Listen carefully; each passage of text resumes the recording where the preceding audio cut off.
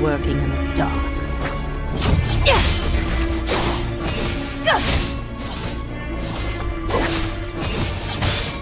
A truly wise man will not tell you the truth. Give me names, and I will give you blood. Fate forced me to become an assassin.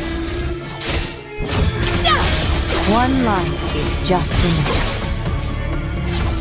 What's the truth?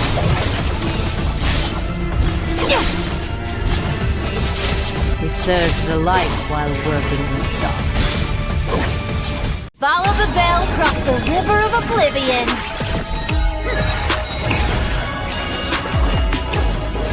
Mercy to shepherd the world. Wrath to quell the wicked. Life? Death? I come and go as I please!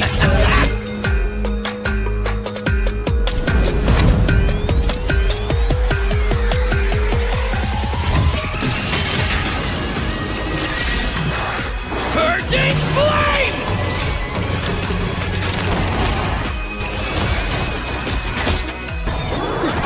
Evil seal in formation! We are one! Wrath descends!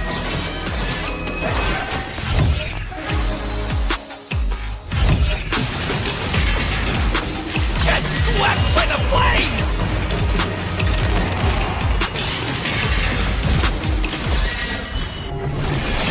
I see through your illusion. Silence your grudge. Death will be their enlightenment.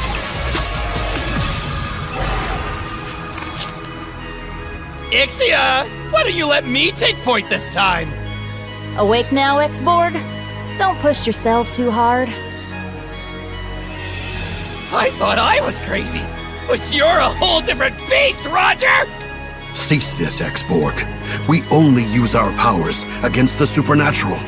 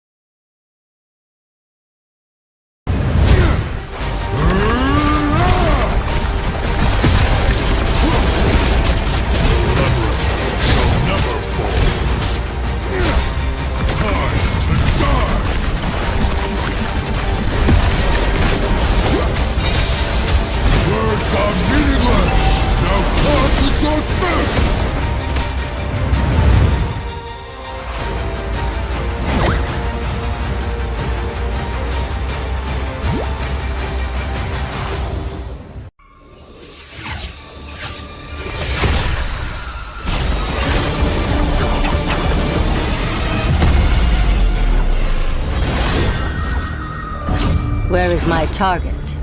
He served the light while working in the dark.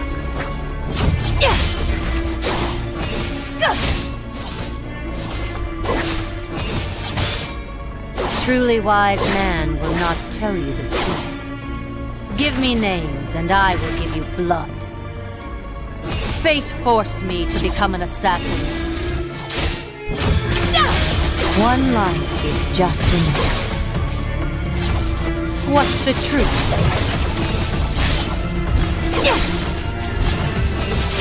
We serve the light while working in the dark. Follow the bell across the river of oblivion.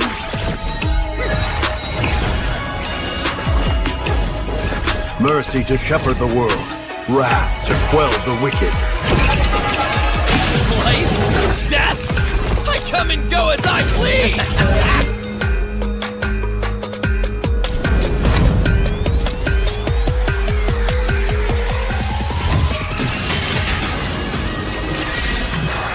Purging flames!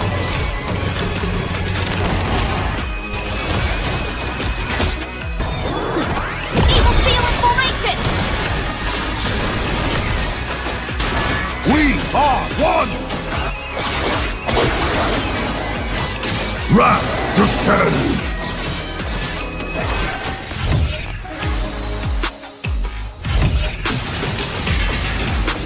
Get swept by the flames!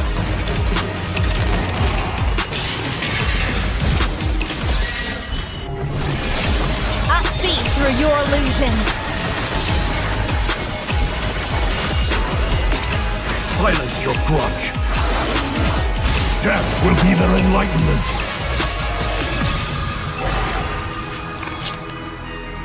Ixia! Why don't you let me take point this time? Awake now, X-Borg? Don't push yourself too hard. I thought I was crazy, but you're a whole different beast, Roger!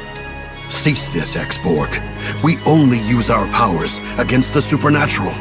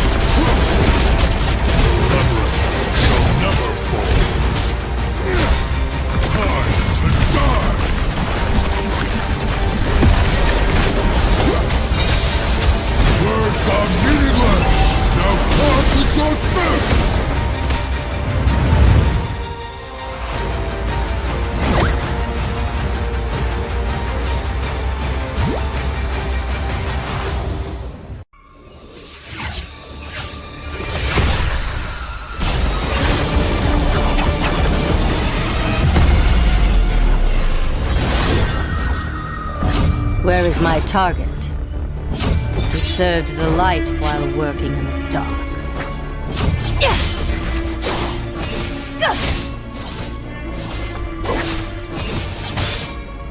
truly wise man will not tell you the truth. Give me names, and I will give you blood. Fate forced me to become an assassin. One life is just enough. What's the truth?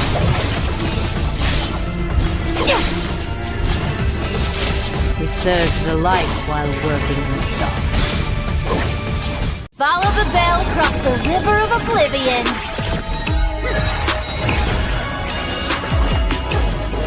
Mercy to shepherd the world, wrath to quell the wicked.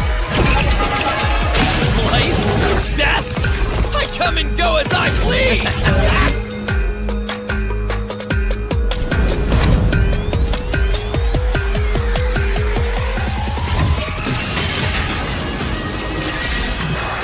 Purging flame!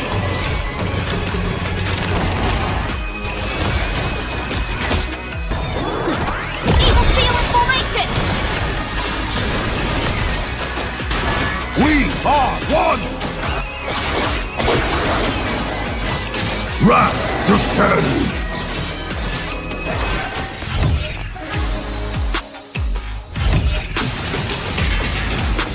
Get swept by the flames!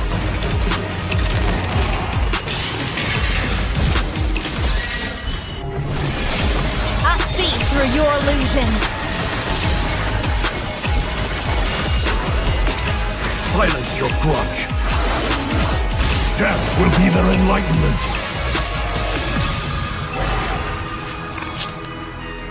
Ixia! Why don't you let me take point this time? Awake now, X-Borg? Don't push yourself too hard.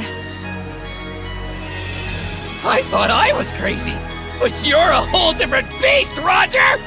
Cease this, X-Borg. We only use our powers against the supernatural.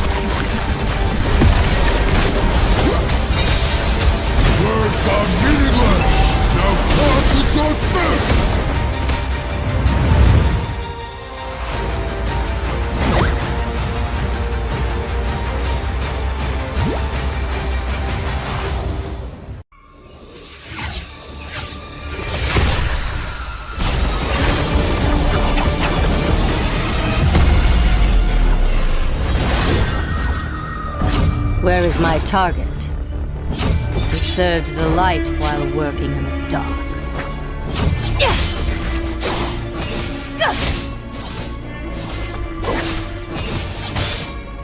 truly wise man will not tell you the truth. Give me names, and I will give you blood. Fate forced me to become an assassin. One life is just enough. What's the truth?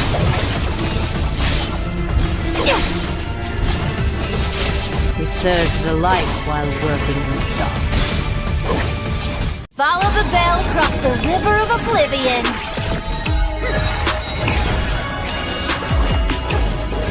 Mercy to shepherd the world, wrath to quell the wicked. Life? Death? I come and go as I please!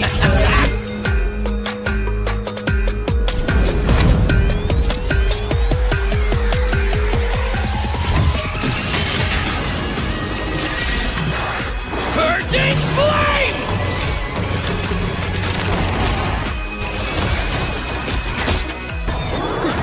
Evil seal in formation! We are one! Wrath descends!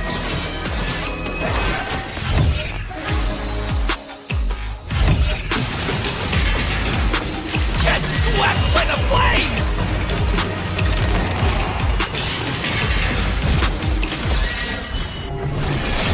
I see through your illusion. Silence your grudge. Death will be their enlightenment.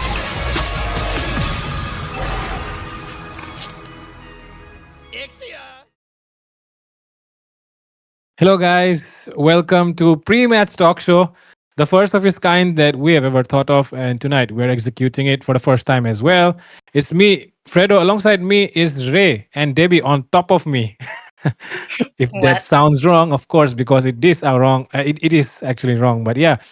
But now we're going to talk about what can happen tonight, right? But before we talk about what can happen tonight on the last day of the round robin of the Northeast Underdog Tournament 3.0, we are going to invite a guest. But before we move ahead and reveal who our guest is, of course, guys, what are your thoughts, about this pre-match talk show event kind of thing that, of course, was done by War Drum Games tonight? Like, it was proposed by War Drum Games. What are your ideas today? For me, I would just say, what is it? It is obviously an idea that's already been seen on like professional level tournaments, right? Especially into the MPLC and Southeast Asia region. It's not done much onto obviously like the subcontinent of India, and it's really, really nice that obviously our organization, War Drum Games, are kind of right now starting to doing it on obviously this Nerd 3.0 season, because I feel like it really does give a chance for the analysts like me and of course Debbie as well, a chance to actually share our insights about the game. I know many people don't really care about the insights much because of course people care about those hype moments and those aura, but I do think esports in India, it's right now growing. It was on the baby steps, but I do think we might be on the toddler phase right now, and it's time to make those next steps. And I do think War Drums is heading towards a good way, and yeah, we appreciate it. And of course, thank you so much for the guest that will be appearing soon. So Debbie, obviously share your thoughts as well. Yeah, I'm actually going to be agreeing with you, Ray, because as an analyst myself, on those action-packed games on the live stream, most of the time we don't really have the chances to share the insights and the stories of the squads playing, because of course we have a lot of connections, we have a lot of stories for them to tell as well. And this is kind of a platform that Wardroom is introducing that's also new. We have seen it in other places, of course, but this is actually new here. So I'm really excited to say that this is where we're going to be sharing all our news or all our insights on the players, on the squads, and this is where we can bring and shine the light on what is going behind the scenes as well. Absolutely. Definitely. That is, of course, the reason why this show, of course, kind of a show only right now, even though we're not really professionals who are supposed to be doing this actually, because this kind of shit doesn't really happen. But we are here, of course, to do something different, because of course, if nobody tries it, who is going to do it for the first time, right? So for first of all, talking about the teams that are playing, right, guys?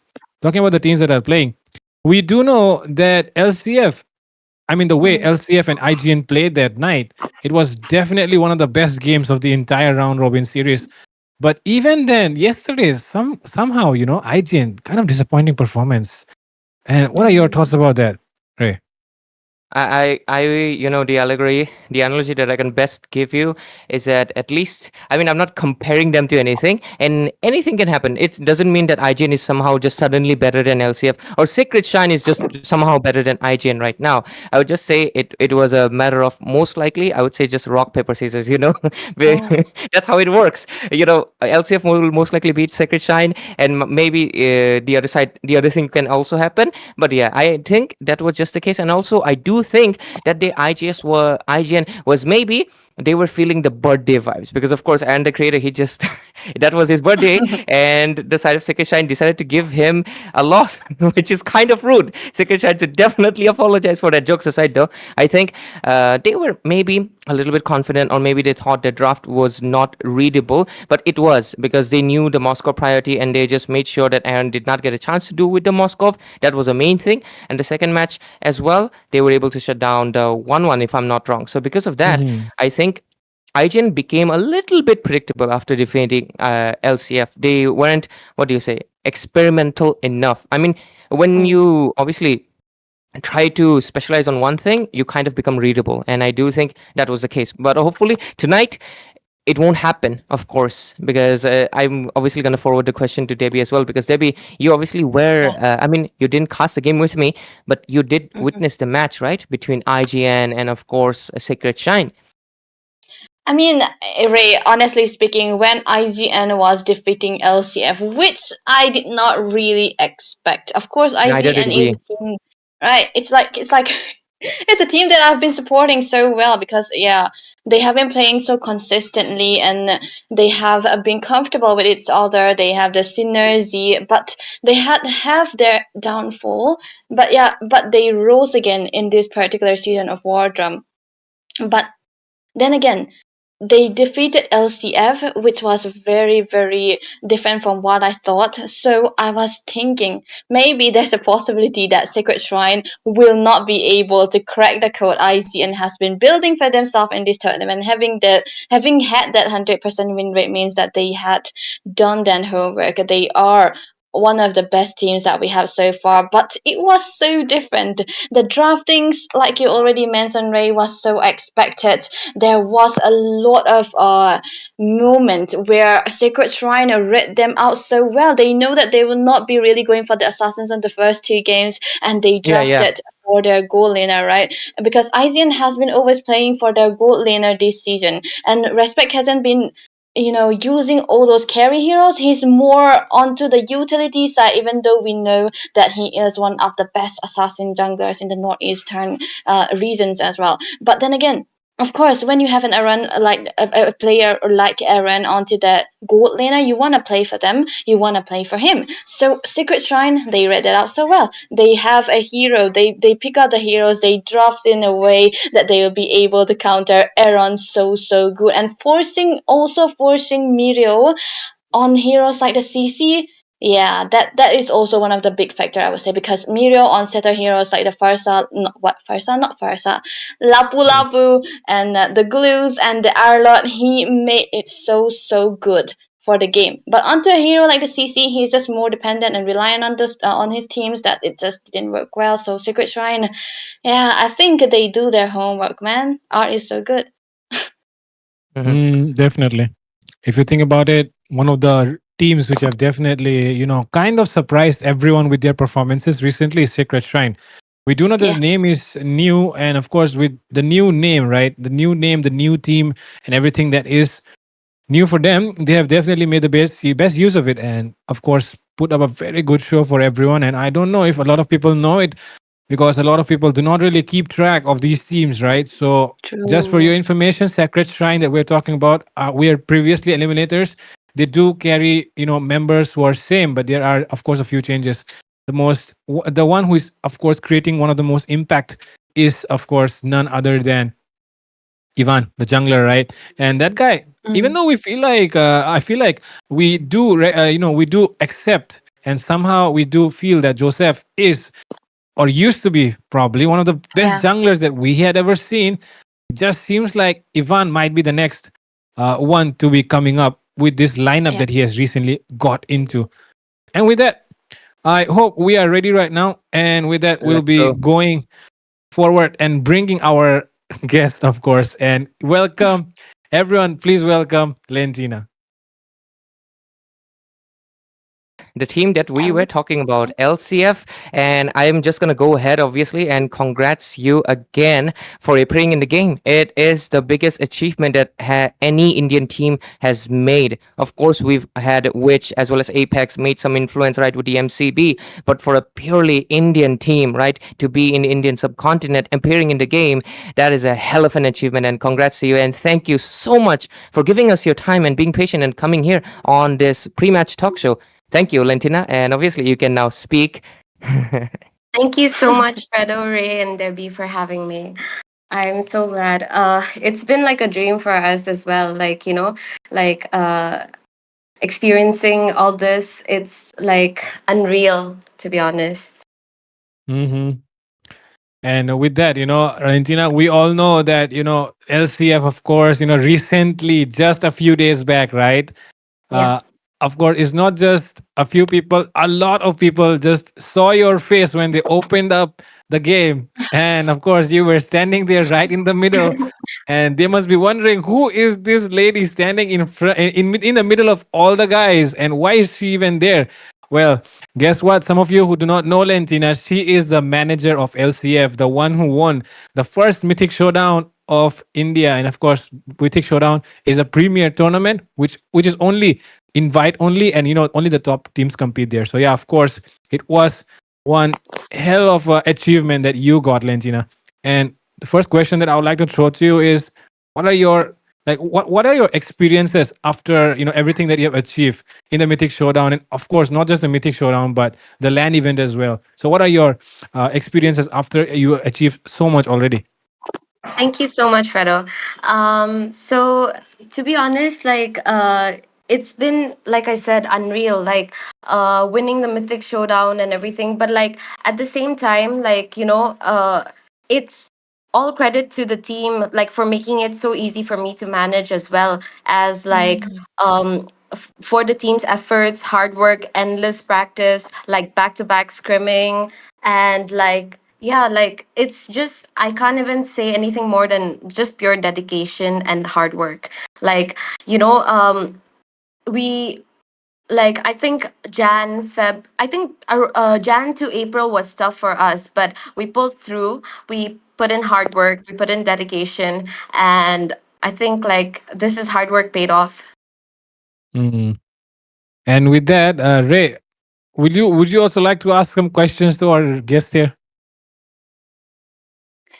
Lentina, I told you I will ask you, and I will. Do, do you like watermelon? No, I don't like watermelon. Okay, Okay. why do you not like watermelon? Is there something associated with it? Because I don't like picking out the seeds. Oh If my I pick god. Oh out the sweets, will you eat it? my. Maybe. Okay, maybe.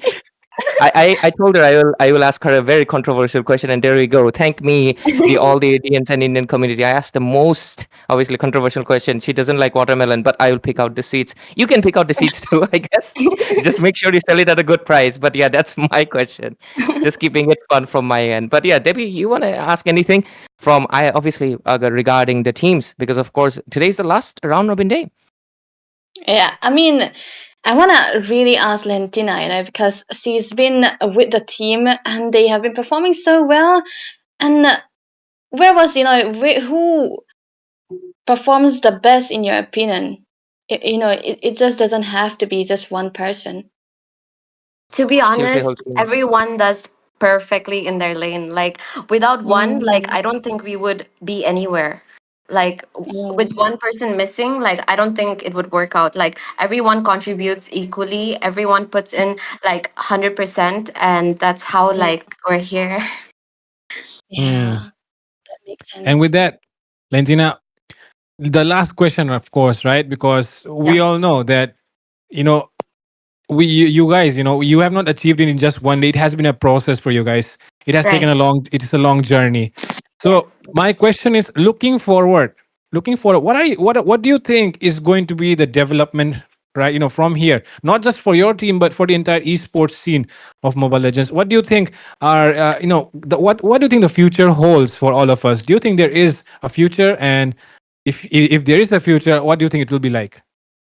Definitely, esports is no joke. Like, like initially, like I think years back, like it wasn't taken very seriously, but now it should be, because now it's growing, and I think it's like overtook the prize pool of, like, Wimbledon, and like it's a huge thing, like, so I think, like, the community should help it grow, as well as, like, we as, like, people representing should also, like, help it grow and promote it, because, like, I mean, our esports players are also no joke. Like, they're fully dedicated and they're fully Definitely. committed to what they're doing.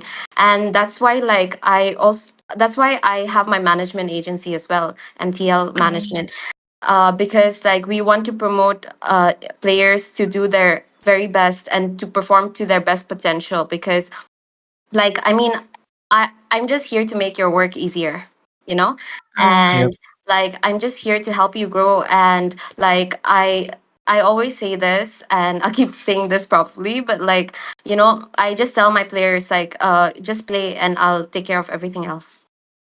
Mm. Oh, that's And cool. All right. that's one of the most important work that the manager does, right? Just enables the team.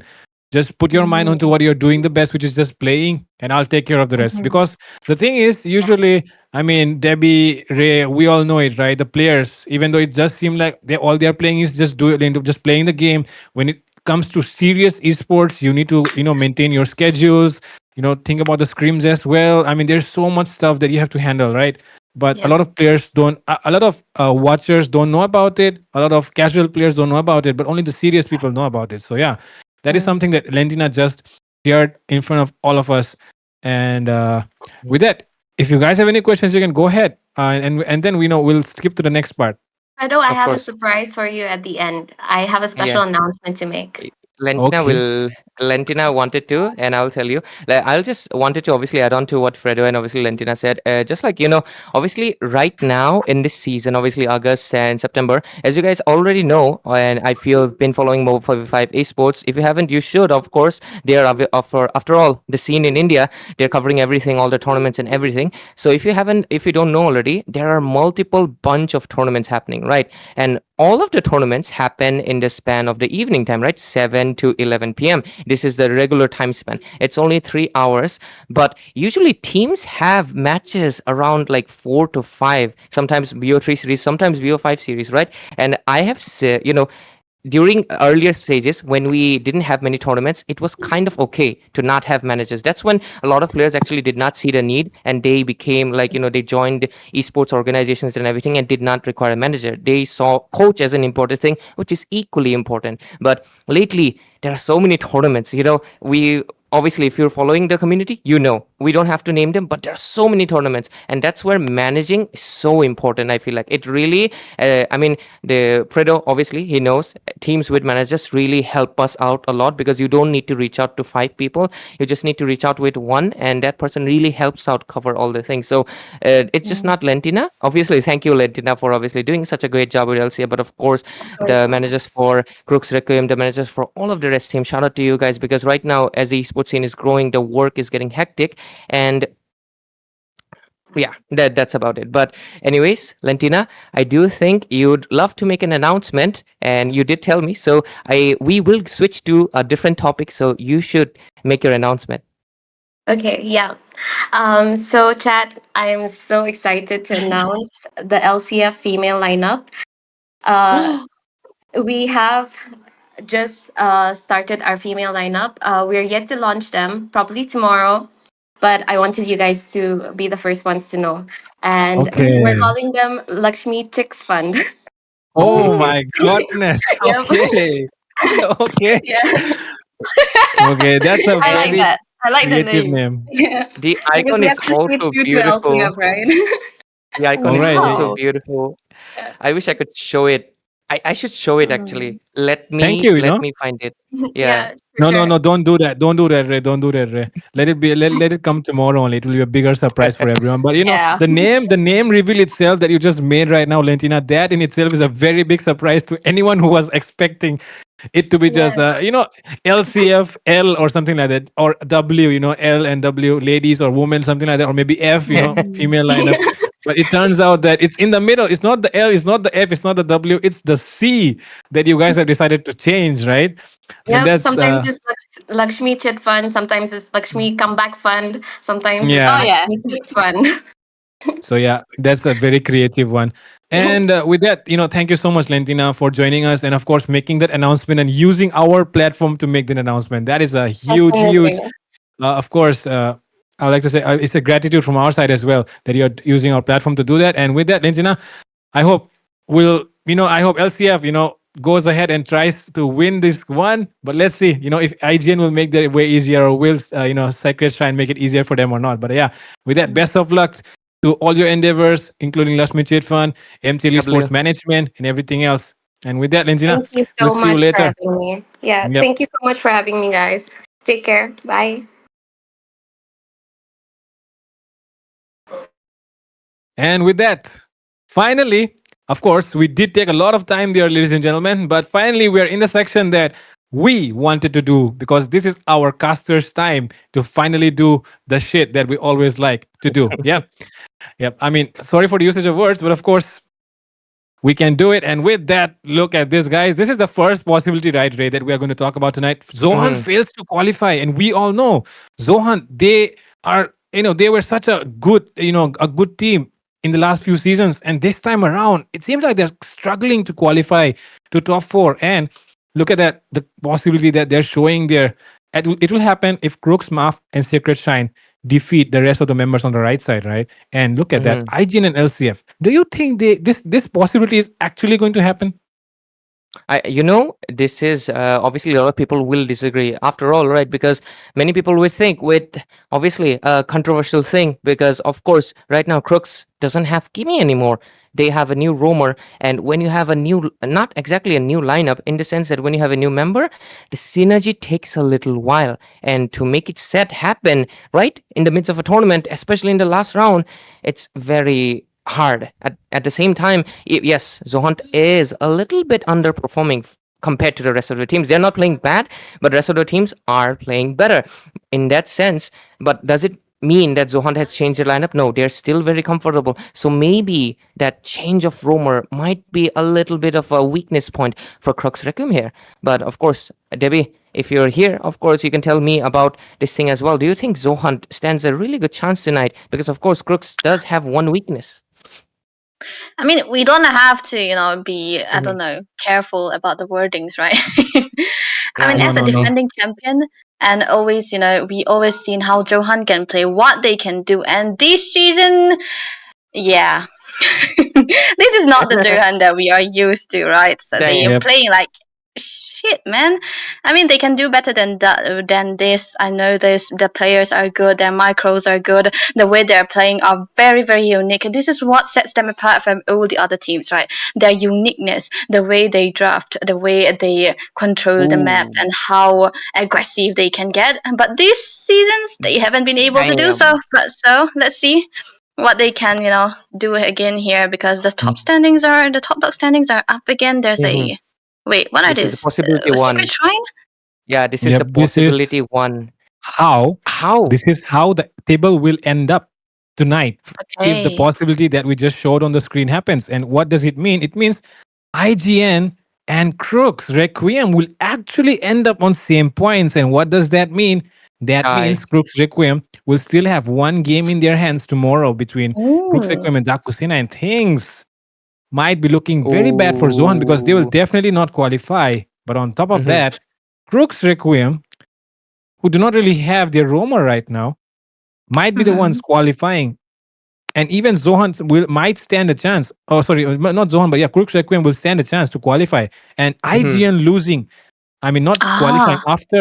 after defeating Lakshmi Cheat Fund. That's like one of the biggest upsets that IGN will ever face in their careers or something like that. So yeah,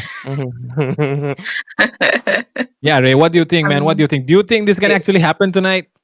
If this happens, it's going to be upsetting for a lot of teams. But of course, it will be a happy scenario for Crux Requiem. I'm just going to be honest with mhm. you. Like, this feels so odd. LCF was top one for the whole tournament. Even after being defeated by IGN, they were ahead because of more sweeps. They were at the top. Mm. So if this happens, Secret Child just came out of nowhere and took the number one spot away from the rest of the teams, which is Yep. really funny.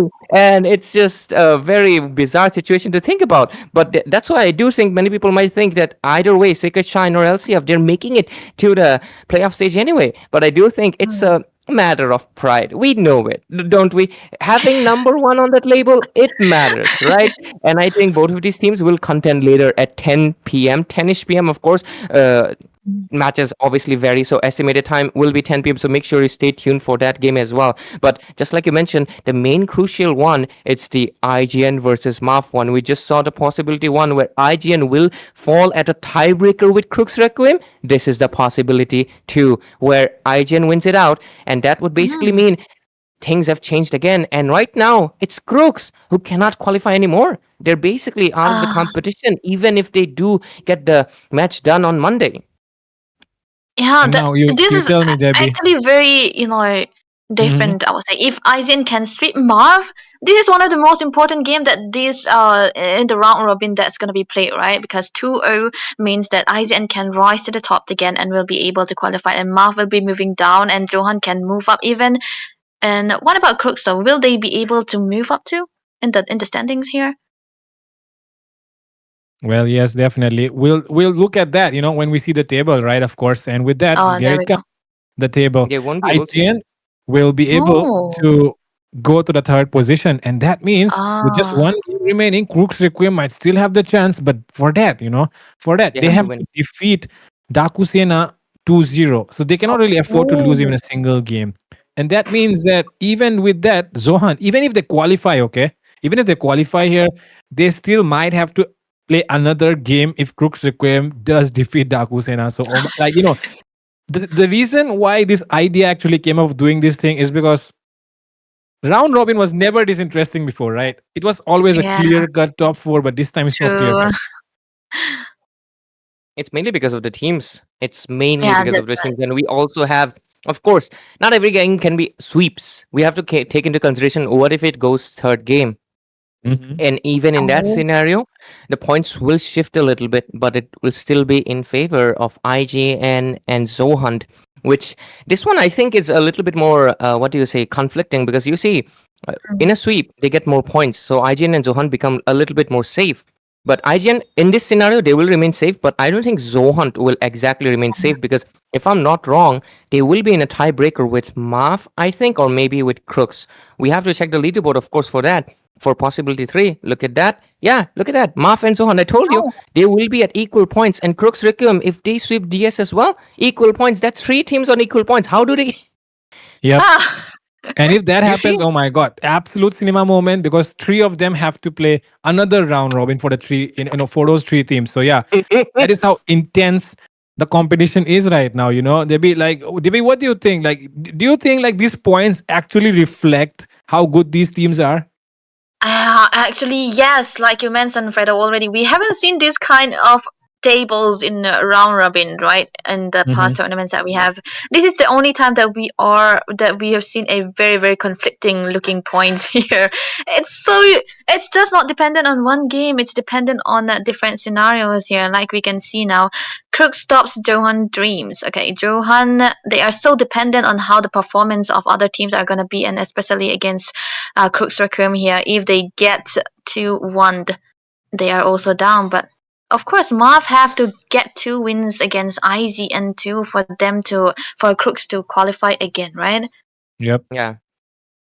And I That think this means one is also like it's gonna be tying a little bit, but yeah, Crooks will actually kind of tie with maybe. Oh, Mhm. if this scenario happens. If Monday Oh. Crooks Requiem takes down DS, they actually kick out IGN. The team that Mm. remain undefeated gets knocked Yep. out on the last round. Imagine, Exactly. imagine how does that sound?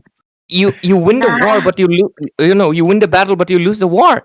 That is that is a scenario that will happen if the last scenario comes to fruition, which I think this would is the no, this is not Zohan's dreams. Yeah, Zohan does get out of the competition, but this is a nightmare for IGN because imagine for 4-5 days you don't lose and somehow you don't make it to playoffs. Your friends are going to be asking, what happened, bro? You guys had Yep. 0 losses. What happened? What happened? Now, this is possibility number 5, where MAAF and Zohan are GGs, right? They do GGs against Crux and IGN, defeat them 2-0, clean sweeps. But then what happens is, it's upset for IGN, and Zohan and MAAF, both of them might actually qualify. So yeah, with that, let's look at the table, Like I said, Zohan and MAAF might actually qualify. And look at that. Oh my Zohan God. and MAAF actually qualify, all right? IGN, pure upset for them. And there is no IGN. way they can go back from IGN. this, right? Now this doesn't look really good for IGN. IGN needs to avoid Yeah. from It's gonna like scar them, traumatize them even. you know They have been playing so good, right? Infinity War, where Doctor Strange goes through the possibilities. We're going through it, and IGN gotta avoid, make sure they don't make this 4 and 5 future happen, or their end game And is yep, over. What? This is the last one. This is the last one that I really hope does not happen. But like I said, last possibility, right?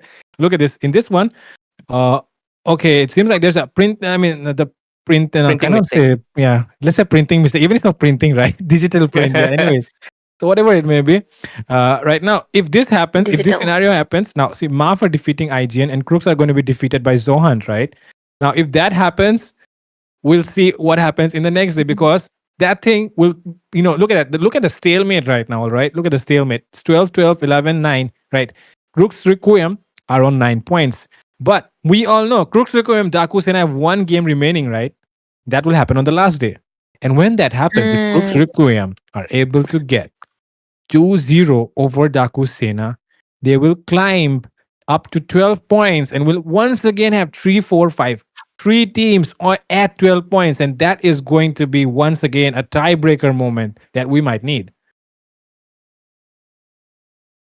All of these Yep. scenarios, it's only LCF and Secret Shine will remain in basically that safe zone, and rest of the teams, they have to clench their boots and just pray that the other teams, it's not about winning your team anymore. It's not about winning your games. You have to pray, you have to support other teams, because if either of the side you're opposing wins it out, you will have to play a tiebreaker game. And that would also be another risk factor, because what if you lose this tiebreaker out? Of course, because it's an extended round, you'll have to play. After all, this was not planned, but you have to be prepared for all the possibilities right now. And there were 6 possibilities tonight. Only 2 teams will remain safe, while the rest 4 will contend neck to neck tonight, right from this minute on. And we should be, obviously, Fredo, going to the matches really soon, because the possibilities, we've already showed it. And right now it's up to that whoever is gonna be the Iron Man and snap or else, because there's no time travel here, and they're not gonna be able to undo the decisions of what the rest of the teams do. Let's see, every match will count. Is it gonna be 2-0, 2-1 from either of any of these teams? The outcome will be different, just like we've discussed in each time. And with that, ladies and gentlemen, we have taken up a lot of your time, but I hope we're able to make things clear in front of you what might happen tonight, because tonight is going to be the last ride of the round robin stage. And with that being said, some people who do not understand the comments in the comment section, who do not understand the point system, just to be clear, 2-0, 3 points, 2-1, 2 points to the winner, 1 point to the loser. You share points if you lose one game, even if you win it. And if you lose it 2-0, of course, no points. And if you win it 2-1, you get 1 point. You share points if you win at least one game. So yeah, that's what the point system is. And with that, ladies and gentlemen, if you do not understand still, you might want to go and check out on our website, wardrumgames.com. Yep. And there you'll be able to find a little bit more better answer. And not just that, it's not just about the top dogs. You will even find the not lower dogs, underdog brackets as well. So yep, might want to check that out. And we're taking up a lot of your time. Next match will be starting very soon. So yep, Debbie. First match. Yep, the first match. And with that, we'll take our leave. But if you want more of such things, do comment down below in the stream after the stream ends. Yep, with that, ladies and gentlemen, we'll take our leave.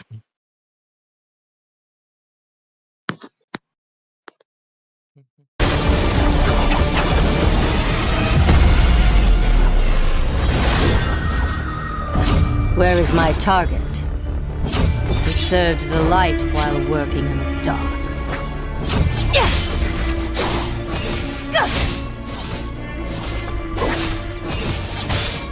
A truly wise man will not tell you the truth. Give me names, and I will give you blood. Fate forced me to become an assassin. One life is just enough. What's the truth?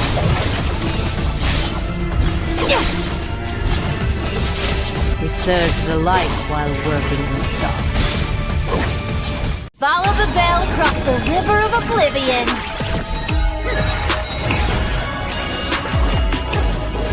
Mercy to shepherd the world, wrath to quell the wicked. Life? Death? I come and go as I please!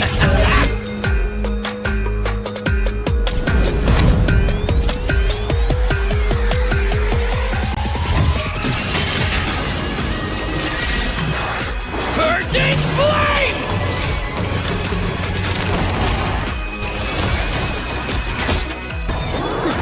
Evil seal in formation!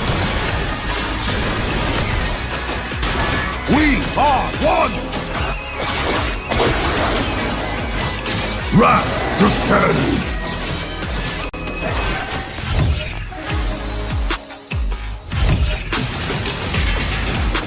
Get swept by the flames!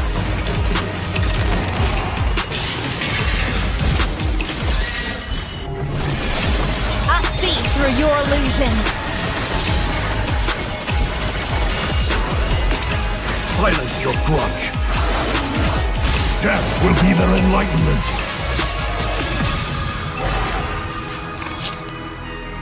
Ixia! Why don't you let me take point this time? Awake now, X-Borg? Don't push yourself too hard. I thought I was crazy, but you're a whole different beast, Roger! Cease this, X-Borg. We only use our powers against the supernatural.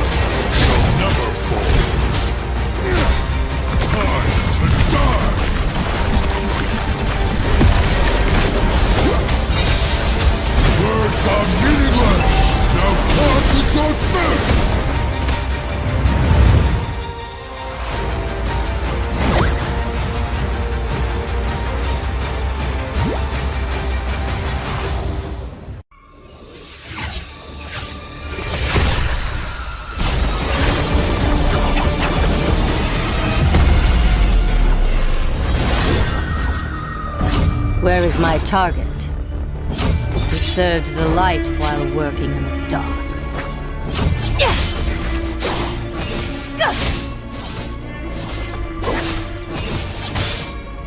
Truly wise man will not tell you the truth. Give me names, and I will give you blood. Fate forced me to become an assassin. One life is just enough. What's the truth?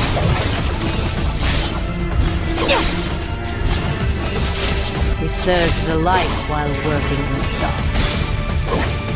Follow the bell across the river of oblivion.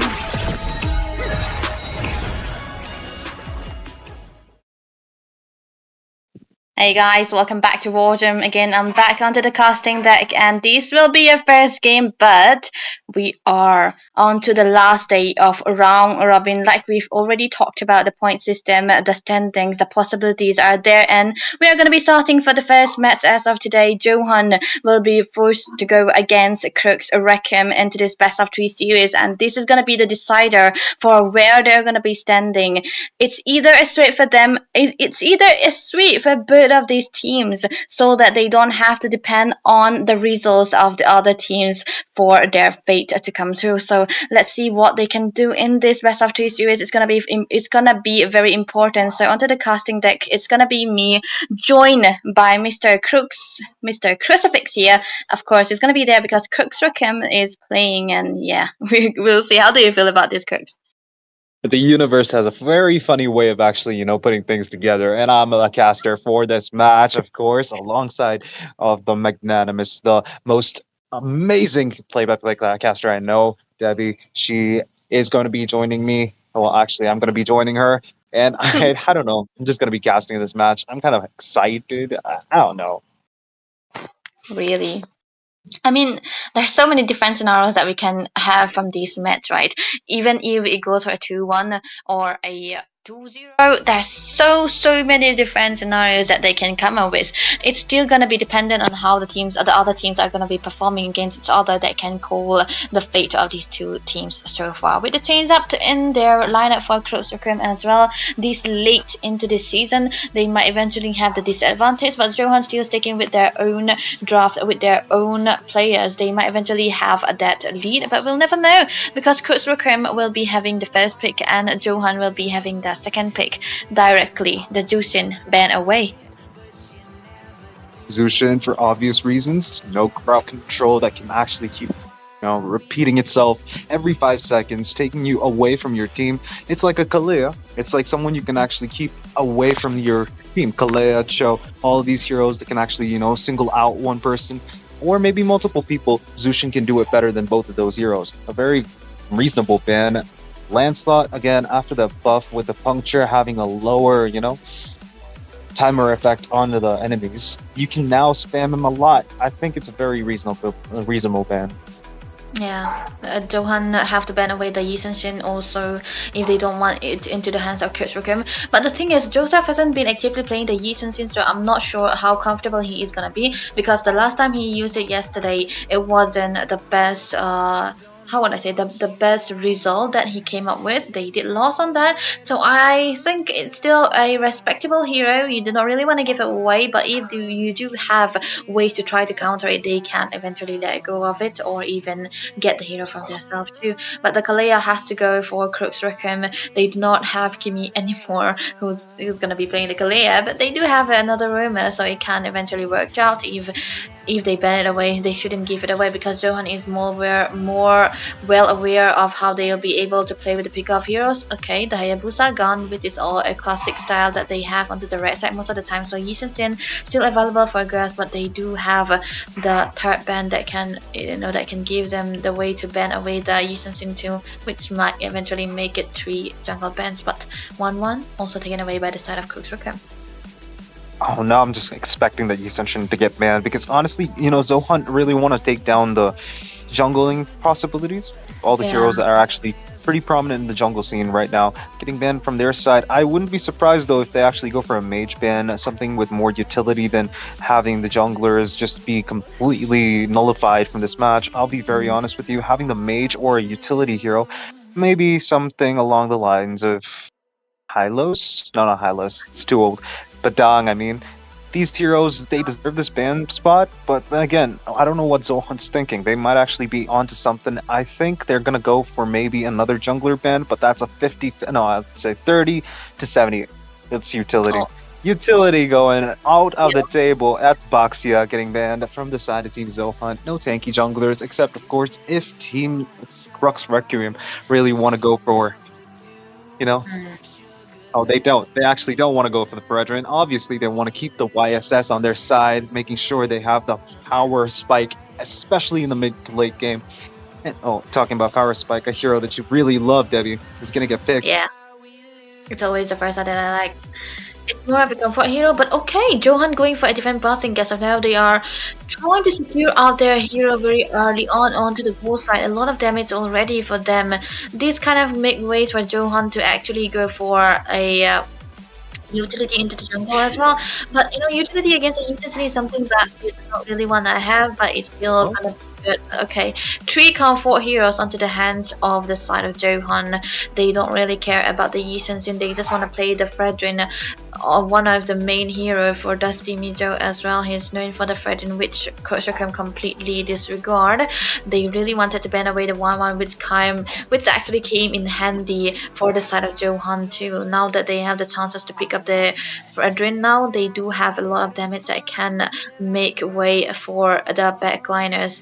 The Moskov taken away by Zohan, very understandable. Crux cannot take this hero anymore, but the Granger is still out there. But into the laning phase, Harriet does well against the Granger. So I mean, Crux can also play as a macro, you know, just try to keep the Granger into the lane most of the time. But I don't know what they can ban here though.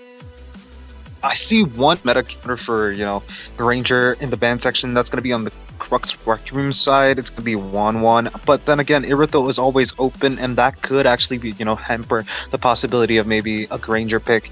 You can't, no, actually you can't. Harriet is picked already. He's going to go directly to the goal lane. Selena instead gets banned alongside Phovius.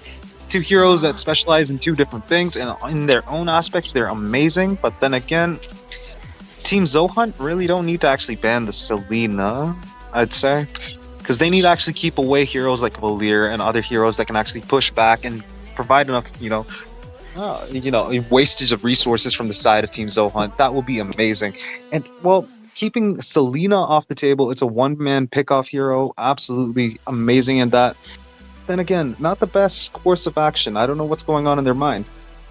I feel like it's more of a target ban, you know. They are trying to target down the heroes that Eden can possibly bring away and, you know, give a leeway for Faden to use the Feather Airstrike in a better position too. Because the Selena can always disrupt, and even, you know, against the Fredrin it kind of does well because you don't really have to go near that hero. You can just stun for F4 and let your teammates do the things, do the damages. But, you know, the presence of the Steve in the side of Crux actually give them a leeway. But look at that, so the Matilda picked coming in from the side of Family Blessing.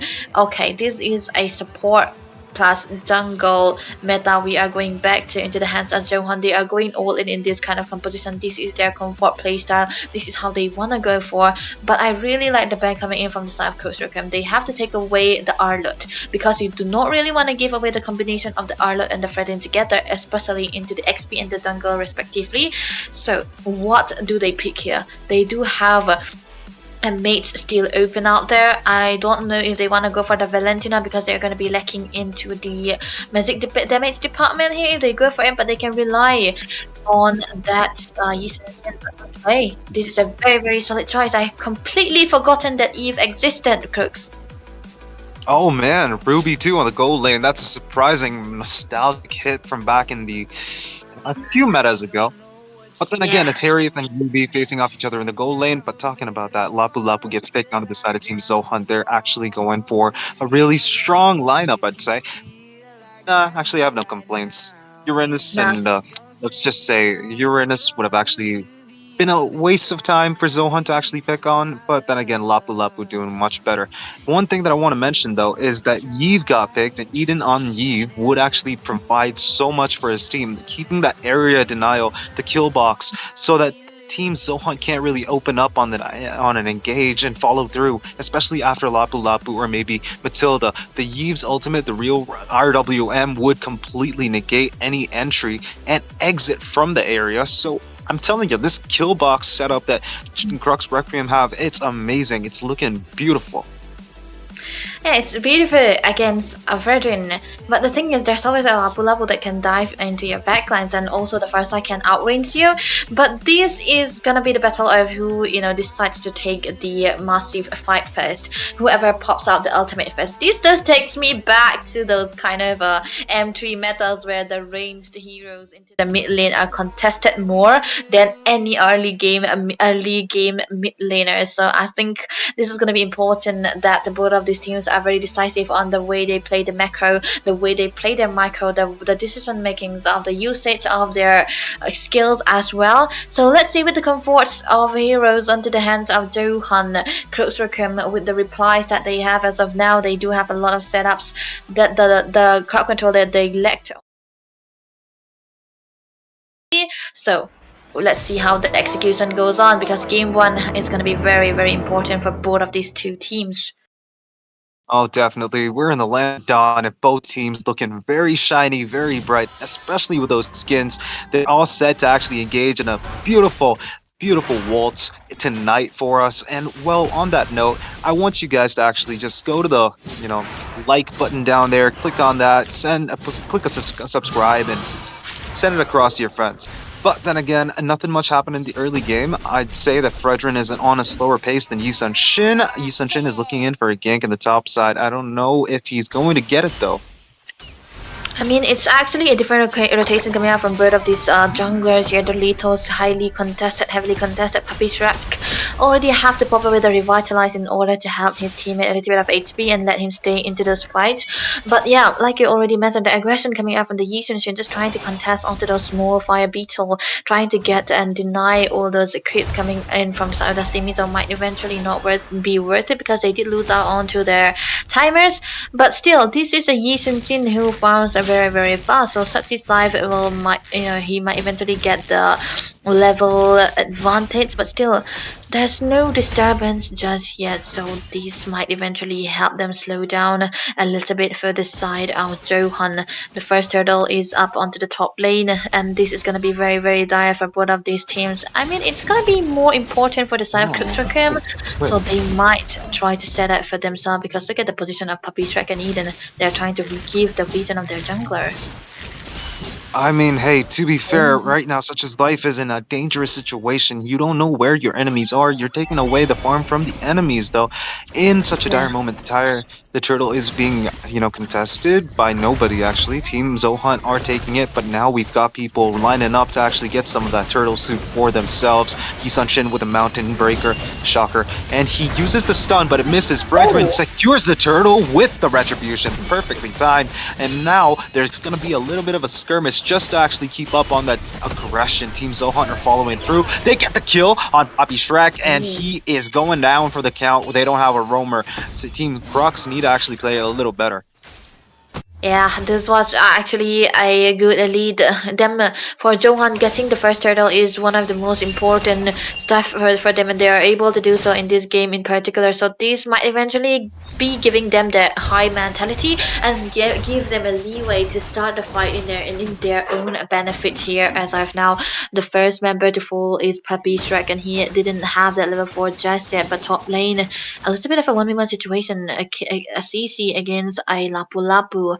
But then again, this is kind of a dead lane, because these two teams really want to go for the team fights, not the solo from time to time here.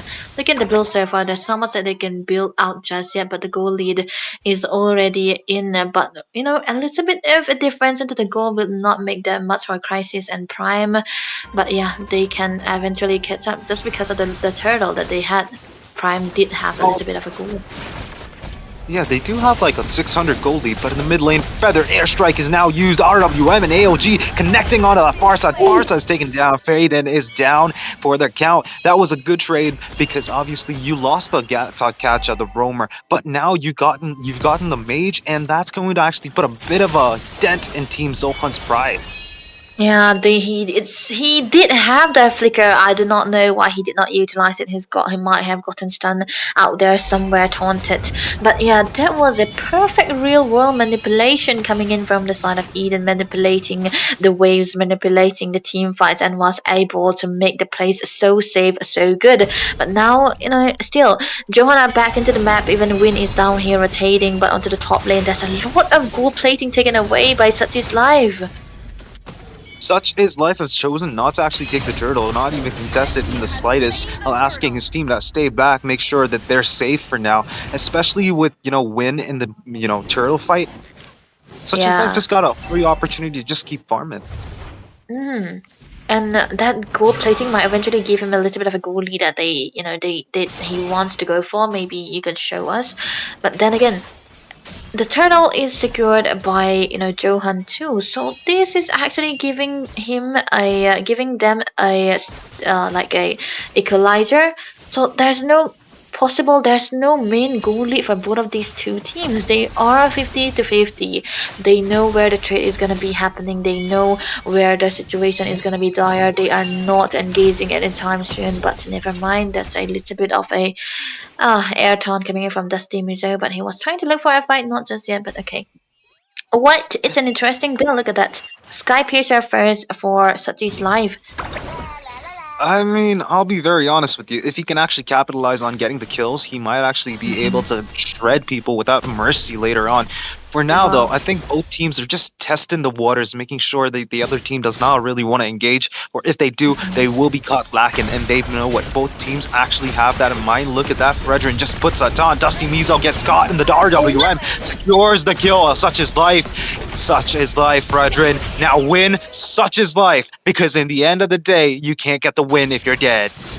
Yeah, Win will be falling down, and this is gonna be giving 2 stacks for Sati's life onto the top lane, which was really unexpected for Zohan to do. So you pick out the Matilda to stay with your jungler, to stay together with the utility and rotate all over the place with the mid trio most of the time. But there was an unfortunate event, but even Crux was able to capitalize on that. So this is definitely gonna be giving them the advantage for this third turtle as of now. But look at the position coming out from Faden and Family Blessing. Oh, there comes the... Okay, the Guiding Winds almost got the kill on the E section, but the AOG connects onto the buff, absolutely devastating it like a nuclear bomb. But look at that, I think Lapu Lapu was trying to actually pressure the Gatok Kacha, but then again, he is low on HP, will get stunned by the Mountain Shocker, will almost be barely alive. Farsa's feathered airstrike come in as artillery strikes, making sure Yi Sun-shin backs off without actually even trying. Turtle Slayer, the title given to someone who actually gets all 3 turtles on the match. He's gotten it. Now Dusty Mizo has the advantage, sort of. But Yi Sun-shin, again, always farms faster than any utility jungler. Yeah, and that's definitely gonna give him the benefit also. And 2 stacks already into the not War X, but the Sky Piercer will eventually make him a little bit of a threat earlier than necessary. So this is a lot of pressure already built up by the side of Crux. 2 turrets taken down, 1 in the bottom lane, 1 in the top lane. Even though they did secure for Zohan, they did secure 3 turtles, they lose out onto those objectives, and that's not the best case scenario. That's a steal coming in from Crisis as well onto this Ruby, doing so good in stopping Prime on his track and eventually making him lesser farm by taking out the lane. And even the switch of the lanes cannot happen, but mid lane taunt. Nothing much happening. I think both teams are trying to taunt each other because both the teams have taunt skills. I'm not seeing much. It's kind of like they're very, very well civilized. They're not even trying to take fights. They know how to take, a little bit of a break and make sure they stay alive and pressure the enemies to actually engage and follow through, chase maybe, and then catch them when they're lacking. This is real manly gameplay. But I shouldn't be saying manly, but you get the idea. And I seriously do, because onto this kind of situation where you are against a Yi Sun-shin, you might really wanna get that fight on, just not give him the farms at all. But this is a free farming Yi Sun-shin with 6k gold. He have the most gold into his hands, and this is what they wanna play for. For Crux, they wanna play for the Yi Sun-shin because they pick up the ruby into the gold, which means that they needed that necessary damages, this necessary crowd controls, War X built up by Crisis and the Hunter Strike as well. And even at this point, Zohan with 3 turtles secured, they lose out everything. Crux have the power onto the map. Look at that. Oh, but Circling Eagle on its way. Feather Airstrike on the back line will actually pressure, but the AOG connects, making sure Family Blessings goes back to the base, and there comes a follow through with the Mountain Shocker, but everyone from the side of Team Zohan are full on HP and adrenaline. Prime gets the kill, but Yi Sun-shin gets another stack on the Sky Piercer. Oh, Crisis, what were you doing, brother? You actually went down absolutely unnecessarily. Look at that, Harriet trying to set up. Yi Sun-shin low on HP, such as life, is not going to actually have the free chances of actually giving up a free, Lord right now. Feather Airstrike does not connect on the time, but look at that. Zacian Science and Man Force allows Harriet to actually stay alive. Prime is in the safe zone for now, but Yi Sun-shin is looking for a kill. That was a pretty weird team fight, I would say, for coming out from Zohan. Those are the type of fights you want to take before the Yi Sun-shin was farmed up. That's going to be a blue buff steal against Satsu's Life. Doing so good, level 14, already 2 level ahead of Dusty Mizo too, but the mid lane... Dude, Crisis just got offended. He just made sure Matilda was taken out. Family Blessings is not going to be blessing nobody. For right now, Crisis is hitting the family. Oh, and talking about that, prior to this, I said a manly game. I wanted to say gentlemanly. Gentleman. That works now, but look at it though. Oh, but top lane, bot lane, we see, okay, nothing much happening. I think Lapu is trying to push Yi Sun-shin into a corner. He does not want to actually have life that's actually fulfilling. But look at that Mountain Shocker missing. Okay, no, it didn't miss. It didn't miss. He didn't miss. He haven't used it yet, but the reason it's gonna be there. The top lane is onto the focus by the side of Crux with the Lord, but this is not an evolved Lord just yet, so they know, Crux know that they can eventually take the advantage of it by taking out the turrets and not going alongside the Lord because it's not an evolved just yet, so they're gonna be able to secure down the mid lane turret as well. So Zohan are definitely gonna be forced into a position where they have to stay near their turrets and not go out, and this is not the best case scenario when you have a Harris. You want him to farm up, you want him to be in the lane, get that Holy Crystal and get him out on the lane and start the team fights as well. Which, it was actually ironic. With the combination coming out from the side of Zohan, they could have eventually started all those fights to force those team fights because they have the Farsa, they have a Fredrin. But okay, look at that ton, maybe something here? I don't think so. Circling Eagle might be cancelled. It will be cancelled, but look at that. Fredrin just does not listen to the team. Just jumps in. He's almost dead. But the guiding winds allows him to actually have a second chance on life. But then again, you can't really say that about win. Crisis is actually going to try put in some crises in with a win that they might actually get. Well, I mean, I don't know what to say. Zohan might actually get a crisis on their win this time around. Basically that. Yeah, that's a crisis and win. That's a very, very good wordplay. But Holy Crystal secured by Prime, which is, I mean, rather late to be honest. But still, there's a lot of damage already onto the hands of Satsu's Life. 9k gold that he have in comparison to the most gold onto the hands of the side of Zohan is just 7k. This is not acceptable, man. This is not something that you really want to fight for. And nail to the coffin. That's gonna be the BOD. But okay, that's a lot of damage.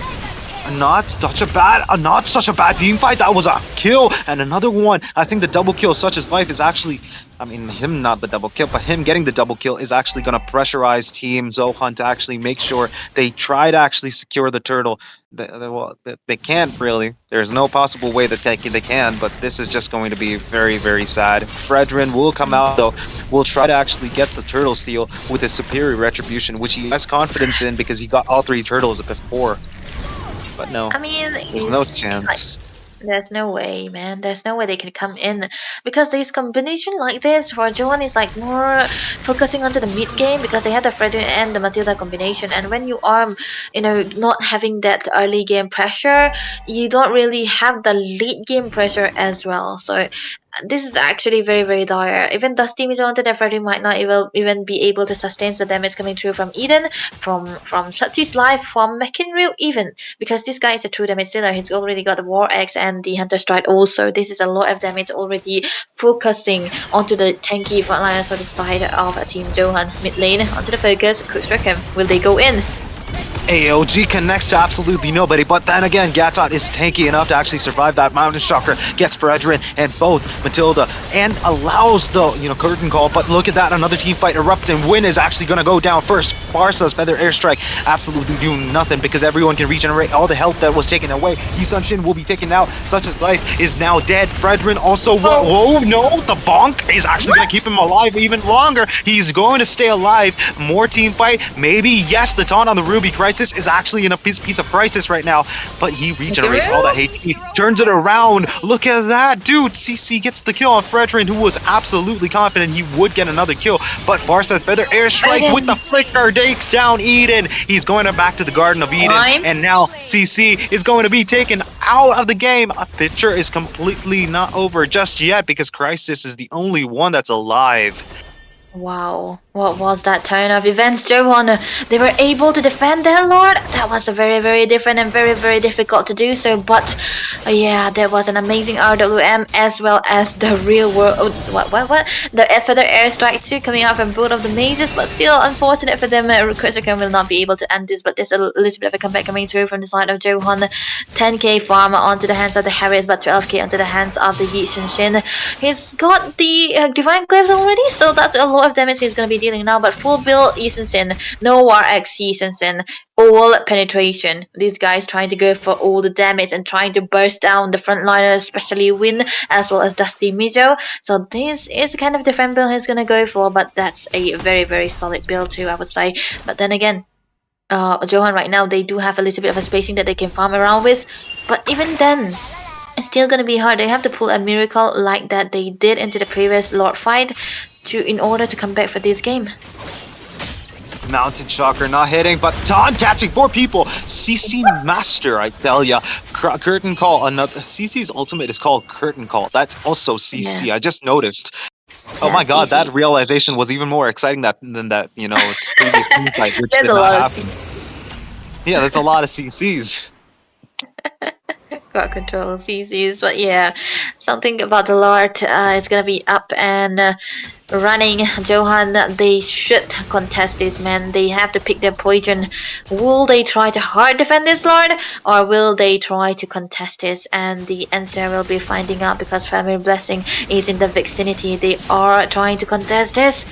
But look at the position of Papi Shrek as well as Eden. It's so good. They have the pressure. They have the control of this map. And they might eventually try to blitz down the Lord. But this is a very high damage Lord. Still, they have to wait around with it. Faden set up on top. Trying to set up for the long lanes. Trying to stop it from happening for the side of Crux, which might be eventually a green light. Look at that. Oh, Gacha takes that opportunity to actually attack Dusty Mizo. Allowing Yisun Shin, Such as Life, to get the Lord secured from his side and making sure Team Crux Requiem have the Lord marching down on the mid lane this time too. But look at that, another team fight erupting with the Serpent Eagle, but the Curtain Call and the Farsa Feather Airstrike, Revitalize being popped up, Eden down though, RWM, that's gonna save them. Look at that, another team fight going through. I think it's gonna be just CC, nobody following through. No, actually, they decided to take a break. They decided to keep, their base alive and make sure that they have the advantage in the high ground. This is actually a weird fight that Zohan took. They are gambling and they did lose. They did give away Eden. But look at the minions rushing in from the side of Crux Requiem. This is going to be enhanced minions. That's going to be very, very big. They do have the ways to clear it out. But AOZ onto the back lines. Not connecting on anybody, but Yisun Shin knows what he's doing, but he almost gets taken out. Ruby Crisis will be taken out in the process. I think Team Crux Requiem have overstayed their welcome.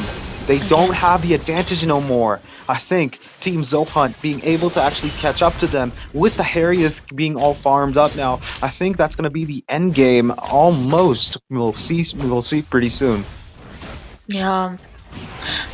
Crux, one thing is for sure, Prime has already got a full build, and he's definitely hurting a lot, and we can see that in little of the skirmishes that he was able to take down Crisis too, and there's a lot of damage already onto his hands. But the thing is, Zohan, however weird they are, they're trying to get their 5 just before the spawn of that Lord, and that gave them an advantage, but Puppy stretched into the vicinity trying to look for a set, but now this is actually a little bit of a comeback coming out from Zohan as of now.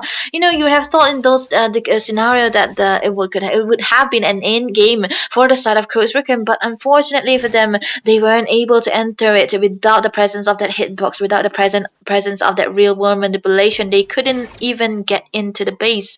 But yeah, looking at the build so far, almost full build onto the hands of both of these squads. But yeah, still they need to have that immortality because the game is dragging quite longer than necessary.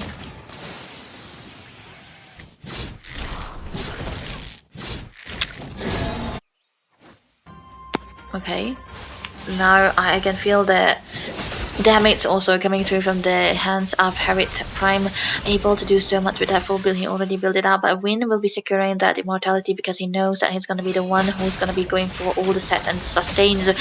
But now to think of it, even the Yi Senshin is already farmed up, and he's gotten the immortality onto this buy and sell component, I would say, because he wants to go in. He's been playing very, very good and very, very aggressive in this game this time around. But the Lord is going to be spawning again. Zohan, will they contest this again, or will they try to defend it? Because this time around, it's not just a low HP Lord, it is an evolved Lord. It's gonna be having a very, very high HPs. But Faden onto the top lane being spotted out, and the mid lane Prime spotted out. This might be a green light for the side of Kusrikim to eventually place this. Oh, it is. Family Blessings almost dies, but that Mountain Shocker shocked his living core. And no AOG though, but Yeeve's ultimate, the RWM connects. But look at the timing on the hair. Oh my god, Ruby almost just died from the bonk from Fredrin. Feather Airstrike is back. The artillery is here. And I think Prime is the only one who can actually save himself from that situation. There is no hope. Oh, but the Man Force to the rescue. He's gonna take down the Yi Senshin and the Gacha. The Man Force completely turns it around. He's absolutely safe. He's not gonna die anytime because he just unlocked Ultra Instinct. Ultra Instinct, absolutely. 1 HP down with his Man Force. He was able to get that half HP in. That's the problem. That's not the problem for Zohan, but a problem definitely for Crux. They lost their jungle. It's not the best case scenario for them to go for the Lord as of now. Dusty's gonna be up in less than 10 seconds, and this might eventually be in favor for Zohan here again. But still, the thing is, there's no turrets down for the side of Crux. They have the advantages into the turret, but this is an evolved Lord. So this time around, Zohan might eventually find that control onto the map they were trying to find since the start of the games, which they hadn't been able to. But now into the picture, into the scene, we can see 3 blues coming through. Oh, but the taunt from the Fredrin cat. Oh, wait. I think he'll be alive. No, I think not. He will be saved. Wow. Feather Airstrike, dude. That's another Ultra Instinct moment right there. Crisis, he's able to actually make sure the swirl actually catches Fredrin, not allowing Dusty Mizo to actually make any, plays there with his ultimate, of course. And I think CC getting the Sea Halberd at this point in the game is kind of a question mark, but I think it's okay. It's okay. You do not want to heal, see the heal that was coming through from Prime, right? And the help of the Matilda as well. No. So that was, he was like, yeah, you know what? I'll just go for the Sea Hell, but you do not want any of those seals coming through again. But this is gonna be an important lot for both of these teams. Zohan will have to contest this Lord. Look at that! Circling Eagle almost already used up for absolutely no reason. Feather Airstrike to actually put the zoning in, but the Winter Crown saves him for a second more. But the item switch allows Ruby to actually survive a little more seconds, but he will be taken out. Crisis is now out of the picture. That means Team Zohan need to make sure they have to, they gotta defend. I think right now, Such as Life is trying to actually go for a little bit of a rat push, but now that actually forces Team Zohan to actually play a little more safer. Can't actually contest the Lord right now because obviously not the jungler is not there. But we can't really put any pressure on, Team Crux Requiem. They're trying to actually make sure they're going for good plays. Zohunt is in trouble right now. Feather airstrike connecting onto Such Is Life, but that will only force him back. That mounted shocker, if it actually hit, that would have been an easy GG's because Zohunt, nobody was there to actually defend the, the Yisun Shin. And the lanes are pushing in on 3 sides, which were, they were leaving only the first side to try to defend for it as well. But yeah, there was a good Ultra Instinct coming out from Faden as well, trying to dodge the Mountain Sugar just on time.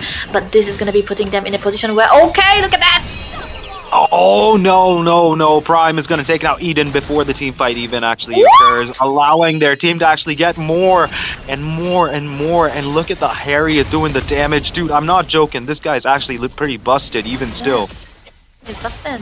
Going bonkers with the damage. 5-0 to this KDA. And I hate to break it, Coach Rackham, this is actually looking better for Zohan as of now. Such is life being drawn away to the back. But he wanna go in, conceal. Win actually uses the Winter Crown at the right moment, but then that forces out the Revitalize from the side of team. Crux Requiem, but there goes Crisis back to the base before the Lord fight actually even begins. Now Team Zohan need to make sure they get it as fast as they can. The Lord finally on their side after 3 Lords being slain by the side of Team Crux Requiem. They are finally able to get the Lord and make sure they put Crux Requiem in their place. 40 this game seconds is for putting me Crisis. on toes, man. Like, you have thought, right? 3 turtles secured by Dust Imijo. Yeah, they're gonna be having the greater time into the early game. No, that's not the answer. But then again, 3 lords taken away by Crux Rocket, but they are still not winning the game. This is the kind of game where you think that just by paper you will see, but okay, that's an engage on the bot lane, but that's gonna be 2 people against 1. The lord onto the top lane, there's mid lane pushing, there's bot lane pushing.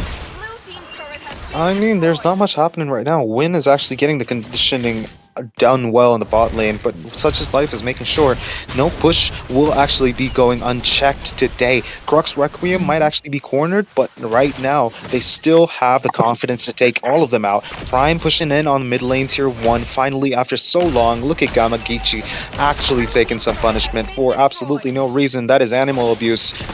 Call PETA.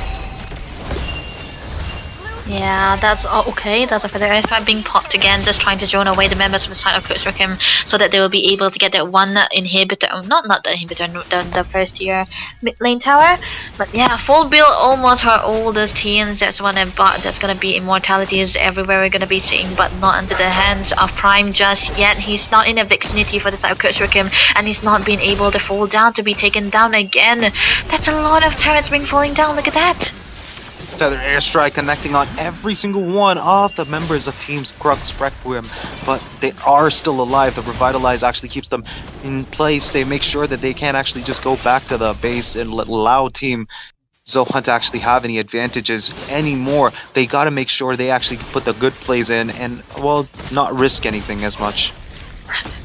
Yeah, that's actually... this game is bonkers, man. It's 26 minutes already, and both of the teams are... I mean, Zohan did have a comeback, and you would have thought with just the crystal standing, right? You had thought that it's just it's gonna be Crux Requiem having that game, but this time around, it's all full builds, man. The immortalities in the winter crowns in the lord is gonna be up, and it's gonna be another evolved lord. It's gonna be tankier than ever. This is gonna be a 27-minute lord again.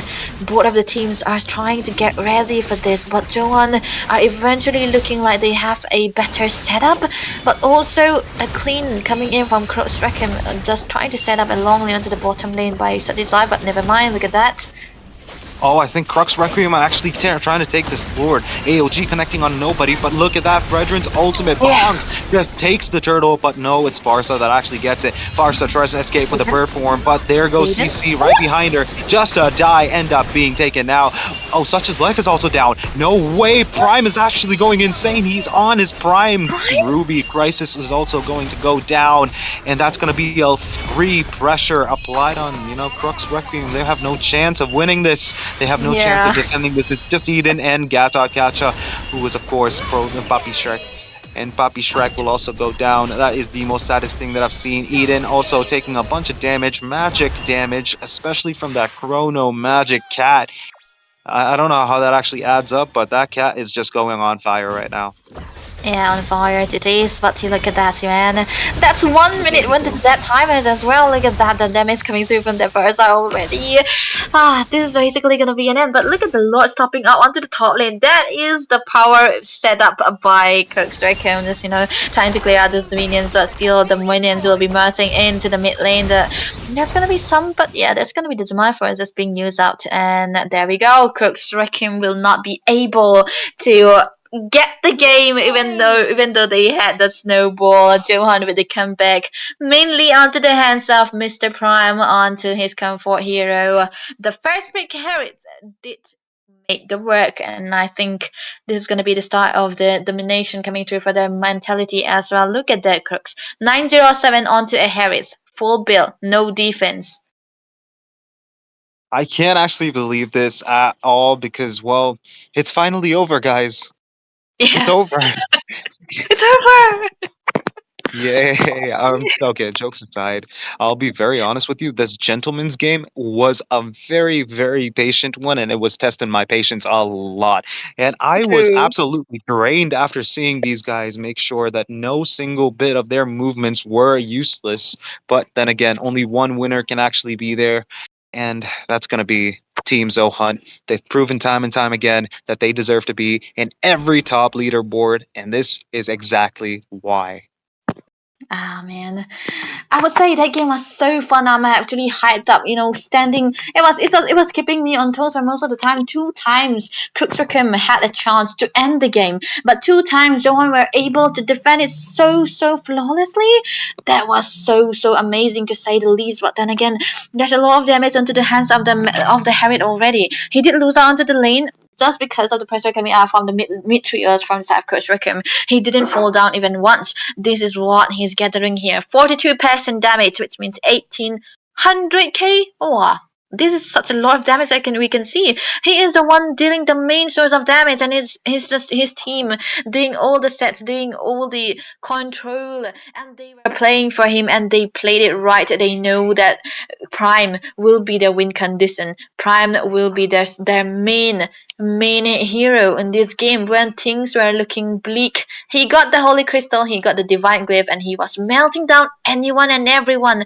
In this 27-minute long game, there's a 0 deaths Harriet and just 1 death Farsa. Johan, are they making a comeback?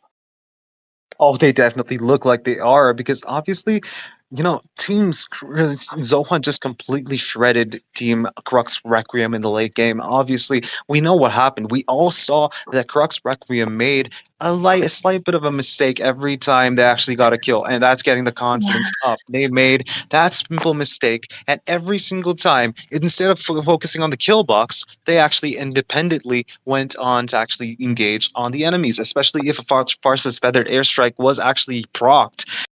AOG was going to actually be used, and well, it wasn't always used at the moment that it was most required. I'll be very honest with you. Making sure you test the waters with a spell that you can actually replenish in a matter of seconds is way more important to actually, using your ultimate. Of course, I'm talking about AOG. However, Poppy Shrek did really do good in the early phase stages of the game and mid stages. We saw how he was taunting the enemies and dominating throughout the game, throughout the mid game, of course. But late game, it just fell apart. I think it's because of the confidence. I'm not really sure. I could be sure, but I'm not really sure. Well, there were a lot of chances, and Coach Rickham just let it go, just like that. Oh my god, it's just, it didn't look good. But they did play well. Both of the teams were playing so immaculate, and we cannot say who's going to be winning the second game because the draft are in Crux, and we have Zohan onto the first pick and Crux Rickham onto the second pick, which means that the Hayabusa, the Lancelots, and they can have the agency for themselves for the sides of Zohan, but the Lancelot has to go. The 1-1 banned away by Crux Rickham, even though they know that Crisis will be able to play it, and I don't think they will be going for Ruby anytime soon again. But what will Zohan ban here? Okay, as mentioned, Hayabusa, but Crux Rickham, what can they take it out here? Matilda? maybe they can actually keep the Matilda on the sidelines, making sure that Zohan can't really use the same strategy as the previous match and kind of like dominate throughout, because obviously the Matilda played a core part in all the engages that happened when they were outside of their high ground protection area. I think that actually the engages that she did, and of course, when he backed off, it was all made so perfectly that his team could always follow through and have the damage and let Matilda be the escape route. But instead, we see. Wait, what is that? Farsa? Yeah, it's a Farsa ban. We're not seeing any more Farsas this time around. Persia. Yeah, it's unfortunate Faden's so comfortable on that far side, and I can see even with the Eve pick, I thought that the outranged, she's gonna be outranged by the Farsa most of the time, and we can see that the real manipulation weren't even doing justice to the damage coming from that artillery bombing. Okay, now that Zohan have another ban, which they could go for. Oh, they went for the Akai ban, which is very very weird, but still Crux they can ban out the Yishunshin here or even the Fredrin too. They have a lot of options which one they want to face against, because I feel like Dusty is also good on those two heroes. Is very very comfortable on the Yishunshin as well as the Fredrin. We can see into the first game too, but if you want to go for the damage, right, they won't be playing for Prime as much as they did into the first game. There's a lot of composition, there's a lot of scenarios that they could go for, there's a lot of synergies that they can make out whichever hero that they're going to be having. But if Crux have enough firepower to try to counter out the heroes that they want to give away, they can possibly do so, because they do have the chance to ban away to pick away two good heroes if they give away one. So Herod is actually what they went for here. So Yishunshin pick can come through for Zohan. Oh no! I mean, Yishunshin goes to the side of Team Zohunt. Well, obviously, you don't want the Harriet to actually be on Prime's hand again. But one thing that I'm actually kind of confused about is, well, why an Akai? Are they going for maybe a Tigreal or someone who can actually put some sets, but is kind of like hurt by crowd control? Is that what they're planning on? Is Zohan really looking for that? Crux Requiem again with the CC, making sure that they have. No, wait. Yeah, they did go for the CC again, and also the Zushin. Now they have CC and a bunch of CC.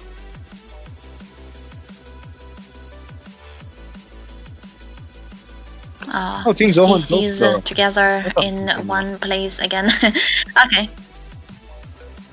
Right. The CC ban, the picked. Yeah. Am I lagging? Oh, it's probably me. What's up? Am I audible now? Yeah. Oh wait, I was actually busy. Unsure if we were stopping talking or yeah, we are back into the picture here. But okay, we can see that the picture already set in Zohan. Okay, Valentina is still a flex play for Zohan, by the way, because they can put it into the room anytime soon. But the Gato Kata is definitely gonna be another hero that they have to pick away. But I don't like Gato Kata under the hands of Win. Make him the play, give him the playmakers. But I don't think they really want to flex it as well. So maybe the Valentina can go into the mid and they can directly go for the Gatot Kata into the room, which can be highly likely. But Crux right now, they pick away the Baxia Steel, which is a very very good hero to go for, but that's true utility onto the mid side. But there's gonna be an early game pressure coming through McKinryu. Another CC game is gonna be getting, because the CC, why not pick it up, because this hero can win against those tanky meta heroes into the XP most of the time, so it can definitely work out. But Crux, they are the one actually banning away the Ruby.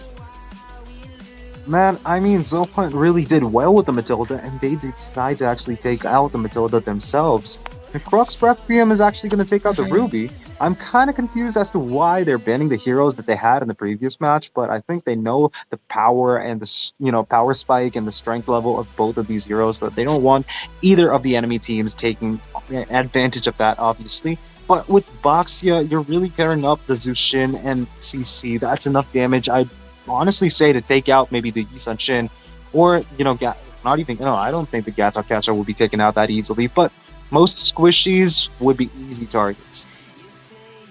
And I mean, the backline, Gatot Kacha is good for the backliners most of the time, so it's still the reason why they pick it away. But the Granger has been banned. I kind of thought that Johan could pick up the Granger, but they do still have the Moskov to come into play if push come to shove, because I can see that when Prime gets his hero, they are able to perform well. Okay, this might eventually be just one time sync or just the way of the Zohan. But then again, Crux, I mean, they have their pick right now, so they are trying to pick up their marksman first and try to deny the picks from Zohan too. So Zohan, will they ban away the marksman right now, or are they going to be falling for the trap coming up from Baxia? Because this hero in particular is still a flex pick. It can go into the jungle. Joseph can play this hero very well. It can go into the roam too. Okay, they ban out the Kalea, which means that the Moskov will be picked away by Crux, a very, very deadly hero, I would say. Yeah, I mean, I'll be very honest with you. I don't really see the Moskov being picked anymore. But well, it's kind of surprising to see him. He's very, very, very utility based. He has, a map controlling ultimate that actually, if timed well and if it hits the enemy, you can actually keep the pressure going on even after the fight is completely over, and you split push maybe 2 to 3 towers in the process. But look at that carry getting picked onto the side of Team Zohan. They have a counter to the Baxia, which is pretty good, I'll be honest, and an EXP glue maybe. Both of Gatot Kacha and Glue both are like a flex pick, so I don't really think I could say that either one could be going to the roam or EXP position, but I'd like to put my chips on Glue going to EXP and Gatot and the roam. Yeah, Glue should go into the XP, man. It can't go into another. I mean, I really hate it to go into the room, but it's gonna be good against the Baxia. But the thing is, Glue. But okay, wait. They have the carry, so if Crux can put this Baxia into the jungle, they won't have anything that can be an answer for the carry. So Hayabusa is still out, but wait, okay, still I was actually manifesting for this, but I didn't think they would love to do this. But okay, we're gonna be seeing Angela onto the side of Crux. This is gonna be a combination of an Angela and the Baxia together. But who's going to be coming out on top? Because this is a very, very solid lineup coming up from the side of Crux already. This is going to be a lot of pressure into the mid lane for the side of Johan. They have to win out into the mid stages. I'm not pretty sure if the Valentina can win against the Jushin, which is highly unlikely into the early games. But let's see what they can do with this lineup. Well, I mean, there was a telltale sign that maybe an Angela would have been picked in this match, obviously, because the name is Poppy Shrek. He can go Poppy Poppy Boom on Baxia to actually annihilate Team Zohan and completely get them the victory that they need to actually keep the games going. But then again, Zohan do have a very beefy front line and also a bunch of damage on the back line, especially utility with the Valentina. Now that Angela is here, Valentina now has a stable ultimate to copy. That means Crux Requiem need to make sure they're not making any misplays. Actually, yeah, you're right. This is gonna be big ultimates into the hands of Vaden now. So, with the lineup coming through from the side of Johan and Crux Requiem is like they have the snowball because they have the Baxia, but then again, they got one Skirling hero onto this side, but Johan have two. So it comes down to who's going to be able to play the early games very, very well. So like I mentioned, the mid game is going to be the prior. So let's go into game number 2, ladies and gentlemen. Johan will be going against Crux Requiem in this best of 3 series, with Johan having the first win. This is going to be their match point. Crux Requiem will be on to their journey to try to drag this game to the third game. So let's see what they can do. The mid lane is already being harassed by the side of Jushin here. Look at that. Not so much is happening. I think it's going to be safe, but Zushin is making sure a lot of damage is being dealt in the early game. Obviously, like you mentioned, Valentina is not going to outshine the Zushin, but that only means it's only a matter of time before one of them will fall down. But still, oh wait, a little bit of an invasion coming in. Oh my goodness, this is the downside of actually trying to rotate onto the triangle pattern. You're gonna be losing out to the blue. Dusty will not be having the blue for him, but okay, that's actually fine because he's level 3.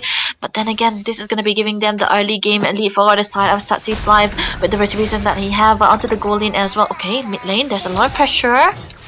And then Zushin just takes up the Valentina, makes sure that damage is being dealt, Revitalize being popped up, Valentina doing a lot of damage. Gatot there was a real lifesaver. He made sure Valentina was alive and well throughout that whole ordeal. Look at Boxia from the side lanes though. He's trying to actually make an entrance, but he will get completely taunted into actually taking a ton of damage. Forces both Gatot and Boxia to actually fall back, but that will be forced back. And right now I can see that the side lanes are getting harassed for the side of Team Zohan. They are not having even one winning lane. So Crisis is able to bully Prime onto the top lane. Look at that. Oh, but he gets the kill on the minion, but he loses both.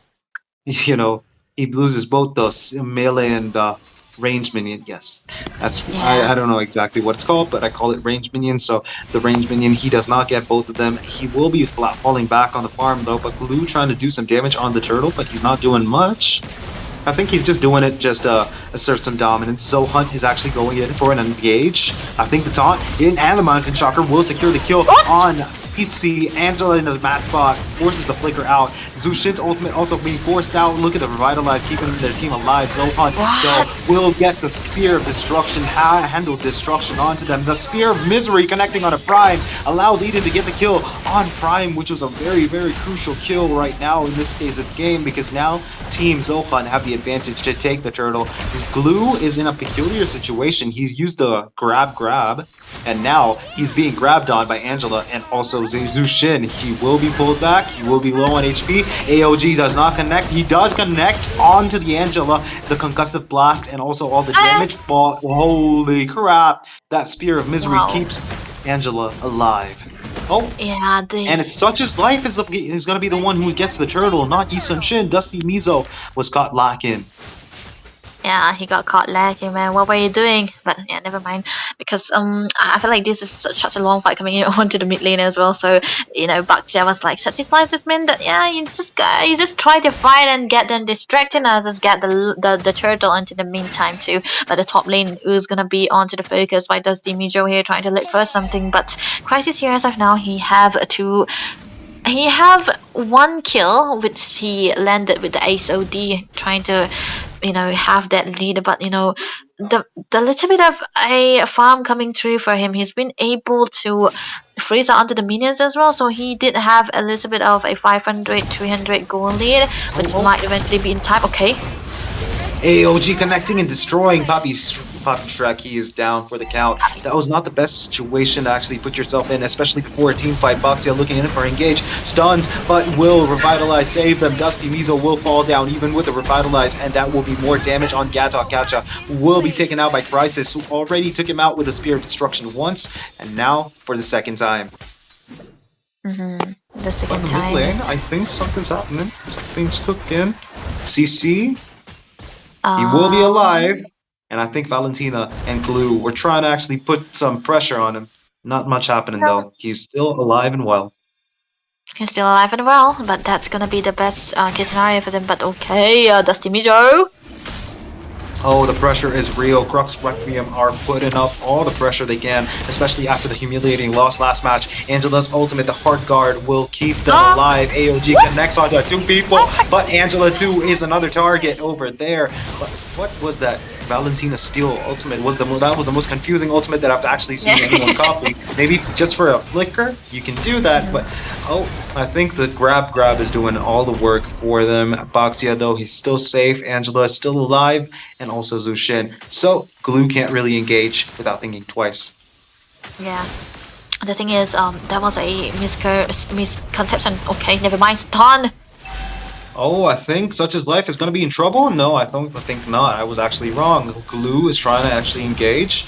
But right now, with the state of things, Dusty Mizo is very squishy. He will be taken out pretty quickly if he shows his face. And I think Baxia, he knows what he's doing. But Mounted Shocker takes the kill on CC. One Spear Destruction, one kill. Are we looking at a kill? Maybe not. Maybe. No. Spear Destruction now completely gone. Completely gone, but such is live. He's level 9, but Glue just trying to get something out of it, but he will be able to steal that turtle. Look at that.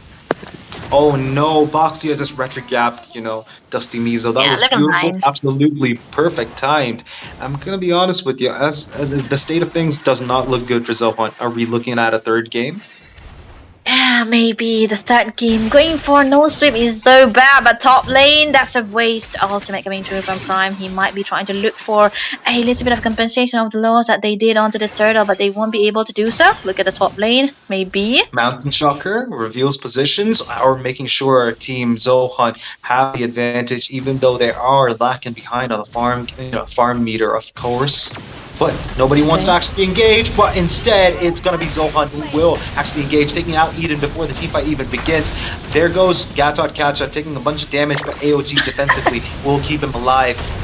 Glue trying to actually look for an engage. I don't think it's going to happen though. Spear of Misery, not going to connect. It's just going to be normal spears. Pushing back Zohan. They know what they're actually doing. They're actually keeping up on the pace that Team Crux Requiem are keeping up on, but they still are lacking behind in a few aspects, and that mainly is the objective fights and team fights. Yeah, definitely. Because, into the hands of the Moskov already, he have 5.5k gold onto his farm, which might eventually be making him earlier in, to come online than the carry too. Because the carries might, struggle a little bit because he got just 2 items meanwhile onto the bot lane. That is going to be a 1v1 situation again for both these gold laners too. Their rotation is on point. They're meeting wherever they are going. But now, this is, a game made to play for both of these gold laners here as of now. So even, for the side of Zohan, they do have the Yi Xunshen, but he hasn't had the best time into the farm. He doesn't have the level or the XP leads that you think he would have. But yeah, he can still be able to catch up to all of those because it's just one level. He's just one level behind, but the Lord will be up right now, and both of these teams will be potentially trying to set up for these two. And I think right now Dusty Mizo wants to take on Angela, but the AOG, like a map hack, finds Moskov and forces him to use his sidestep to actually escape from that situation. Spear of Misery connecting, it will stun Glue, but no, it's not going to do enough damage at all. Team Zohan don't actually have any positioning right next to the board, but Team Crux Requiem are taking advantage of that. But will it be a clutch steal? It will be a clutch steal. Oh! Team Zohan take the Lord out of the noses of Team Crux Requiem, but that will only mean one person will be going down, and that's Family Blessings. And no, it's going to be followed by Win. The Win is going to go down with Family Blessings. There comes the ultimate from the Valentina, who copied the Zushin's ultimate, obviously. I think it's just because he wants to escape tool. That's absolutely beautiful. I think now that I think about it, that was a good timed ultimate steal and usage. I feel like this is gonna be giving them a little bit of a spacing because of the steal onto the Lord, and he did steal for Dusty Mizo. He did steal onto his blue buff as well, so that's 2 cut steal already. But the top lane will be onto the focus by the side of Crux Requiem, and they will be able to get this with the help of the Angela and the Moskov together in one lane.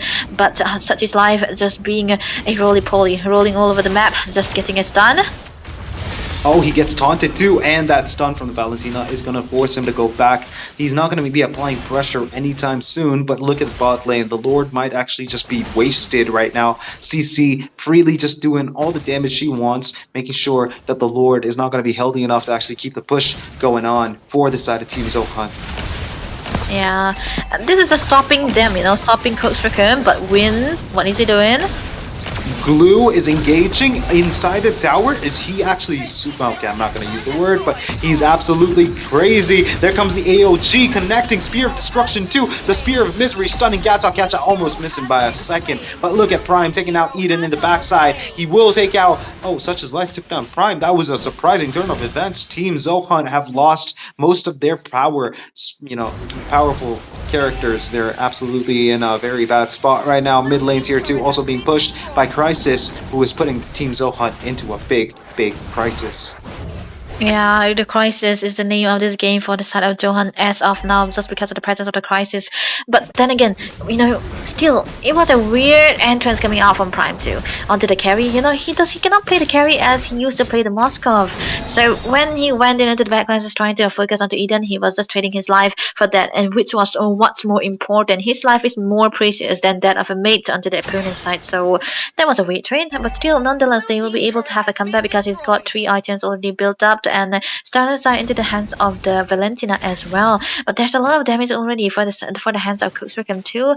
But meanwhile, McInreal, he's just been the nuisance that he is onto the CC. He already got the brute force breastplate, which is going to be giving him a little bit of a sustain against Dusty Mizo as well as Prime too. But then again, Johan, they came back from a very, very dire position. They had a little bit of a comeback into the early game from even in the previous game. So, we cannot predict anything. But if we look at this present scenario, Crux have a lot of high percentage to win this game. Oh, they definitely do, and they are using it to the fullest because now they've engaged in the second turtle of the match, no, I mean Lord of the match, and it might actually go for another clutch steal again. Might not, we never know. We have to just wait and see. But the taunt is going to taunt CC into oblivion. There goes Blue, but in the backline, Boxy has engaged behind the enemies, taking out Prime, his only natural counter, and there goes one of their heroes that are most important to the grave. It's going to be Yusan Shin. Dustin Mizo absolutely devastated in this previous team fight. And look at Glue trying to actually put some pressure on Moscow, but it's not going to happen. It's not going to do much for you. Glue is going to go back to the base with his friends. There goes Win with his, with the team's win.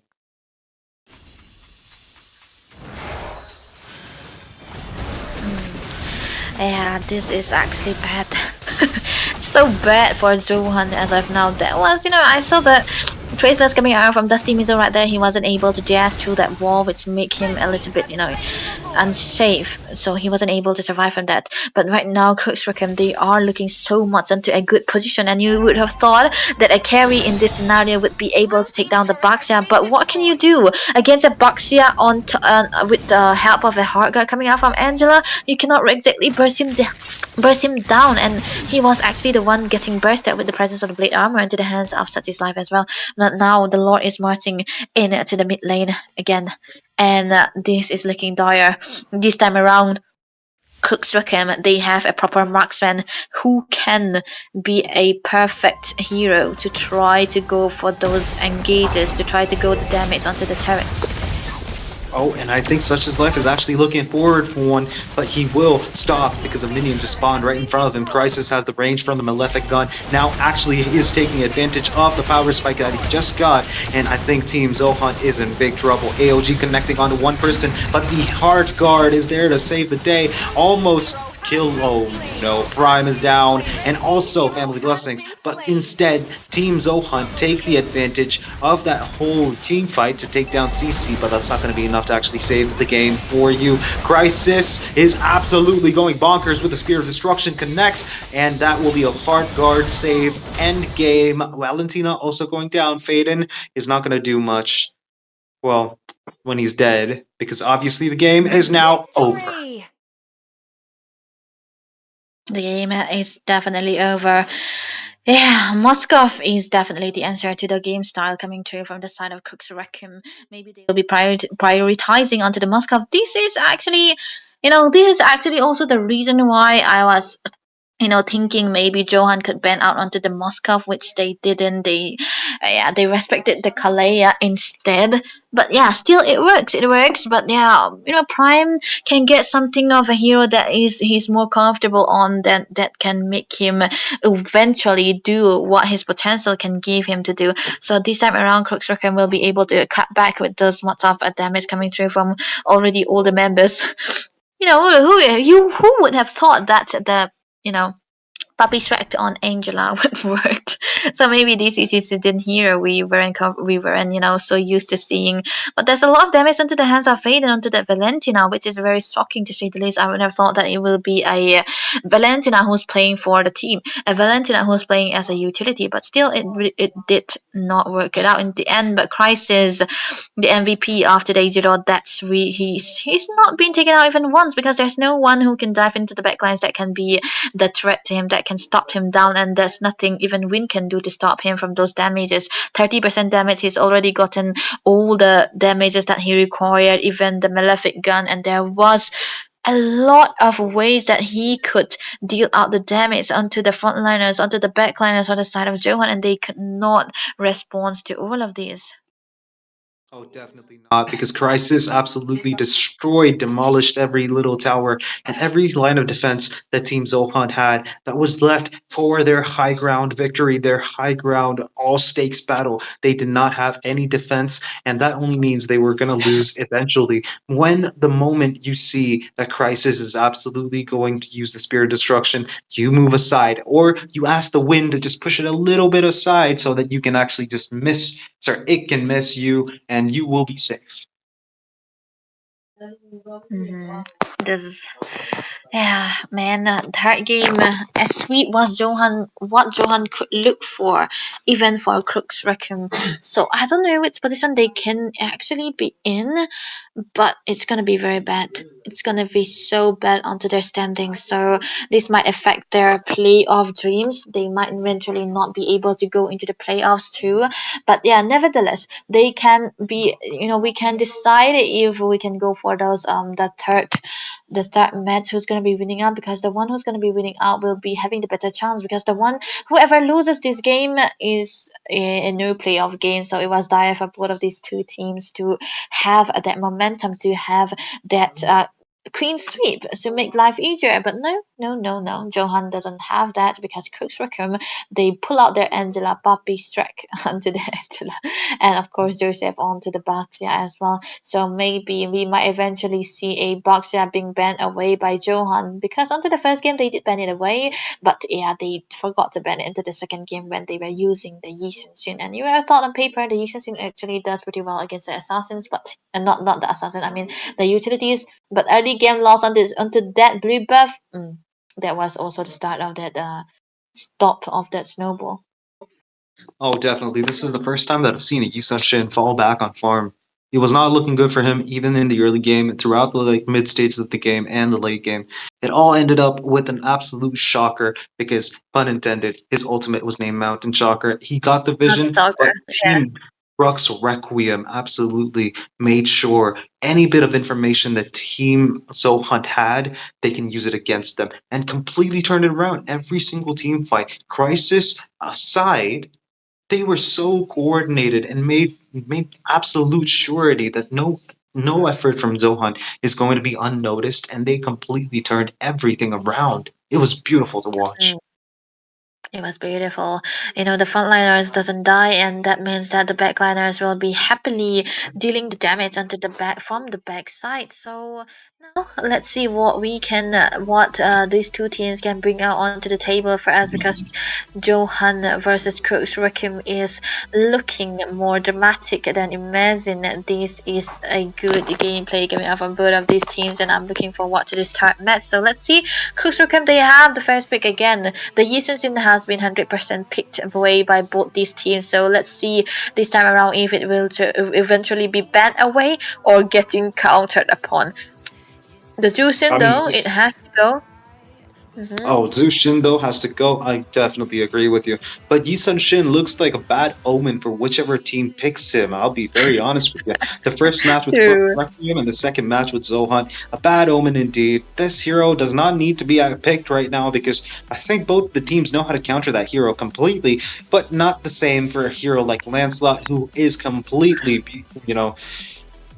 he's the most painful hero in the game currently. I am surprised that Moonton allowed this buff, but it's still so surprisingly annoying to actually see him just shing across my face with a semi-tank build and just destroy me like as though I'm a piece of, Paper. you could say that. paper. Done and dusted. That's Done the and game when dusted. you go against Lancelot, right? And it's so unfair that he can go semi-tank build and deal a good amount of damage as well. But yeah, like Zohan's signature, they have to ban away the Hayabusa as well, alongside the Lancelot, which they usually do. But the Kalea ban coming through from the side of Crux is what they do when they are onto the blue side, which means that when they are onto the first pick, they always ban away the Kalea. And this is a hero that they do not want to give away or pick onto their side too. So what could they ban here, Crux? They are not scared of the Fredrin, but then again, they can ban away the Fredrin and keep the Boxer for themselves, or ban the Boxer, or keep the Yi Sun for themselves, or do not ban all those three heroes and ban a Harriet, under the hands of Zohan. They could do that. Okay, they went for the Harriet instead, so they want to open away three of the heroes that can be in a good position for both of these two teams. But Zohan now, can they ban away the Yi Sun? Oh, they actually banned the 1-1, so Yi Sun under the hands of Crux Rookham? Question mark? I think Zohan is opening up the Yi Sun for Crux Requiem to actually take and make sure that they actually win this, because obviously Yi Sun is working as a bad omen for both of these teams. But Crux Requiem tries to actually break the mold and picks the Yi Sun. It's gonna be a funny jungle experience, because we're gonna get some deja vu right now. Zohunt and Crux Requiem are switching up the heroes that they used previously in the jungle, and CC again from the side of Team Zohunt. Not surprised, but holy crap, CC is going to be a big problem for the side of Team Crux Requiem. They need to make sure they have a good counter for that. Maybe the glue again. I mean, I don't. Zohan win on to the CC, huh? I mean, I don't hate the CC, but yeah, I feel like it's still gonna be better if you go for a tanky setters onto the backlines. But they are trusting everything onto this box, yeah. But then again, they're gonna be needing a high damage dealer onto the gold lane. Maybe the Moskov is what they're gonna be needing right now, because they don't have the Harriets, and Moskov is the next best choice. Even the Grandeur can work, but the Farsa already appearing now onto the hands of Crux. Okay, finally Eden will be able to play that Farsa. So. Okay, they are doubling down. These look like what Zohan will be playing for Crux Rookham, but it's actually Crux Rookham who will be playing Reigns by Reigns. A lot of damage onto the hands of Crux Rookham right now. Okay, there's a change onto this lineup. Crux, are we seeing the right names here? I'm not exactly sure, but then we see the Granger and the Farsa on one side, and Zohan taking up the Angela to support the Boxia. Like previously, how Crux Requiem just dominated throughout the previous game. I see a deja vu. That's all I'm gonna say. Deja vu. It's like this scene. You would have thought that it's actually Zohan picking away the Yi Sun, the Grandeur, and the Farsa together, and it's actually Crux Rookham who went for the Angela and the Boxia and the Wind and the CC together. Yeah, they are swapping their heroes. The other side looks like a Zohan style, and the Zohan style looks like Crux's style. But I will never know what we're gonna be seeing, because the Esmeralda has to be banned away. Your side, yeah, they are on under you as well. So, but yeah, it sounds weird, but it still is. When you have an Angela with a lot of seal, ban away the Esmeralda, because 27 love the Esmeralda. Okay, Crux Rookham, they ban away the Iritel too for Granger, right? Well, actually, they do, and make sure that Granger is actually safe and sound throughout the game. You want to actually put the Irithel in the ban section.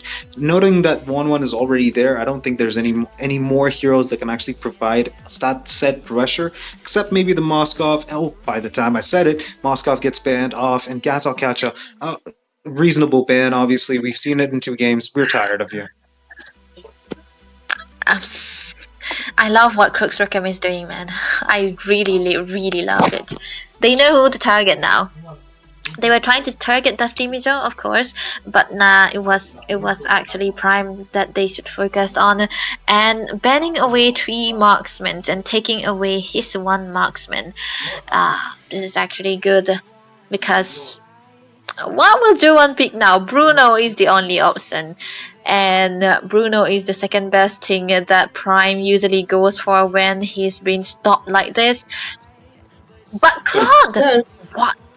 He went for the Claude?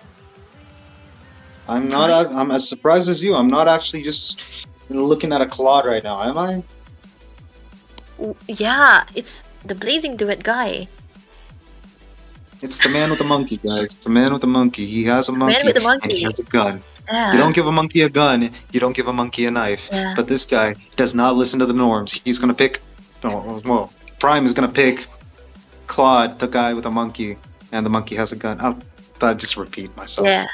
Yeah. We are going in circles, but still works, right? Because the Blazing Duet is basically a circle of hitbox, so it can eventually work out. But Zohan, they are doing the nasty, right? They have seen Puppy Shrek only playing the kata, so they are just fighting away. But look at the Grok, it's already open, guys, and it's gonna be onto the hands of the side of Crux. I don't know where it's gonna wait. It's gonna be going into the room. Puppy Shrek will be the one playing the Grok as of now, so a lot of crowd control already onto the hands of Crux.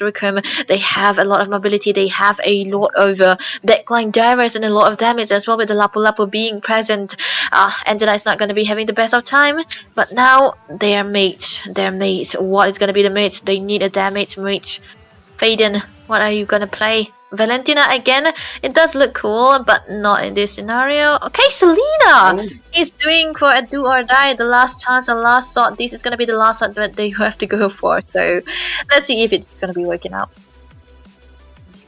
Well, one thing that I want to actually mention is Claude is completely going to get destroyed right now, demolished if I'd say, because obviously you got the Grok with a multitude of airborne CC that could just completely cancel out Claude's Blazing Duet. He's going to be in a peculiar spot. He needs to make sure Grok is out of spells so that he can actually engage with the Blazing Duet, or if he's far away, which actually works in his favor too. But if Grok actually engages, I'd say that most of everybody from the side of Team Zohan need to make sure they've got some ground to actually escape from, because this doesn't look good for the side of Team Zohan. A lot of damage. Draft.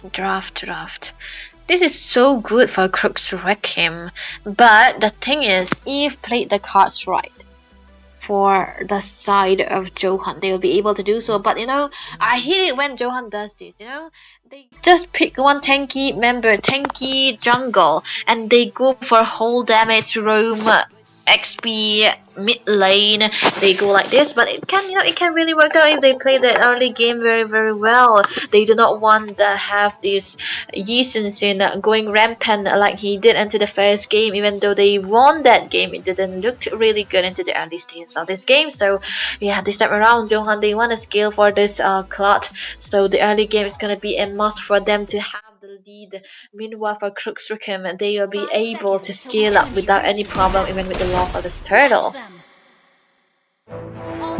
And like that, we're in the Land of Dawn for some exciting action between both of these amazing teams. Again, obviously, Selena setting up the traps, allowing Baxia to clear far faster than usual. And then we see the Yisun Shin, who is always the most fastest hero to clear jungle with. Yeah, we're gonna be seeing now the final match, man. It's gonna be very important for both of these teams. This is their do or die situation. The walls coming through, the family blessing. That looks so cute, man. He was Mizo-san at one point, so it can really look well onto that Angela. But yeah, like the faster player coming in, the lethal is going to be contested and not going to be contested, but the retribution will be committed as well. Such is live will not be getting the same treatment that he have been doing against on Dusty Mizo into the previous game, but the mid lane is going to be pressurized by the side of Zohan with the presence of the Selena. They have the priority to try to rotate all over the places, but the bot lane, we might see a 1v1 situation. Of course, the CC wins out onto the Lapu Lapu just onto the first few minutes, but he's gonna be able to scale much better and do much better than the CC when push comes to shove. And look at that, Selena's actually trying to reduce the farm that, Yisun Shin can get. He's trying to take away every bit of farm jungle from the side of Team Crux Requiem. They don't have any standing right now. They've got to actually play it safe. They've got the ultimate. They've got the spells that they need to actually use for this next team fight. The first turtle of the match. It's going to be crucial. Grok getting engaged on by Selena, but that's not going to actually stop Selena from actually playing like okay, she plays safe, does not decide on actually engaging Faden, making sure no arrow is actually followed through without thinking twice. Yeah. You know, most of the time when you see Selena, you might want to prioritize just trying to get a stun onto the possible members, but look at that, Fierce Fighter. Oh, there we go. So some life is going down. Dusty Mizo gets the turtle. And then we see Lapu getting the kill on Selena Eden down. But then Poppy Shrek also getting taken out by Dusty Mizo. With Angela on his back, he's making sure he uses Angela's ultimate, the hard guard, to its fullest extent. Eden. That was a very perfect arrow onto the best possible member that he could find. Such is life that got stunned on. It was perfect. So this Selena is going to be giving a lot of pressure for the early game especially, but McInerney also against the CC here. I think it's going to be struggling just a little bit just because of the level that they have. Another stun! The stun from the Abyssal Arrow takes down Lapu, and that was a very, very, very, very calculated stun, I'd say, from Selena. Faden doing, instead, it's going to be Poppy Shrek doing the damage, well, not the damage, doing the CC, while Eden does the damage and takes down Angela. Here goes Family Blessings. In the mid lane, I think there's going to be a little bit of a problem because there's no support for Faden to actually clear the lane. Lapu is here now, so the bot lane is not going to get pushed. Top side, Claude seems to be doing just fine, while Granger is going into the mid lane to actually get some stacks.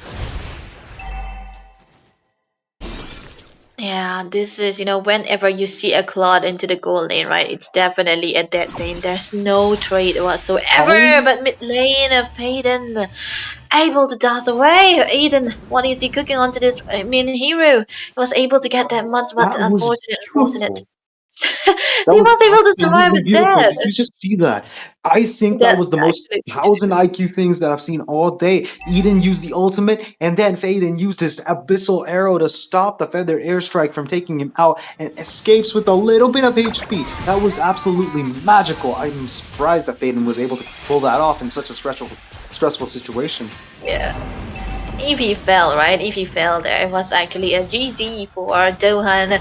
But the turtle is gonna be up again. This is the second turtle. Will they be able to do so? Because McInerney is in a position here. Oh, and the turtle is going to be contested on. Drop uses the ultimate and lets Such As Life take the kill. And look at that, Lapu gets the kill on Win. CC is down, but then Boxia with hard guard on him. He's going to try to engage more, but he only sees Grok. He's only seen Family Blessings. It's not going to actually look good for him to engage on Family Blessings. I mean, no, Poppy Shrek at this given moment. Yeah, that was like perfect execution already secured by Crux. This is actually very good. But Hunter Strike built up by Yi and Shin. Such His Life will be able to deal the damage that he was trying to look for. Meanwhile, not much of a damage coming through. Just the, okay, Flicker baited out. Family Blessing will have to go away. The anti-heal coming through into the hands of Eden as well will be giving them that bit of a sustain and lessening down the heals coming out from the side of Zohan too with the presence of the Angela. But yeah, the Angela did not have the cost of the Oasis just yet, so they cannot be as aggressive as they wanna be. But when time comes, they will be able to. Look at that, Dusty. Grok is not going to be in any trouble right now because obviously he's too tanky. In the bot lane though, two other tanks are actually trying to put some damage on each other, but it's not going to help. Both of them have a lot of sustain. In the top side, Granger putting a bunch of bullets into the Monkey Boy's face. Monkey Boy is in trouble. Grok, though, he gets sidestepped. He gets juked. But in the mid side, we see Selena's Abyssal Arrow doing the damage, doing the CC. Ow. Such is life, my friend. Such is life. He is going to go down.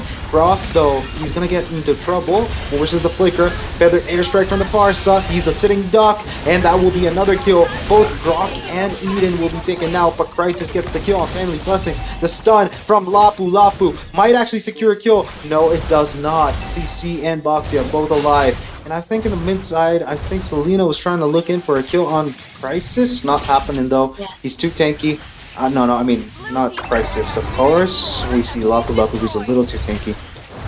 Yeah, and the mid lane, this is the bad clearing coming out from the side of Zohan that can make them lose all the objective, but they did secure a tower up on top with it, traded out, which they traded out for the mid lane, but still the mid lane is always much a better choice to try to focus on, but Win.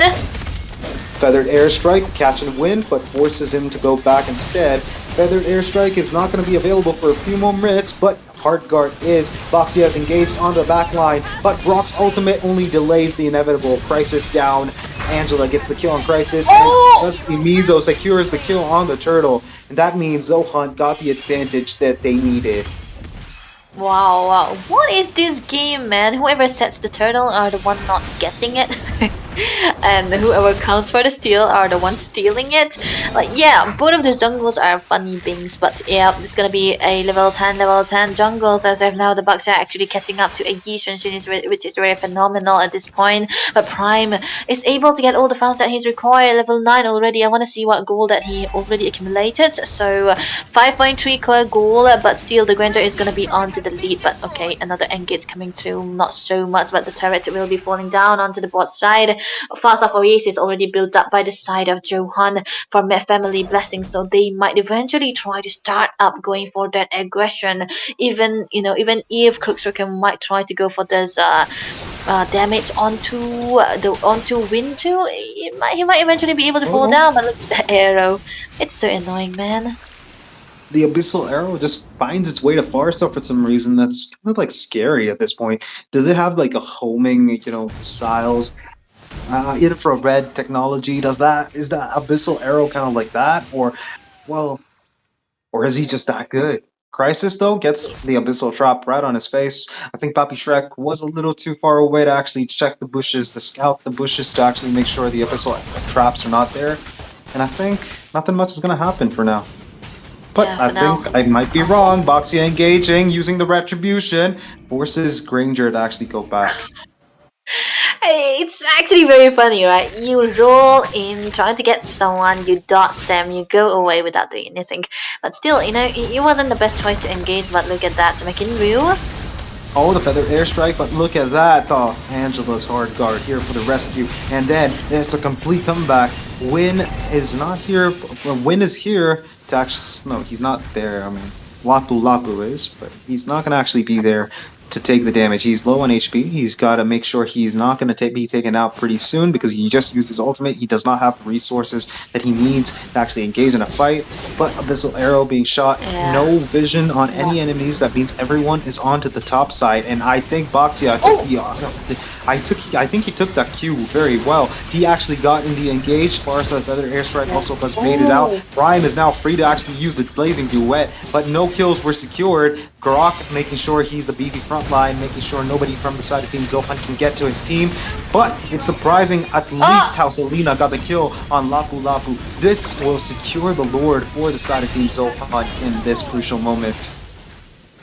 3 direct stuns coming from Faden onto McInryu most of the time. Onto the Lapu Lapu, he was able to squirt him out onto the picture from the map and went back to the base. So this is gonna be, never mind, Crisis! What happened? Crisis was just in a big crisis right now. It was an absolute bloodbath. Crisis just got stun locked by Selena and, well, the rest of his team, making sure Crisis is gonna go down. Dude, this is absolutely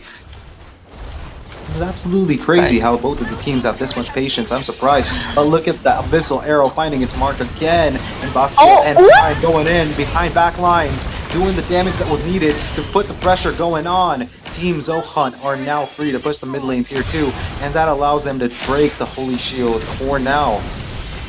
For now, the Holy Seal will be taken away, but that's a Mountain Stalker coming through. Mountain Shocker doing surprisingly high amounts of damage, but Selena is still going to be alive. Claude in the bot lane gets that tier 2 on the bot side too, and I think at this point in the game, the Lord is not going to be given much of a consideration. Team Zohan really didn't expect to use the Lord to its fullest, and at least it got some damage on the top tier 1. At least they try to stop that for Crux. They are able to keep the Holy Blessing intact for the top board lane. But yeah, a good game coming out from Joan as well as Claude. He's already got 3 bills onto his hands, 8k gold lead. He wasn't into the lane to the first phase of this game, but also the Granger is dealing shit ton of damage. But shuts his life. Holy crap! The Abyssal Arrow absolutely demolishes Yisun Shin. There goes such as life, taking a dosage of life's most cruel things that you can actually deal with. Abyssal Arrow completely cut off his escape route, making sure he was absolutely demolished. You know what? I think you're right, Crux. Whoever gets the Yichunsin is not having the best time. But yeah, Win just trying to get something. Dusty going in. Yeah, he's safe. He's just rolling all over the places, just not trying to. Yeah, he did waste it onto the 30s, but chances will be coming back in anytime soon, so it still worked out. They do have a few half a minute of for the Lord to come through, but yeah, we can take a time to see what they are building out already. Okay, making real, going for the blade armor again. Of course, you want to play the blade armor when there's a cloud. The cloud with a Wind of Nature. Very interesting. He wants to get that Wind of Nature so that he'll be able to survive from all those onslaughts coming through. Fleeting time onto the hands of the Angela family blessing, and already a lot of damage onto the hands of the Selena too. But there's one thing that I'm pretty sure that Crux can come back from is that they have 9k gold onto the hands of of Crisis. He got the Sky Piercer, he got the Malefic gun, and he's got the anti-heal as well. But the Lord is free for the taking, and they're gonna be trading it out for the top lane only for Crux Reckon. Very, very wise decision for them, because they do know that they might eventually not be able to contest it, because level 14 Yi Sin Sin at 3 deaths, which is not the best case scenario for a Yi Sin Sin 2. But yeah, still, these actually Crux Reckon are actually choosing to try to defend it up, because they do have their spacing if they even if they don't take the Lord, so it can actually be fine, which is what they are doing as of now. So yeah, a lot of defense is already built up by Dusty Mizo as well. The sole frontliner for the side of Zohan. If he gets melted down, it might eventually be a good start for them. But one set coming out from Puppy Strike will be able to change the tide of this game. So the Lord, oh, that's a good stun coming in from Faden. He's been so good on the stuns. Okay, Flicker baited out Crisis. Yeah, question mark though. But the Lord is marching down onto the mid lane, Crux. Okay. But never mind, that's gotten a lot of damage already hit in. The Brave Fighter will be committed as well. Mercurial getting the stun on Win, but he does have the ways to survive. And the arrow just pointing towards the side of... Oh, never mind. That's Dimizo caught in the through of a pickle. He might be actually be in trouble. The stun coming through, but it will not be able... It will not be helping him survive. Crisis will be able to get one stack onto that Sky Piercer. 2 kills already into his hands, but he's not gonna be able to get anything amongst other than that. But okay, right now Crux Reckon will be marching down onto the mid lane, trying to get something out of this, but this is gonna be just 1 minions, and it will be falling down. Family Blessing opting to go for the Holy Crystal instead of the Glowing One, which is very interesting. They want the Seal understandably so, but such is life will be able to get this blue buff onto the hands of Dusty Mizo, but that's gonna be a Feather Airstrike being used. A lot of damage will potentially already there, but there's a Seal win with the Angelos God will be able to get an engage on the 3 members. That's gonna be a stun coming through. Puppy Strike joined together with Such is Live. They will not be able to get the blue buff just yet, but they have to walk away from that onslaught, because there's no way they'll be able to win that much of a Seal coming through from the side of Zohan. They do have a way to contest this Lord again, but that time the Heart God will be up again. Very crucial, this Lord. But then again, 15 minutes of this game, but onto the mid side there's a wall stopping Dusty Mizo and Win trying to get a little bit of an advantage to try to get onto something, but the top lane is onto the slow boost for the side of Crux Requiem. But they do, for Zohan, they do have that top lane tower in him being intact, so they cannot reach it just yet. But 10 minutes for this Lord, 10 seconds for this Lord, I mean, and the wall is gonna be set up. But Dusty Mizo trying to shot out onto those bushes, but onto the top lane there's a slow pusher. The Yi Sin Sin being out there, which might be a green Lloyd for the side of Zohan to start the fight onto this turtle, onto this Lord, but the flicker stun coming through, McKinley onto the back lines, but there's gonna be a wasted one at that, but the Blazing Duran to the backside, such as Live will be taken down Prime with the damage coming through by Strike onto the run as well as Crisis. The flicker will be used as well, the immortality is there, but that's gonna be the BMI coming through, and there's a damage coming through for Win. Is gonna be able to get that kill, but Puppy Strike will be falling down to the midst of it all. And 4 men down for the side of Crux Reckham with just one Eden versus surviving the Lord will be completely forgotten by Zohan. They are marching into the mid lane. They have the waves, but they have the stun as well. Dusty with the stun, another one, a mega kill for Fade, and it's gonna be the turret onto the focus, and Crux Reckham will not be able to defend this. Zohan will be winning this best of 3 series. Story! GG's, that was an amazing game from the side of Team Zohunt. Debbie, I'm pretty, pretty shocked that Zohunt were able to actually bring that A game in the end stages of the game, and they completely turned it around. Crux Requiem really did not stand a chance at all. But hey, one thing that we can tell them to actually cheer up the mood is such is life. There can only be one winner, and that is going to be Zohunt. Yeah, such is life, man. But still, even though Zohan win this game, Crux Recum, they are out. But it's still dire for the other teams to have a little bit of a different match reserve for them to be able to qualify for the playoffs. But still, it's the future is looking bleak for Zohan too. But nevertheless, good performance coming out from the side of Zohan. Prime, if he was this good on Cloud, why didn't he pick up the Cloud into the second game? And why was the carry being picked up? I can't get over the carry, but still, yeah, this was a very, very good game coming through the Bucks. Yeah, the Angela combination. Faden with the early game, able to get the stuns perfectly on point. He was able to play so well and buy the time for his team all over the place, all over the map, and that has to be something that they can focus on. Very, very good, but also win with the presence. He have the most amount of damage. Hero damage, perfect. He's able to walk all over.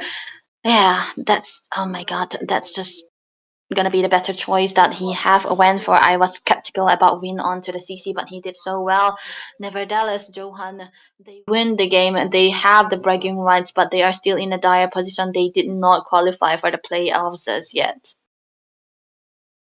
Well, either way, that's a problem for another day. Right now, they deserve to enjoy the victory that they scored through all that blood and sweat throughout this game. Whatever we've noticed, they have actually put all the efforts that they needed to show us that they deserve a spot in the playoffs. But again, it's a problem for another day. For now, all we can think about is how good the teams are playing, and we will have more of these matches. No, Debbie? Yeah, we have 2 more matches here. As you can see onto the bottom of the screen, we have I was just checking it out. So yeah, if I was looking down, yeah, it's IGN versus MAAF. This is the most important match we're going to be seeing. IGN will be going against MAAF in this best of 3 series. Another best of 3 series. They can sweep this to get to the top 2, or they will lose this and be out of the playoffs. But still, it's going to be one of the most important matches. These teams' results will be, be calling the fate of the round robins table, for the playoffs. So stay tuned, guys, for this chapter, because we are not out yet. So let's see what they can do. So we'll be coming back with fresh new talents. Your favorite casters will be there. So for the meanwhile, me and Chris will be taking a break, and we will be coming back for another action. Take care.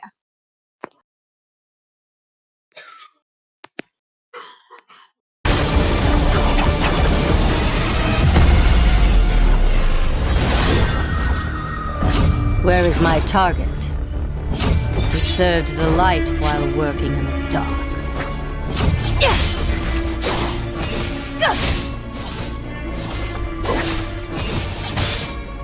Truly wise man will not tell you the truth. Give me names, and I will give you blood. Fate forced me to become an assassin.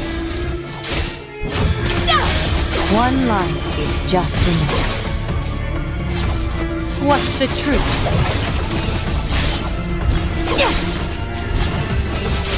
He serves the light while working in the dark. Follow the bell across the river of oblivion.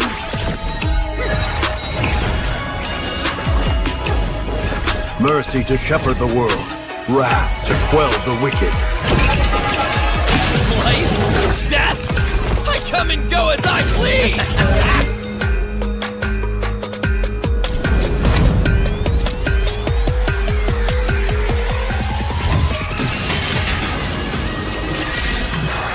Purging flames!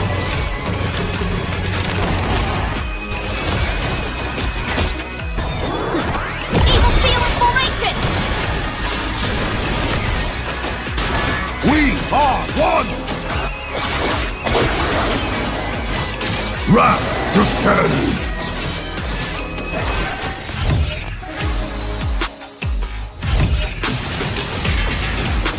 Get swept by the flames!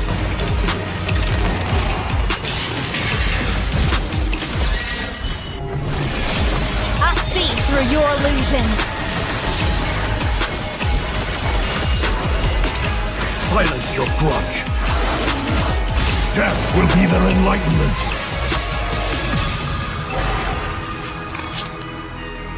Ixia! Why don't you let me take point this time? Awake now, X-Borg? Don't push yourself too hard. I thought I was crazy, but you're a whole different beast, Roger! Cease this, X-Borg. We only use our powers against the supernatural.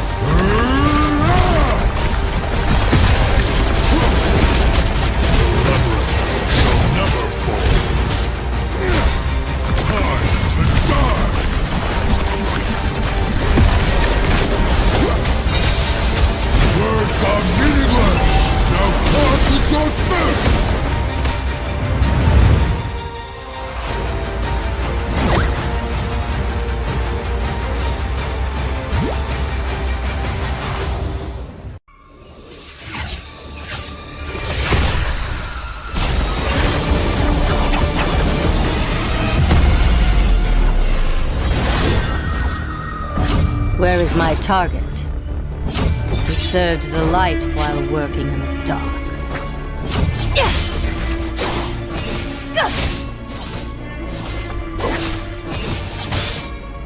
Truly wise man will not tell you the truth. Give me names, and I will give you blood. Fate forced me to become an assassin. One life is just enough. What's the truth?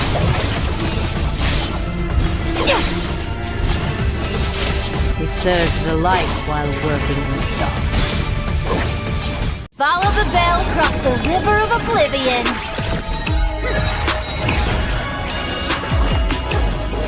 Mercy to shepherd the world. Wrath to quell the wicked. Life? Death? I come and go as I please!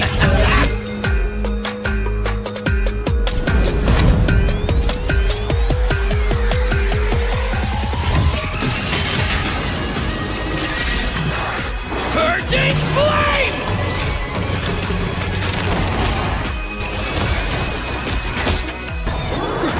Evil seal in formation! We are one!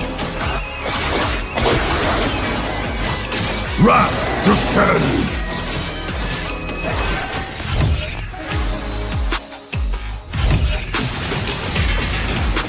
Get swept by the flames!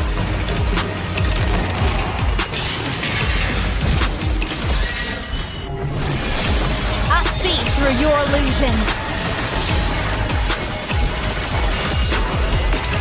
Silence your grudge.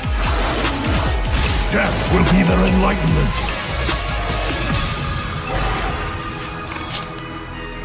Ixia! Why don't you let me take point this time?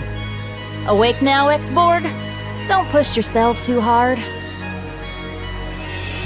I thought I was crazy, but you're a whole different beast, Roger! Cease this, X-Borg. We only use our powers against the supernatural.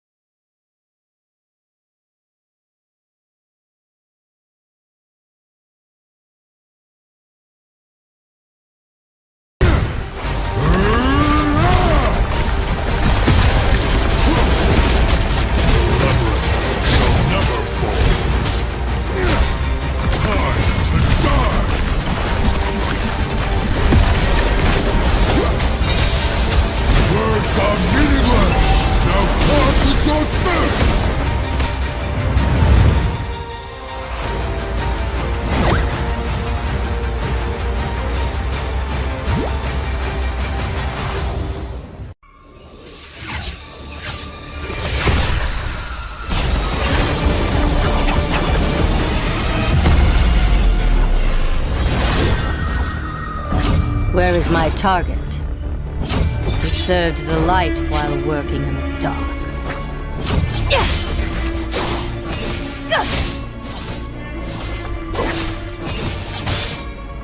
Truly wise man will not tell you the truth. Give me names, and I will give you blood.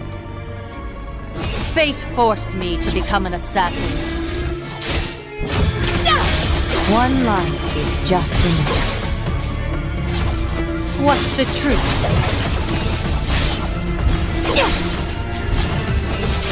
Who serves the light while working in the dark? Follow the bell across the river of oblivion.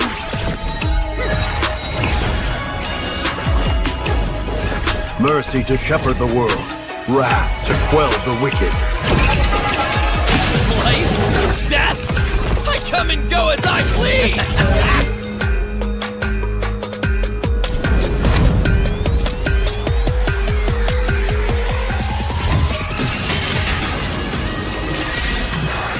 Purging flames!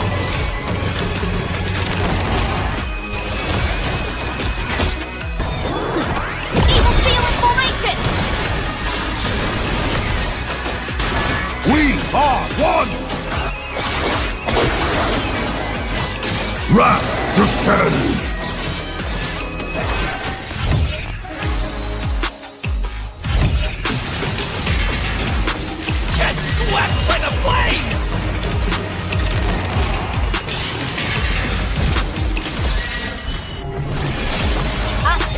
your illusion. Silence your grudge. Death will be their enlightenment.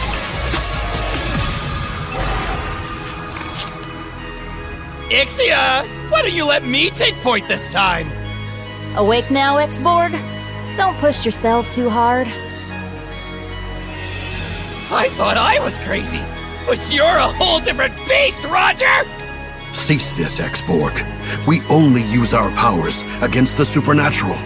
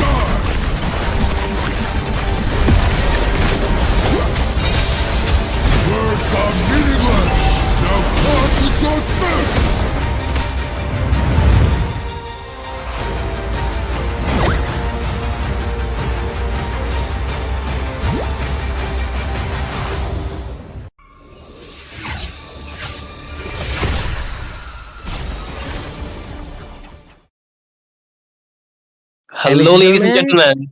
Okay, we said both it are together. excited. Same pinch. Yep. Same pitch. Same pitch. Same Mhm. pitch. But yeah, Shinryu, go ahead.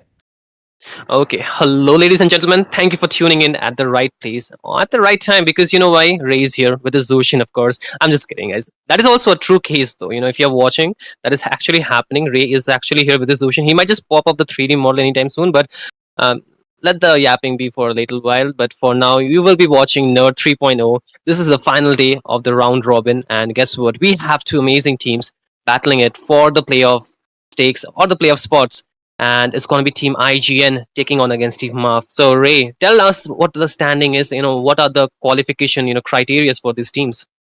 Of course, we had a pre-match talk show today at around 6:40, and we discussed all of the possibilities. There are six scenarios that are present today, and by the looks of how the first game went, Zohunt winning against Crux with a point of 2:1.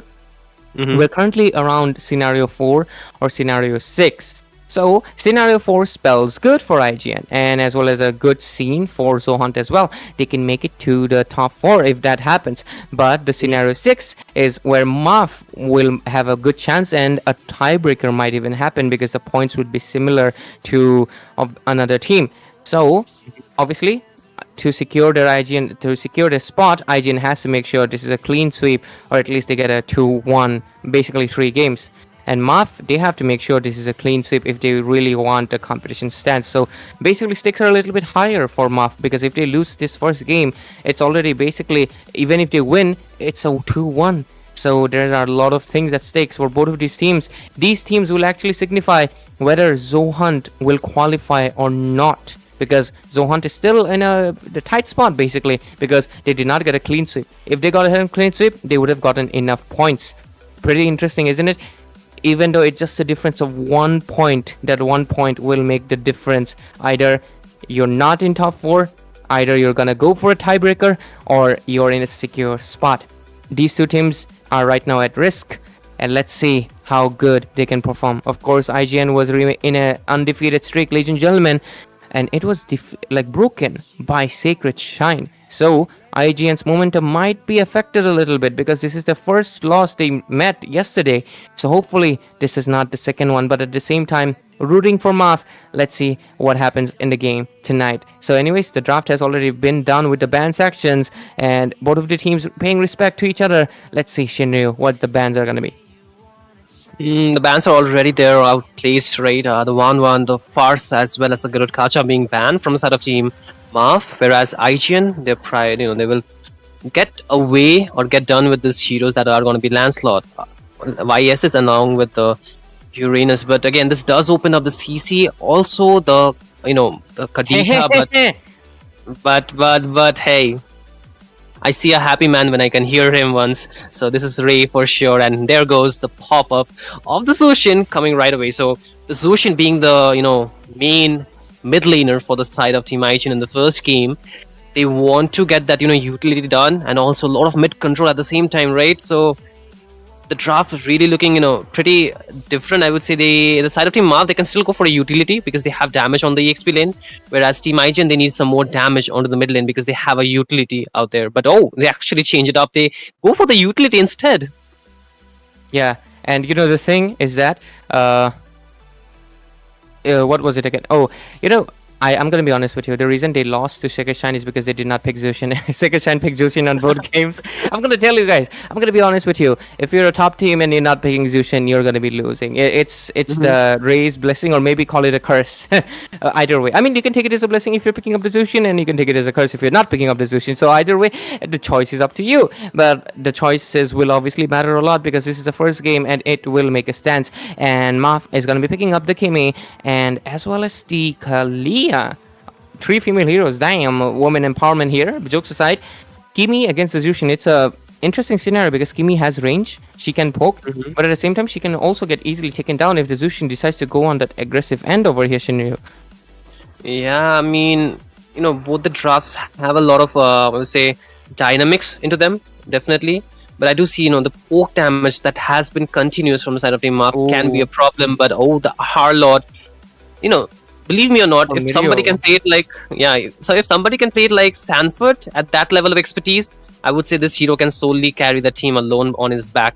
So I would say the way the side of Team IGN want to engage would be onto Mirio with this Arlot. They want to initiate things through the final slash, or maybe even the combo that they have already set up for their draft. But again, the second banning section, we will be heading right away. The Hayabusa being banned away, because that's a direct counter to your Zohan, right, Ray? You do not want the Hayabusa to be lurking around, using his shadow to go in and just, assassinate the Zohan. But again, the hero which does give a lot of utility onto the goal lane as well being banned, that is the Moscow. Whereas I'm still wondering what is the last ban. I cannot see it quite clear. Oh, it's actually an X-Borg. Okay, that's an X-Borg being banned away along with the Matilda. So what are your thoughts on the ban so far? I think both of the bans are very, very understandable. There's nothing out of place here, because of course the Matilda can come up anytime, and this is a good response because it's a what do you say, utility jungle. So the Fredrin can obviously, not the Fredrin, sorry, the Matilda can enable the rotations too fast, and a Zohan rotating so fast is a very scary thing, and they don't want that to happen. Of course, the shield is just icing, not icing, the cherry, the cream, everything, the frosty on the cake. So because of that, it's pretty clear. But they actually go for a Baxia roam for after such a long while, really committing to a lot of tanky frontliners. That might mean that Mirio might just commit to a damage Arlot, which is extremely scary for the hands of a Kimi, because I'm gonna be honest with you, Arlot damage is not even full damage. Okay, even if you go 2 damage item slots, he can take down any mage in the game. There's just not a mage that can be surviving unless obviously you're buying something, defense or something. But yeah, overall, that Arlot is going to be an insane value that I'm noticing right now with this pick of Baxia. But at the same time, Baxia does not give too much utility, but that's what they're going to go for, considering the fact that the Gatot is banned out, as well as the fact that the Hylos might not be the best pick, because of course there's the CC, there's the Kimi, there's slows and everything. So ultimately the draft will be done to really hefty frontliners as well as the Arlot. There comes the, of course, Irithel against the Granger, textbook counter, but the execution is what's gonna matter the most in IGNU. Yeah, but if I just see things right now, I see Mirio onto the Baxia and Zohan onto the Arlord actually. I'm not sure if that's the right, that's the final setup or not. But if that's so, then we might see the Arlot onto the mid lane instead of the EXP, the traditional one, right? So yeah, is that a good call though against CC, right? It can melt the tanky heroes really fast, really quick once it gets the items, right? Oh yeah, but, it finally gets switched. Yeah, the final swap. I was like, considering it didn't make sense. You were right. You're right. It didn't make sense because, first of all, Baxia, he's a tank. It's just gonna get bullied against the CC. Arlot gets a little bullied until level 4. After that, he will start fighting back. So that was a really oddball choice for a second there. But yeah, they ultimately swapped. Thank goodness this swap, because I wouldn't want to see Baxia getting bullied onto the EXP lane by a CC, that too in this current meta, because that really gives a lot of advantage for the team to go for the invades as well, especially to the top side of the map, right? Because once they enable their EXP lane with a lot of farm, I know you're just glazing her right now, but we'll do it together in a while. Don't worry, Manshi also gets into the on. Yeah, but yeah, Ray, this is gonna be the first match, right? A lot of things are depending on this game, not only for these two teams but also the teams apart from this match. But again, this is gonna be the game 1, match number 1, game number 2 for this night. That is going to be Team MAAF taking on against Team IGN in a frenzy, because this is going to speak so much, like we already mentioned, the standings, like Ray has already enlightened us with. But again, first game here, ladies and gentlemen, welcome to Nerd 3.0 out here. You're watching the exclusive, but again, on the caster decks, it's going to be me, Shinryu, and I'm joined by Ray for an amazing analysis. Yep, and it's gonna be really interesting how it's gonna go. Anyways, looking at the game already, the laning phase and everything, it's gonna be mattering a lot if the side of Arlot can do something in the early phases, because the Arlot, obviously, it's one of those heroes. I mean, he's against Yomom, one of the very iconic, very well-known EXP in India right now. At the same time, Mirio is something that is no stranger to anyone, and it's pretty clear that Aaron the Creator and Pies, both of them, are going to be having a little bit of a 1 versus 1, but Pies seems to be winning that lane. But oh, look at that, just like we predicted, Mirio in a little bit danger. Oh, close call. Surprise, right? Yeah, but again, top lane, you can see a lot of rotation being made by the side of Team IGN, and PYZ just had to force that flicker out. So a little bit resource being burned, but again, same for the side of IGN. Mirio won't have that flicker combo available for the first turtle. But again, I would say this is something, pretty much known to us, because both the teams like to play aggressive, right? And the first blood, even though it does not, if it have not happened yet, but the first turtle can definitely be though. But again, top lane, Zohan actually takes down PYZ, and it's a 3v1 situation where that was that favored Team IGN or enabled them to take down that gold laner. But again, the turtle is up here, and Team IGN, they're yet to make their way. Yeah, and looking at even what do you say, with the Suyo, who has a better attribution rate mainly because of the Soul Saver. But oh, look at that, the pressure they're putting in. The pressure being built in is already Mirio zoned out. Team IG, and they are having a bit tough time, but again, the turtle will be secured by 29 Godspeed with the help of the Retribution, and Respect was just a bit far away for the Retribution contest, but again, that's a win for the side of Team MAAF. Absolutely, and right now with 1 kill down, not to mention they even get a turtle for themselves, they have already started to build up a little bit of momentum that IGN is right now lacking, but hey, it's still not too late or anything, and they can still go for it. And Saujan, just a little bit of pressure, but overall we can clearly see. Let's look at the win conditions right now. Win condition is obviously, for the side of IGN, it's a little bit more obvious. It's just the Irithel. Rest of the 3 members are utility. Obviously Mirio being the initiator. I mean, all 3 can initiate, but Mirio initiating is going to be the best because he can make the sets. On to the other hand, though, even the Zushin is an utility at the end of the day, right? Yeah, she can provide damage, she can deal damage, she can take down with the Sky Piercer stacks as well. But all four members are going to be shifting their focus to and the creator. On the other hand, though, MAAF have a little bit of a mixed bag, and it's actually a good thing. Your mom going for the backlines. You have 29 Godspeed playing that Suyo who can, he can take his charge. He can easily fight any of the members because, of course, it's a really good sustained hero. Not to mention the damage is there on that immortal form. And obviously, Senju and Pice, both of them will scale late game immensely. So that is something that they have to consider. But anyways, Witch getting a little bit of pressure in the mid lane. Crimson Beacon getting forced out. But what's happening in mid phase? Zohan. Oh, there's a tsunami slam on his house, and he's taken a bit low, but still he survives by Silver of HP, but not for too long. 29 Godspeed will finally get that HP bar down, and there's already 1-for-1 trade so far. Madara also get traded off.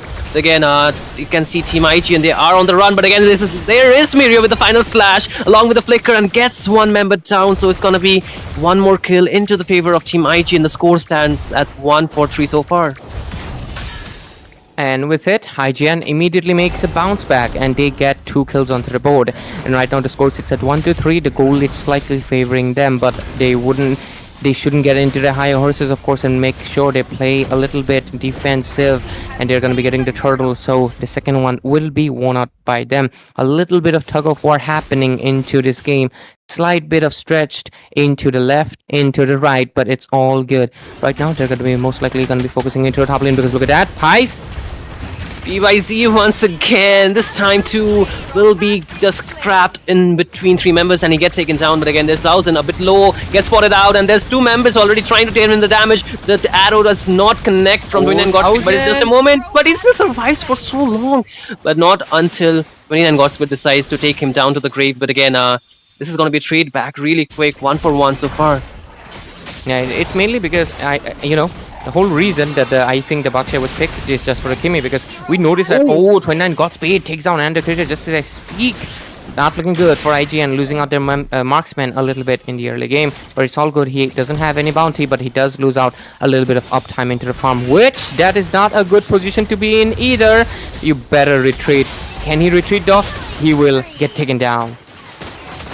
All he has is a Purify, but again, Respect does have the taunt. He goes in on the 29 Godspeed, does get the taunt, but they're still running for the hill. But Mirio finally joins the party. Madara is a bit away. He does not engage yet because he does not have the flicker available for him. But again, bot lane is wide open for your mom to just push it for himself, and that does give the first turret to the side of Team MAAF.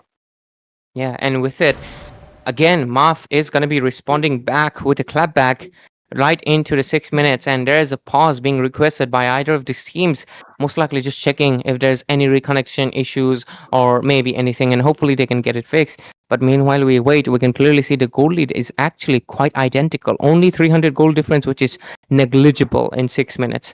4-5 score, turrets taken 1 by MAAF into that bottom lane.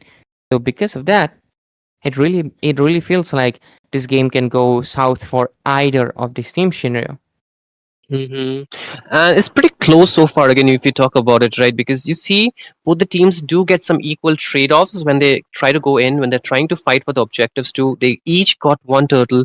So I would say the game can juggle around a lot given the fact how well they engage or initiate around their member. Right now we saw Witch was a bit overextended, or maybe, he just was made to be out of position even in his own jungle, where they were able to pick him off. But again, these small things, it does add up, right? Because the goal does stack onto heroes like the Suyu, like the Grandeur. Once you let them just snowball your draft, there's a very less possibility that you can just come back with having 3 tanky frontliners and just 2 damage dealers at the end of the day. So I feel, despite IGN having a draft which can sustain a lot of damage, but the damage output just relies onto, Aaron the Creator and Mirio somehow at the end of the day. So I would say the objectives for Team IGN is just to, have their game being consistently just scale as the game progresses. But again, for Team MAAF, it is just to disrupt Team IGN's rotation and their farming speed. And, we can go into a possibility 3 if IGN gets a 2-pointer, because if you clearly notice that we had 2-1 against Zohunt and Crux, of course. So if that happens, Zohunt will be in a little bit of a lead. And I mean, I'm just discussing the point system here while we obviously are in the pause table. And if that happens, and IGN is able to get, what do you say, 2-1 against MAAF as well. If that happens, I do want to check the point system real quick so I can get a little bit of, oh yeah. So if let's say IGN gets a 2-1 against MAAF, what will happen is IGN will be at 12 points and MAAF will be at 12 points as well, which is which would actually no, this would not be a tiebreaker because both will be a top 4. So okay, in possibility 06, it was possibility 06. I'm actually going through all the possibilities that we I think discussed today. What I was what I was informed by my fellow caster was the fact that if IGN wins here with 2-0, it is a good spell for Zohan because they will have the chance to still qualify maybe, right? But if they win for 2-1, then it's not good for Zohan, and Team MAAF might have the advantage. Whereas Team IGN, like they must win because they want to clear the playoffs. They want to get the top 4 pretty much at a safer go, right? They do not want to just go for a tiebreaker, possibly a tiebreaker, or just go to the length just to have their games again get back to another match to qualify. But again, the match is finally back up here, Ray, and both the teams are still at a frenzy. Which team will get this tempo back from the pause? Yeah, I wanted to obviously clarify back again. If IGN gets a 2-1 against MAAF right now, MAAF will equalize points with Zohunt. And when that happens, tiebreaker. Yeah, basically, MAAF either has to... I mean, if they... I mean, nobody wants to lose, right? But yeah, if they don't clean sweep, they basically have to go for a tiebreaker against Zohunt. And that is gonna be an interesting thing, I would say. But anyways, the turtle has started for the last one. Let's see what's gonna happen. Look at the position of your mom. Yeah, Respect is gonna be the one taking the retribution because 29 Godspeed is a bit away, and right of the turtle, they are trying to disengage, but the purple buff is not there. So I think they will go for a disengage, but again, your mom could not actually zone the members out. So that's a lot of people out there for Team IGN. Ray, and you know what, Ray? So far you can see the gold, right? It's not really favoring or supporting any team. The economy is pretty much equal as we speak of. But again, mid lane though. Look at that. Had on the creator. Oh yes, actually brought back with the tsunami slam, but 2 members already get taken down. That's going to be the third Madara as well. And right now they're trying on to your mom. He does get the taunt, but again 29 Godspeed finally joins the party to help him just save his teammate. But again, Team IGN, they got a 3-4-0 trade right as we speak. What is going on? Because IGN back again. This is just like I mentioned, this is a tug of war, but in a little bit more extreme sense, because just now we witnessed that the IGN is responding so fast, and with it looks like it's an IGN game back again. But we have to focus into the turrets because look at that, it's actually 2-1. But right now IGN is trying to equalize it. Your mom might just try to take it. Oh, top lane though, look at that, so much damage. Oh my god. So much damage, and Witch gets taken down, but he will take down your mom too. But Zohan also gets shut down. Double kill for PYZ, and finally this Grandeur does get some kill. But again, bot lane, the orange buff actually get contested for. But again, top lane, there's a tsunami slam on to Aaron the Creator. He against the talk up. He's still trying to survive with a heavy crossbow, but there are 2 members. He actually takes down PYZ. He's still trying to survive against Madara, but oh wait, it's gonna be Shenzo finally joining the party, and he will take down Aaron the Creator. But again, Respect is finally there, but he does not have anyone to support him. But again, Madara will be able to get out with the dash he has, but Shenzo will also help him out. But again, that's gonna be trade-off for both the gold laners, right? Both the teams are still at a standstill for the gold lane. But again, mid lane, lot of rotation. The Lord will be up in 4 seconds here, Ray. Absolutely. And Shinryu, with this Lord coming up, IGN have to respond back again because there was a little bit of a blunder into the top lane. They did want to take down Yomom and the turret, but they unsuccessful engage kind of costed them a few members. They also lost out and the creator as well as Witch as well. But look at the bottom lane, they want to go for Saujin again. Thousand again, there's going to be the tsunami slam onto him, but it's going to be Mirio joining the party with the final slash already being used. It's going to be 29 Godspeed finally joining the party as well. There is Witch with the Lantern Flare, but it's going to be Mirio to be first be taken down by the damage of PYZ and Team IGN. They are at a 4v5 situation that they have gotten themselves into, and the Lord is still there. Team IGN, what do? Do they want to fight it again? They're looking to go in once again, but there are 4 members still lurking around, and with your mom a bit away, it's going to be still 5, right?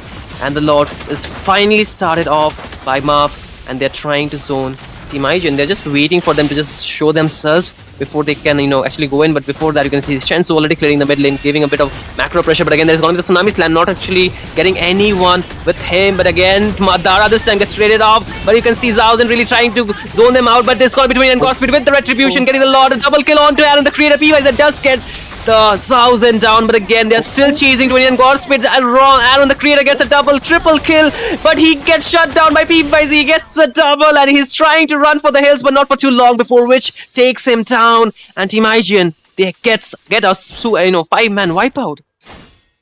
This is just exciting because we just noticed that it felt like MAAF would have had the upper hand, but no, IGN, it was such a strong clapback. Because, I mean, after Lord, you think that maybe IGN will have to back off and go for the defense, but it's not going to be happening because it's going to be the MAAF who actually get to shut it down on multiple ways. They do take down and the creator, though, which was a positive thing they were able to achieve. But other than that, IGN was able to get the positive trade by getting the other shut down, taking down Pies with...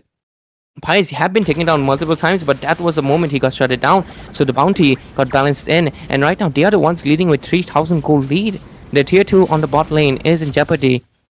It will fall, but rest of the turrets, the mid ones, they're kind of doing good. So definitely say focus into making sure it's good, and they are going to be doing it. Kimi putting a lot of pressure, look at that. Zohan this time too will get the Tsunami Slam onto him, but he does get shut down by PYZ. But again, there's gotta be a Praises Rat being used by Respect, and it's gonna be Wish being, Wish able to take down one more members, but they still have to defend the Lord. The bot lane second tier turret has already been taken down. The Lord is still marching. Top tier 2, mid lane just is on a bit low HP, but Team IGN, they just lost, the eye onto the main objective that they needed to clear, and that's just too much advantage for MAAF, as they are able to get so many turrets with just the level 1 Lord here, Ray. With just level 1 turret, they took down the bottom tier 2, they took down the top tier 2, and they took down the mid tier 1. Those are basically multiple of those turrets being taken down, and with it 11-7 score being persist, they still maintain the 3,000 gold lead. But as we progress towards the 12 minutes game, which is basically right now we progress towards the late phase, this is where the Irithel and the Granger matchup is going to be mattering the most. On theory, on paper, Irithel should win it out, but you can clearly see the pressure this Kalia as well as Yo Mom is really putting in. The CC over here is just putting too much pressure that I feel like IGN is not able to really calculate the value. Not to mention, look at the Kimi's constant pokes. It's just really being a disruptive force that they are not able to handle just yet. Once they get the Kimi down, though, Senju is the main roadblock, I would say. But the other hand, they have their Purifies, they have their Revitalize. I do think they might just go for a Winter Crown as well. Try to make sure that either Madara or Yo Mom's ultimate go to waste, because the one actually initiating, it's Senju's ultimate. They pull people in, and that's the green signal for MAAF to go in. And it has been working really well for MAAF so far, right? They are able to get the kills onto the core members time and again, and they're also able to get the objectives, right? Maybe they have lost 2 turtles so far, not 2, just 1, because they got the first and the third one. But again, the last Lord was into their favor. The next Lord is already up. You can see Team IGN, they're trying to get some vision, which still trying to use the Lantern Flare to pick somebody up, to displace them before they actually initiate. But again, Madara will be able to spot Zohan. Right now, the Lord Dance is already here. Team IGN, they're trying to zone the members out. Your Mom still trying to give the poke damage. There's gonna be the, Traction Pulse bringing back Zohan, but again, Your Mom in a bit tight situation into 4 members. He's still able to survive, but again, 29 Godspeed Witch, but again, there's gotta be 29 Godspeed actually taken down by Witch. There's gotta be so many members actually out there, but Respect with the Praises Rat being able to take down 1 member, but it's also a triple kill for Witch, as IGN, they are just roaring around the Lord, and this is their green signal to take it too. Zushin power! I mean, that's what I will say. It is full-on waifu power over here. The blessings of being my wife. Yeah, jokes aside though, that team fight was really greatly coordinated because not a single member was taken down. That is an insane amount of precision because they don't have a single heal. Most of the members also do not have any lifesteal or regeneration, but let's look at the itemization. Obviously, Witch with 10,000 gold being the highest, second highest actually, along with Aaron, and rest of the members are going full on defensive. Aaron just obviously has a Fury Hammer, and that is enough. And rest of it, he's doing all good.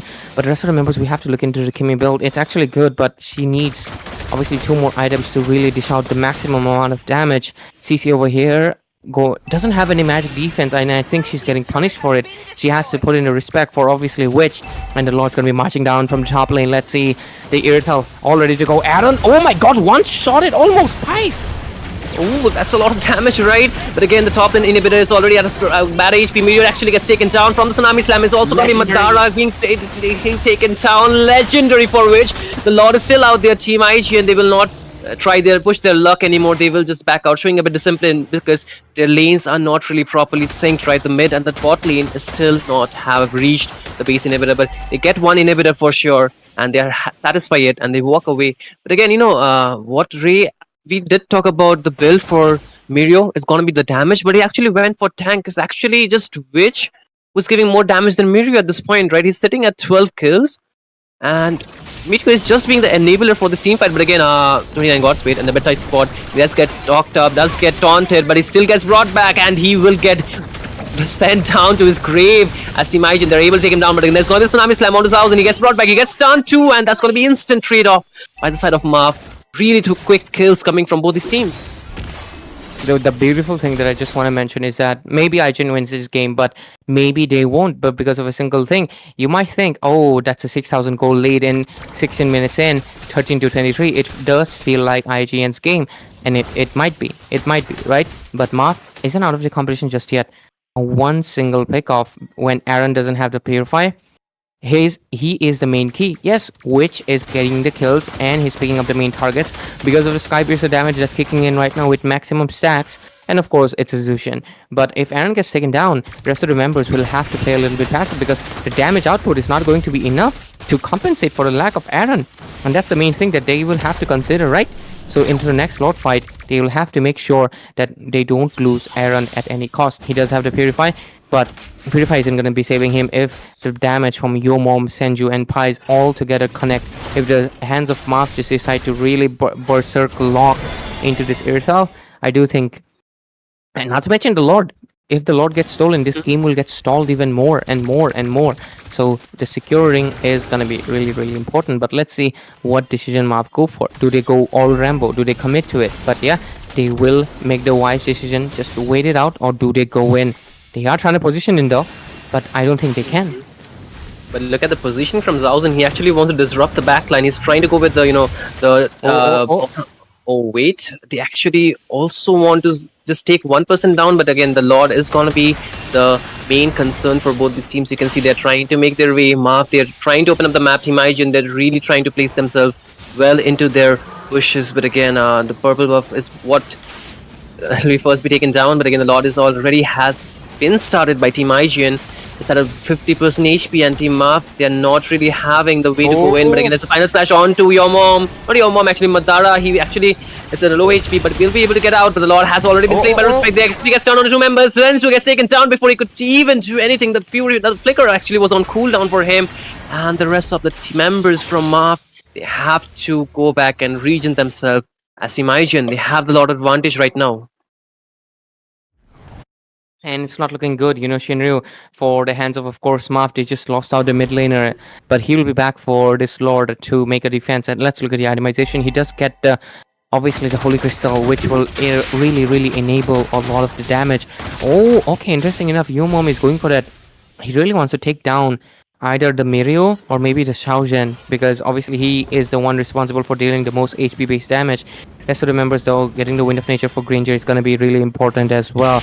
The Kalia going for not the most she's going for the tanky build of course, but that's the most optimal, and sadly it's not the tankiest. They're going to be needing the Suyo to be doing a little bit of frontlining as well, but the Lord's going to be walking in 13-24. Let's see what's going to happen. The mid inhibitor looks like to be in competition. Let's go. Oh, Mirio! Bad mistake, is it? A bad mistake too. A curtain call to 2 members. Team IGN, they are trying to still survive, but they will instantly burst down Madara. 1-for-1 trade. The mid lane minions are still marching down. It will get instantly cleared by the side of MAAF, and they're still holding on to that mid lane inhibitor. it's just another lot, another wave clear for Team MAAF so far, because they did not lose too much except for one member, but they also traded off Mirio for that, right? So they did get some gold. Right now the gold lead is still in the favor of IGN. 6k, but again, Aaron the Creator actually goes in onto Shenzu. He gets busted down, and that might be the game-changing play for Team IGN, as they're able to take down 29 Godspeed 2. Your mom actually brought back, and double kill for Witch onto the Zushin, as just PYZ standing in the way of Team IGN as they're marching down 4 members. Mirio to be back, but will it be on time for Madar to be back on the map? He does get back. Aaron the Creator loses his immortality, but he will get the peel from his team. The waves are still healthy. The Rose Gold Swap, there's gonna be the the Tsunami Slam, but the base is wide open. Team IGN will lock it down as they get the first point. But that was a long-standing fight for both these teams here, Ray, for sure. Absolutely, because Shinryu, that fight was so extended. It really goes to show the resolution, the persistence for the side of MAAF. It's just beautiful because they were persistent. They made sure that until the end, they would not let it go. Even when the things looked grim, they kept on going and going, and ultimately, still, they would lose it out. But that is an S tier effort that they made just to make sure to defend their base. Not to mention, Pies did not back down at the face of the whole side of IGN. 5 members stood in front of him, but he stood strong instead of giving it up. He knew even a 1 minion, even if he takes down at least 1 minion, it's going to be counting. That is just really poetic. But overall, respect 0. That's just pretty insane. But yeah, Witch, obviously, Zushin, she's just amazing, bro. She's just not beautiful. She is just strong. 25% of the damage dealt, but Aaron with 38%, 100,000 damage dealt twice of Pies. Oh my god, that's exactly twice. That is just insane. That is just insane work on this Airtel. But yeah, they made a composition centered around Aaron, and it worked out wonders. But yeah, it's not just Aaron doing the things, it's all the members really putting the effort. Not to mention, Respect took the most damage despite not even being the tank, despite not having any healers. That is just a really good commitment coming in. But overall, the Arlot, I do think the Arlot did miss out on a few things, but he did deliver on a lot of scenarios. But overall, this game was definitely really, I mean, we were at the edge of seat, because right now things are going to be really mattering, ladies and gentlemen, because if MAAF, even if they can get a reverse sweep, they will get into a tiebreaker where they might have to play against Crux Requiem, which is really interesting thing, because if it's a sweep though, IGN is in a comfortable position. MAAF will be on that spot with 0 pointers, and we'll just see them qualifying for that top 4 phase. So yeah, it's going to be peaceful if IGN, wins it out 2-0. But if it's a third game, or if MAAF gets a reverse sweep, yeah, we'll have another extra day of tie-breaking matches, which are obviously another hectic work. Not to mention, it's going to be destroying our momentum, because like you were so about to get into the playoffs. Not to mention, IGN was the team that had 0 losses until day 6. That's insane. 5-win streak. And it was broken by, of course, Sikishan, which will have match later. Funny enough, Sikishan does have losses in the round robin, but now they are the ones with basically security. ILCF and Sikishan, neither of these teams are going to be falling, because they are 1 and 2. Basically, that match is basically who's top 1. Like if LCF wins, they are top 1. If Sikishan wins, they are top 1. The rest becomes 2. So yeah, that match is a little bit less of a, what do you say? It doesn't have that much risk. It's the top 3 and 4 that are going to be contending for this playoff stages scenario. So yeah, that's basically the point analysis. It's basically clean sweep, IGN good, and then Zohunt and MAAF will have to dig it out. If not a clean sweep, then Crux Requiem might come into the equation, because they will have similar points. And if MAAF right now make a reverse sweep, the same scenario happens. So yeah, overall, IGN needs to clean sweep if they want to, not have any headaches. No tiebreakers, nothing. They want to remain in top 3. Yeah, the situation is like, it might get out of hand, just depending how the outcome of this match will be, right? We are really, hoping that, there's no hope out here. It's just like, there's no ideal situation. Any outcome of this match will alter so many possibilities for each and every team. Like you mentioned, there are different outcomes that have already been, thought of, right? But again, all the answers will be figured out in this next game. But once again, I would say the last game was pretty much a 50-50 game for both these teams. Yes, there were times where IGN did seem the dominant one, but MAAF, they were able to defend so well.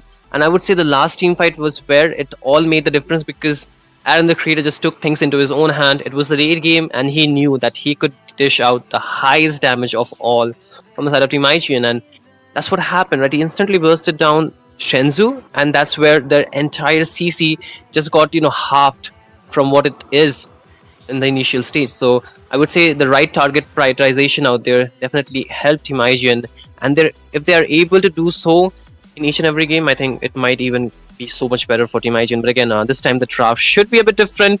We will be seeing a lot of different heroes being banned away, and the Zohan is one of them for sure here, Ray. I think you'll not be able to see her for this match though. I can always see her behind me, of course. But the thing that I really wanted to focus is what is, of course, the point system. I really want the best to win, but at the same time, we have to mention one more thing, of course, ladies and gentlemen. If you can clearly see and on your screen, War Drum Games, the one who is bringing you this tournament, bringing you the cash prizes, where obviously it's very rare. We are about to reach 3,000 subscribers. We are at 2,950, so we're only 50 subscribers away. So if you haven't subscribed to it already, you better, because for multiple reasons, do help us reach 3,000 subscribers. Obviously, we as War Drum Games, everyone, our casters, management, everyone will obviously definitely appreciate it because of obviously the effort and production everybody's putting in. But at the same time, why not subscribe? Because this is only the round robin. Things are so intense.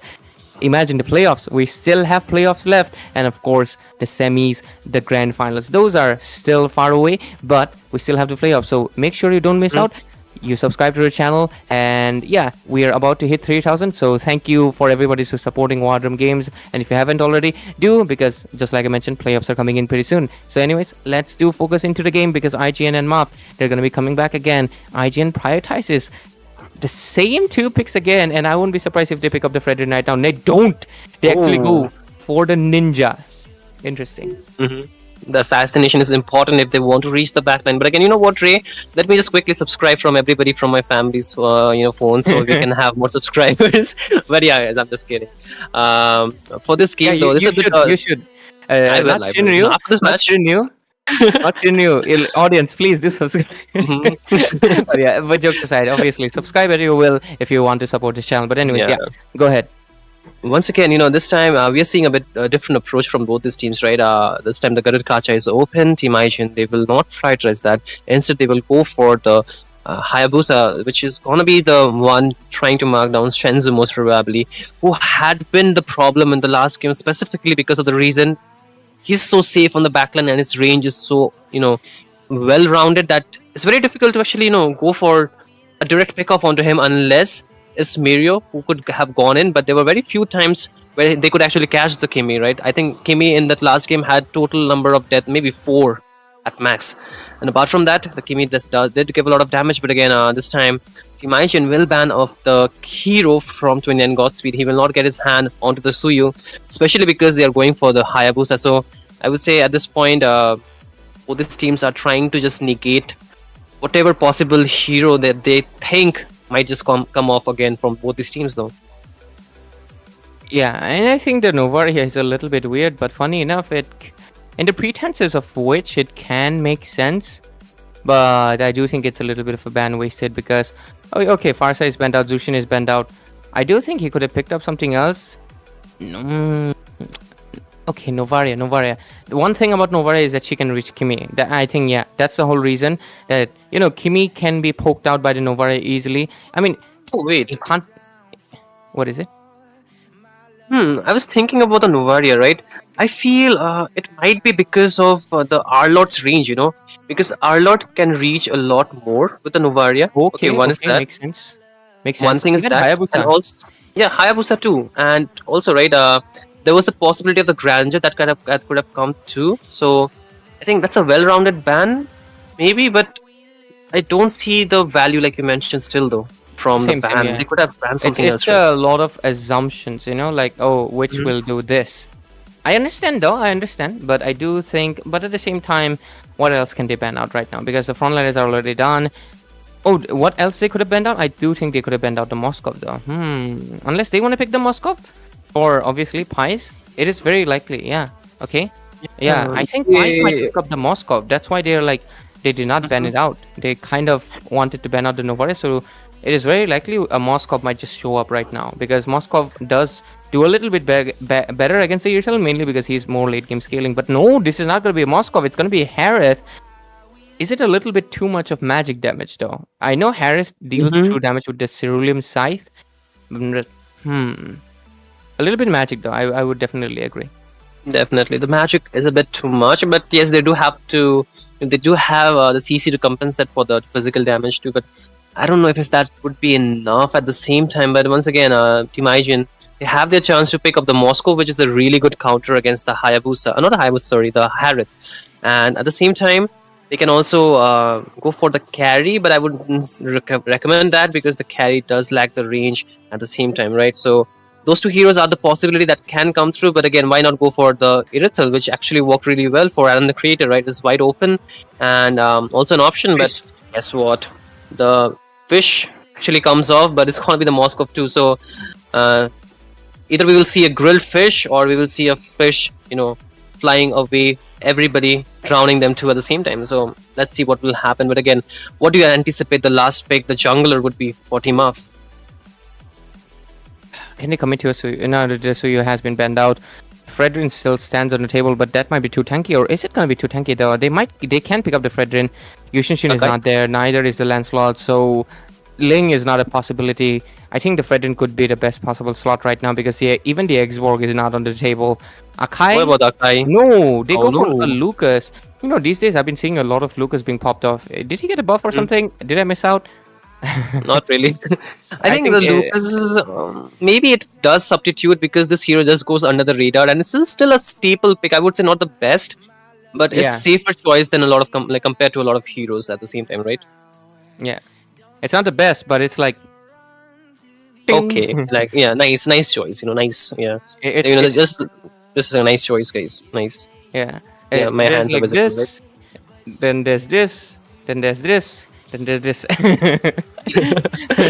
but yeah, the draft is finalized right now, and looking at both of the composition, MAAF do capitalize on just like you're talking about the Lucas Unleash the Beast, and of course the CC is going to be capitalizing on the physical damage while the rest to go for the magic. On the other side, it's a little bit more balanced lineup when they clearly see who's doing what. But at the same time, the Khadija will have a little bit of difficult time due to most likely, I have a feeling it's going to be the Purify coming in pretty soon. But let's go. The draft is done. There's a few similar picks, but of course a few new ones. It's kind of funny. Both of the teams actually have two same picks from the last game. But yeah, let's see what's going to be happening into the execution part. Because of course, ladies and gentlemen, this might be a clean sweep, or MAAF might push it to a game number 3 where odds might be not in favor of either of those teams, because if a third game happens right now, tiebreaker will also need to be concluded, because of course you cannot, if a fourth team is 11 and fifth team is 11, you know what's going to happen, right? We don't need to explain, but anyways, what we do need to explain is the game, what's going to be happening into Land of Dawn. Because ladies and gentlemen, boys and girls, welcome to the game number 2 of this best of 3 series, round robin, last day. Not the last match yet, which do have LCF versus Rikichan. But yeah, that's going to be happening later on. Let's focus on MAAF versus IGN, with IGN leading with 1 pointer. Casting this myself, Ray, and Shinyu is joining me. So Shinyu, what's up?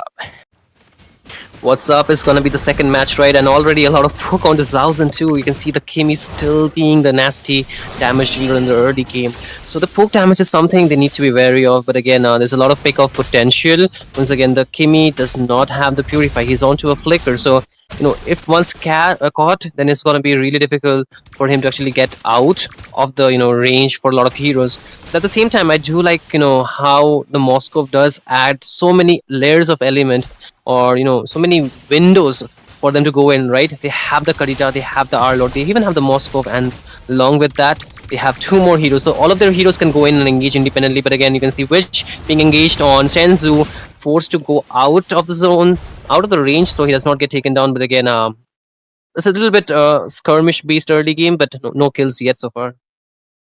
Yeah, no kills yet. They're just going to be obviously poking each other out as much as possible. But yeah, let's see what's going to be happening, because both of this time around the Witch is going for obviously a hero that can't capitalize on the poke. But oh, Respect, playing it still passive, knows that using the ultimate so early on is going to be a bad decision overall as well. But yeah, hey, let's see what's going to be happening. The turtle spawns in 15 seconds. Who can reach it for Godspeed? Of course, he's the speed man, so he's going to be reaching it faster. Yeah, that's a little bit lame, but yeah, with the turtle coming in, Respect though. Respect though.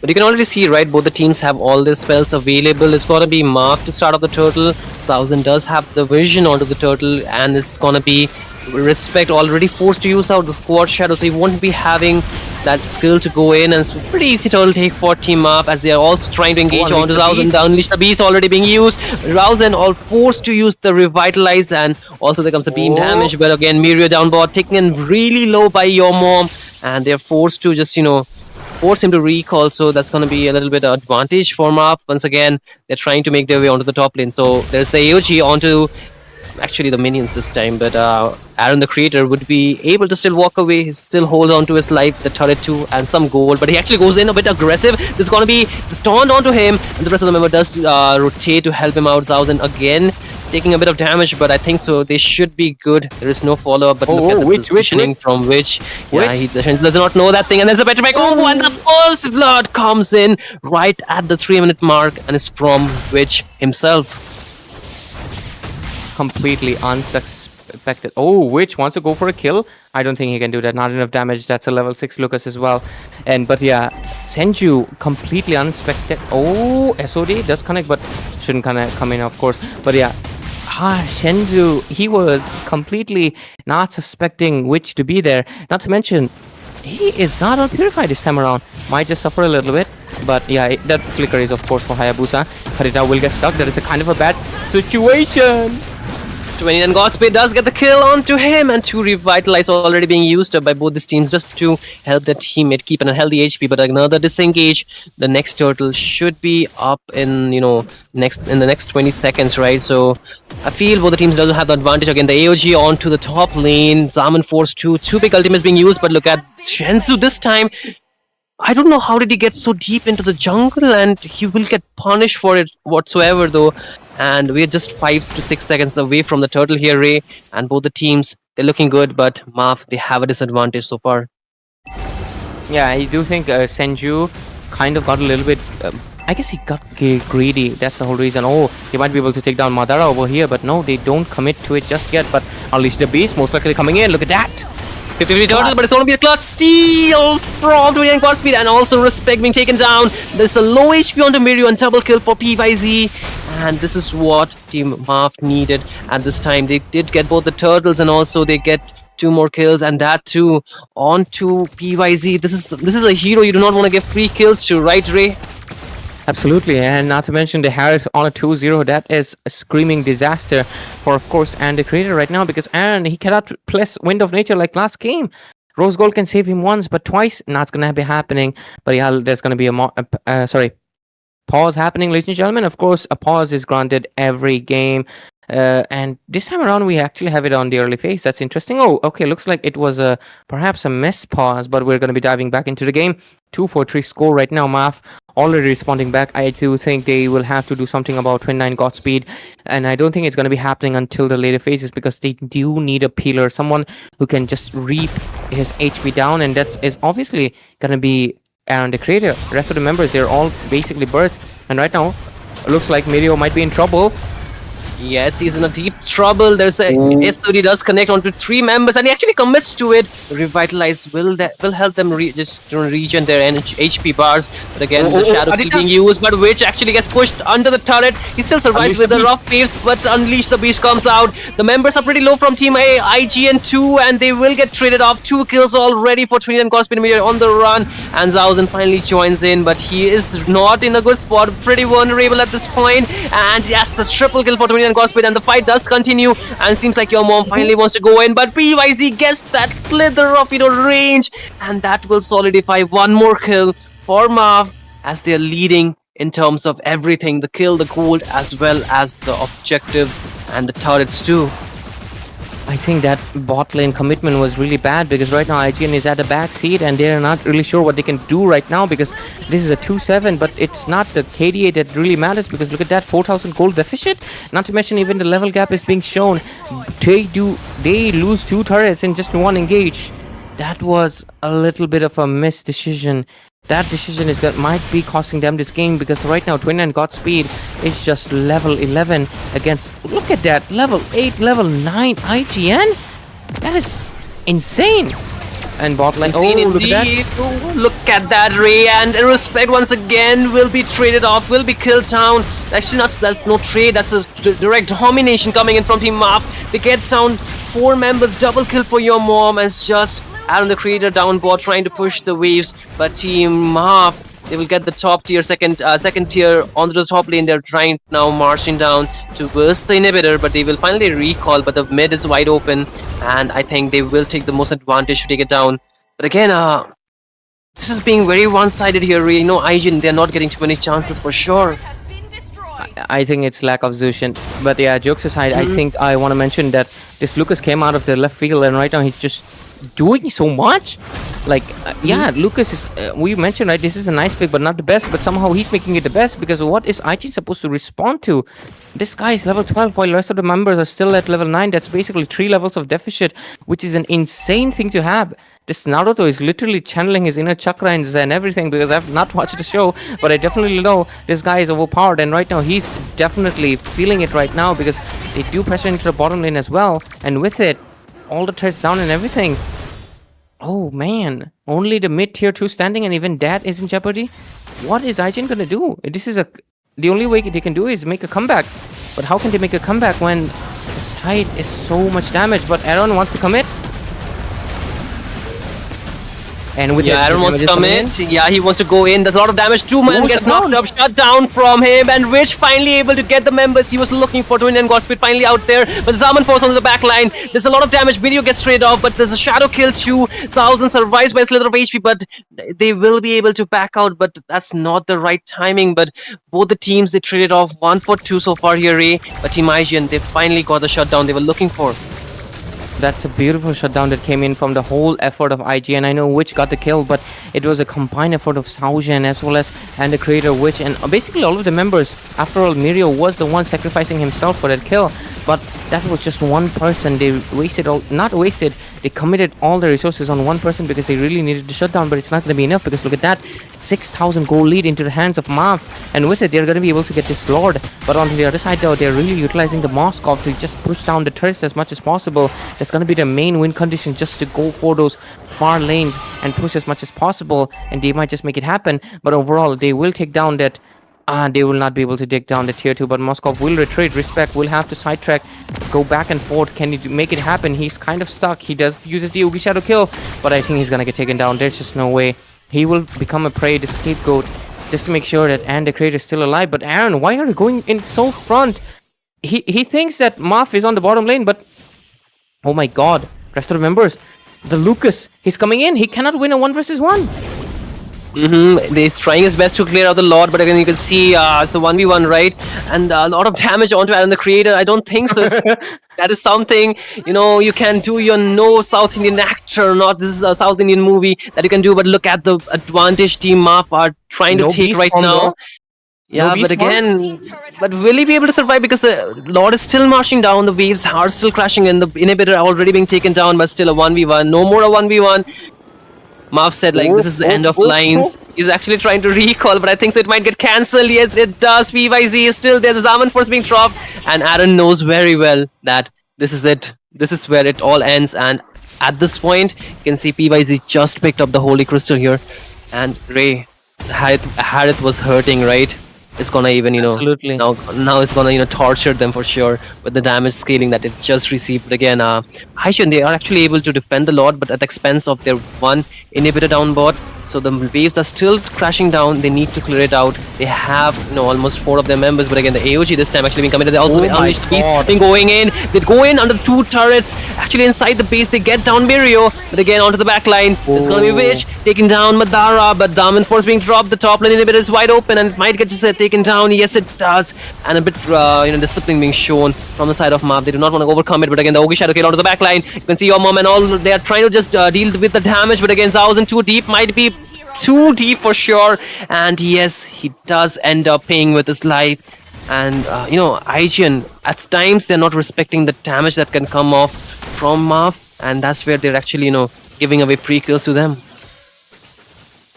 I do think IGN, for them to make a comeback, this is really looking a little bit one-sided with 8,000 gold lead and obviously basically 11 kills into the board. It's looking really, really risky for them. What can they really do? And the creator, I think he knows Godspeed is there. Yeah, I think he knows someone is there. Not Godspeed, but he knows someone is there. Does he want to bait him? Oh, okay, Godspeed knows. That's a lot of damage and he doesn't want to go for it. But at the same time, Senju, with that position, will retreat as well. Lord coming in 5 seconds. They do need this Lord or their mid-tier inhibitor is going to be taken down as well. Aaron, is that a missed position? Is that a bad position? He will have to retreat. He does. Thankfully, he does. But he still has Flicker, so that's a good thing. He did not waste the Flicker. But the Lord is up, and this will most likely... Oh, he does have damage too. An intense moment. It's basically a game of anticipation, a game of wait. Look at the damage that Pies is dealing right now with that Harris. Exactly. Like, that damage is criminal right at this point, but again, IGN, I don't think so they want to contest. They're trying to go for a split push out here, right? So they do not want to contest free Lord for him. However, MAAF, they're pretty much wary of the fact that Moskov can go for a Seek, they can go for a backdoor. They're just waiting it off, but again, Witch is all by himself, does get spotted, but he will be able to get out from the range, but he should be safe. Unleash the Beast is not yet used. But once again, Ray, I would say the main factor this time, like you mentioned, the pick of the the Lucas, which we all did not anticipate for, and we just thought it's a nice pick, but somehow it just feels like this is the Lucas that was before the the nerfs that he received, right, before the last, like before this patch into the last patch, right? Because this is the same damage that he used to deal so much, damage output that is still question how is being done, how is being met. But again, IGN, they have themselves defending this Lord once again. Can they do so? Will be a very big question. Absolutely. I don't think it might be possible for IGN right now. I don't think the defense is possible because they are really pushed down. They don't have any inhibitors. The minions are going to be pressuring everywhere. But oh, look at the position of Witch. Can they make it happen? A lot of damage being dished out. The final engage coming in, Shinryu. There's the AOG too, which is still there, but the base is wide open. But look at that, Witch actually goes in. A lot of damage. Respect actually gets it down. Will be the one to take him down. There's Aaron the Creator with SOD actually goes in, and Aaron the Creator actually was able to turn the tides, and Team IGN are still in this game. They hold on to their hopes, they hold on to their 2-0, but the game is not yet end. They have to clear the waves, they have to go down to the base of Team MAAF to end this game. But it seems like this is the golden opportunity, the golden road Team IGN were looking for here, Ray.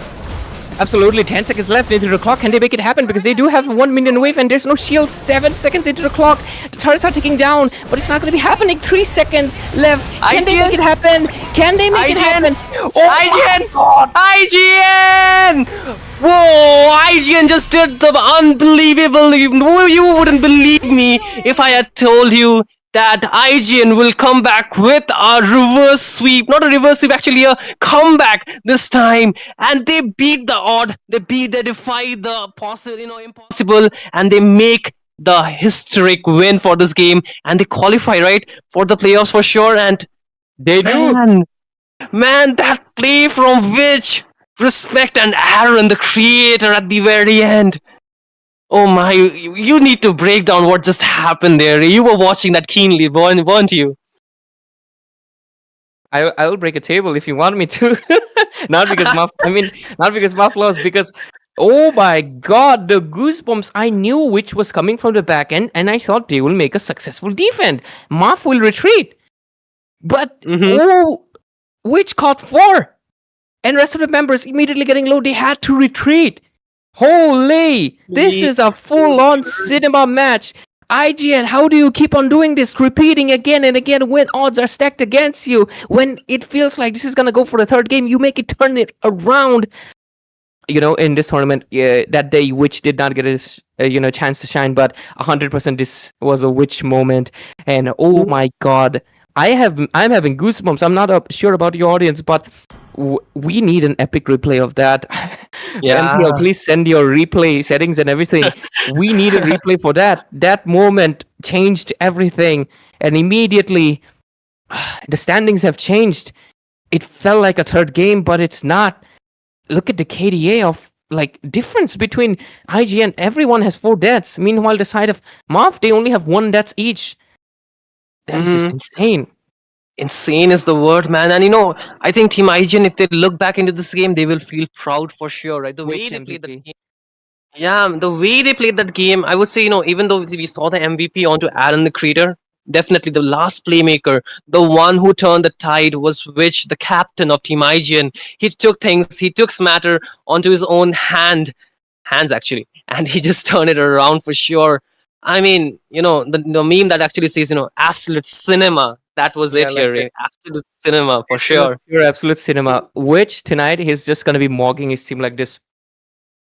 He's gonna be mogging because what was that? What was that? That was just insane. I am honestly usually I have words because this is.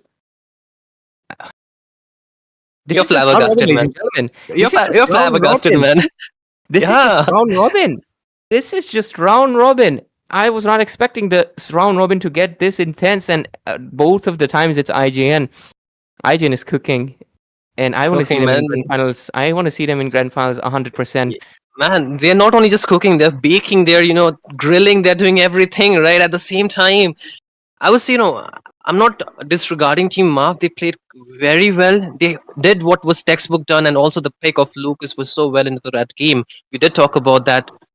But that clutch play from IGN was at a level, I would say 2 levels above the gameplay of Team MAAF during the entire match. It was just a praiseworthy moment for sure, right? Flank. Yeah. It is funny. That day they won against LCF because of a flank from Saujan, and today they won because of a flank from Witch. It looks like it's going to be a flank GN. The flank should be in their name right now. But yeah, they made the unexpected. I don't think it's unexpected. For obviously, I do see a lot of comments, and it's also one concern of mine. They saw Witch coming, but it's just that this is actually why they were in a rush. This is why the micro decisions. It was a very micro decisions. MAAF had basically, when they saw Witch coming, they had a Lord locked into the base. They had 2 decisions right now. No inhibitors, nothing left. Either they stall this game until Aaron gets a little bit more farm and they delay it, or they let Witch come and just they face the consequences. They were ready to lay their bodies out. They were ready if they could get the turret too. They wanted the Nexus at any point, and MAAF went full in, and they were basically ready to just commit to the game. But unfortunately, that was not the case tonight, because Witch's petrify onto the 4 people was basically took down 1. I think it was the Kimi, Senju, and then the rest 3 members were taken down really low. 1 was taken down by Respect, and the last 2, the Lucas, and of course, I think another member retreated at that moment. The SOD connected absolute beautifully, and it just was a full-on wipeout. And after the wipeout, that it countdown timer, Senju was maybe even 0.1 second away from respawning and clearing out that last wave. That 1 second difference, that 1 minion would have saved them the game. And this is why I love this game. A 1 millisecond difference, a mistake of 1 nanosecond can change a game that was into the hands of fully MAAF. It was MAAF game till that 99.99%, and that 0.001% is where Witch striked and they won it out. And ladies and gentlemen, that was the match we just had. Shinu, and any comments you want to make, of course. Yeah, I would say the high risk Team IGN took in that moment, I would say a lot of the teams would have hesitated to do that, right? I would say most teams would actually hesitate to go for a play like that. And I would say these few things, this few decision making from your take, how level minded or how cool minded you are, even at a time where you can just lose a game, actually makes a good team into a great team, right? And Team IGN are showing why they had been revered all across India for a very long time. They're trying to go back to the old glory days, and they're not doing it with a new lineup. This lineup have been there for a long standing time, and they just trust their teammates so much. And like you mentioned, right, they were ready to throw the bodies, and I think that trust was what that enabled them to do that. So I would say that high risk, high reward gameplay definitely favor Team IGN, as they fully without a worry would qualify for the next round. But again, the night does not end here, right, Ray? We have another game for sure. Absolutely. And ladies and gentlemen, make sure you stay tuned because we're still going to be coming back with the match. Last one of the evening is going to be between LCF and Chicken Shine. So make sure you stay tuned on War Drum Games, and we'll be right back. And do subscribe. We're really close to 3,000 subscribers. So make sure you stay tuned. Come for the last match. And obviously, Shinru and me will be back on this casting desk. Take a short break.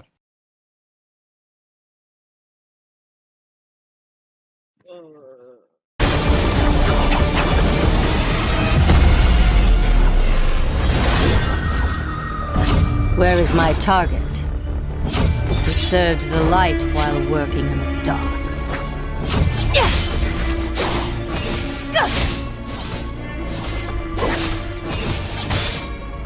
Truly wise man will not tell you the truth. Give me names, and I will give you blood. Fate forced me to become an assassin. One life is just enough. What's the truth?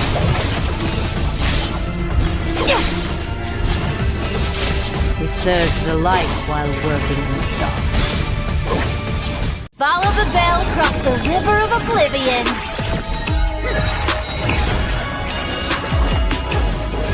Mercy to shepherd the world, wrath to quell the wicked.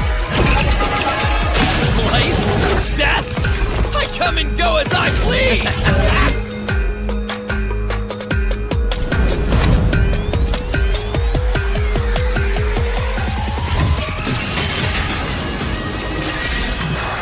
Burning flames!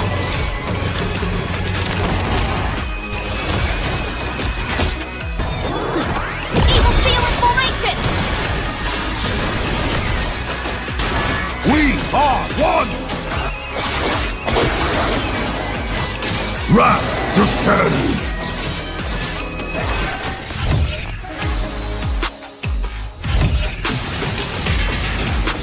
Get swept by the flames!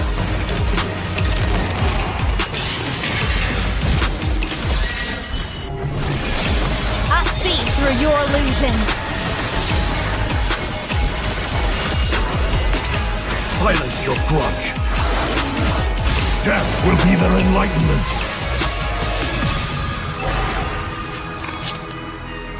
Ixia! Why don't you let me take point this time? Awake now, X-Borg? Don't push yourself too hard.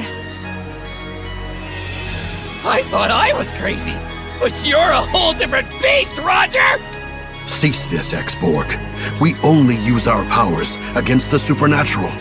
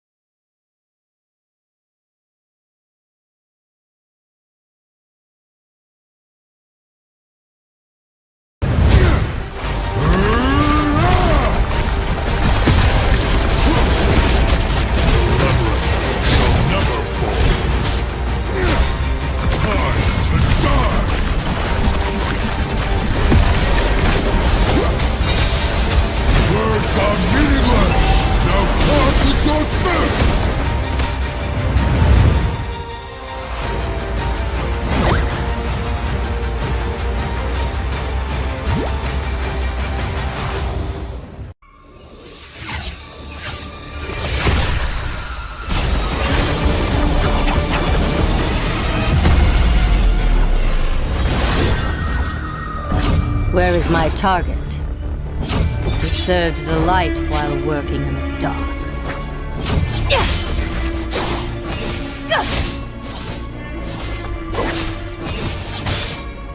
Truly wise man will not tell you the truth. Give me names, and I will give you blood. Fate forced me to become an assassin. One life is just enough. What's the truth?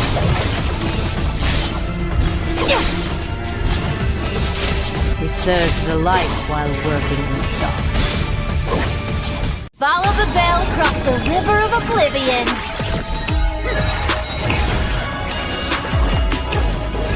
Mercy to shepherd the world, wrath to quell the wicked. Life? Death? I come and go as I please!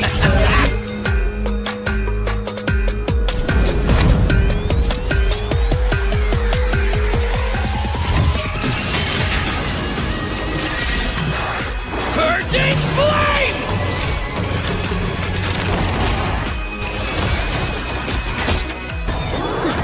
Evil seal in formation! We are one! Wrath descends!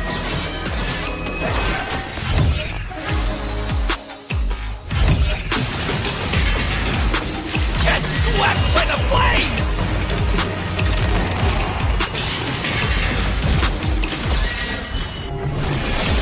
I see through your illusion. Silence your grudge. Death will be their enlightenment.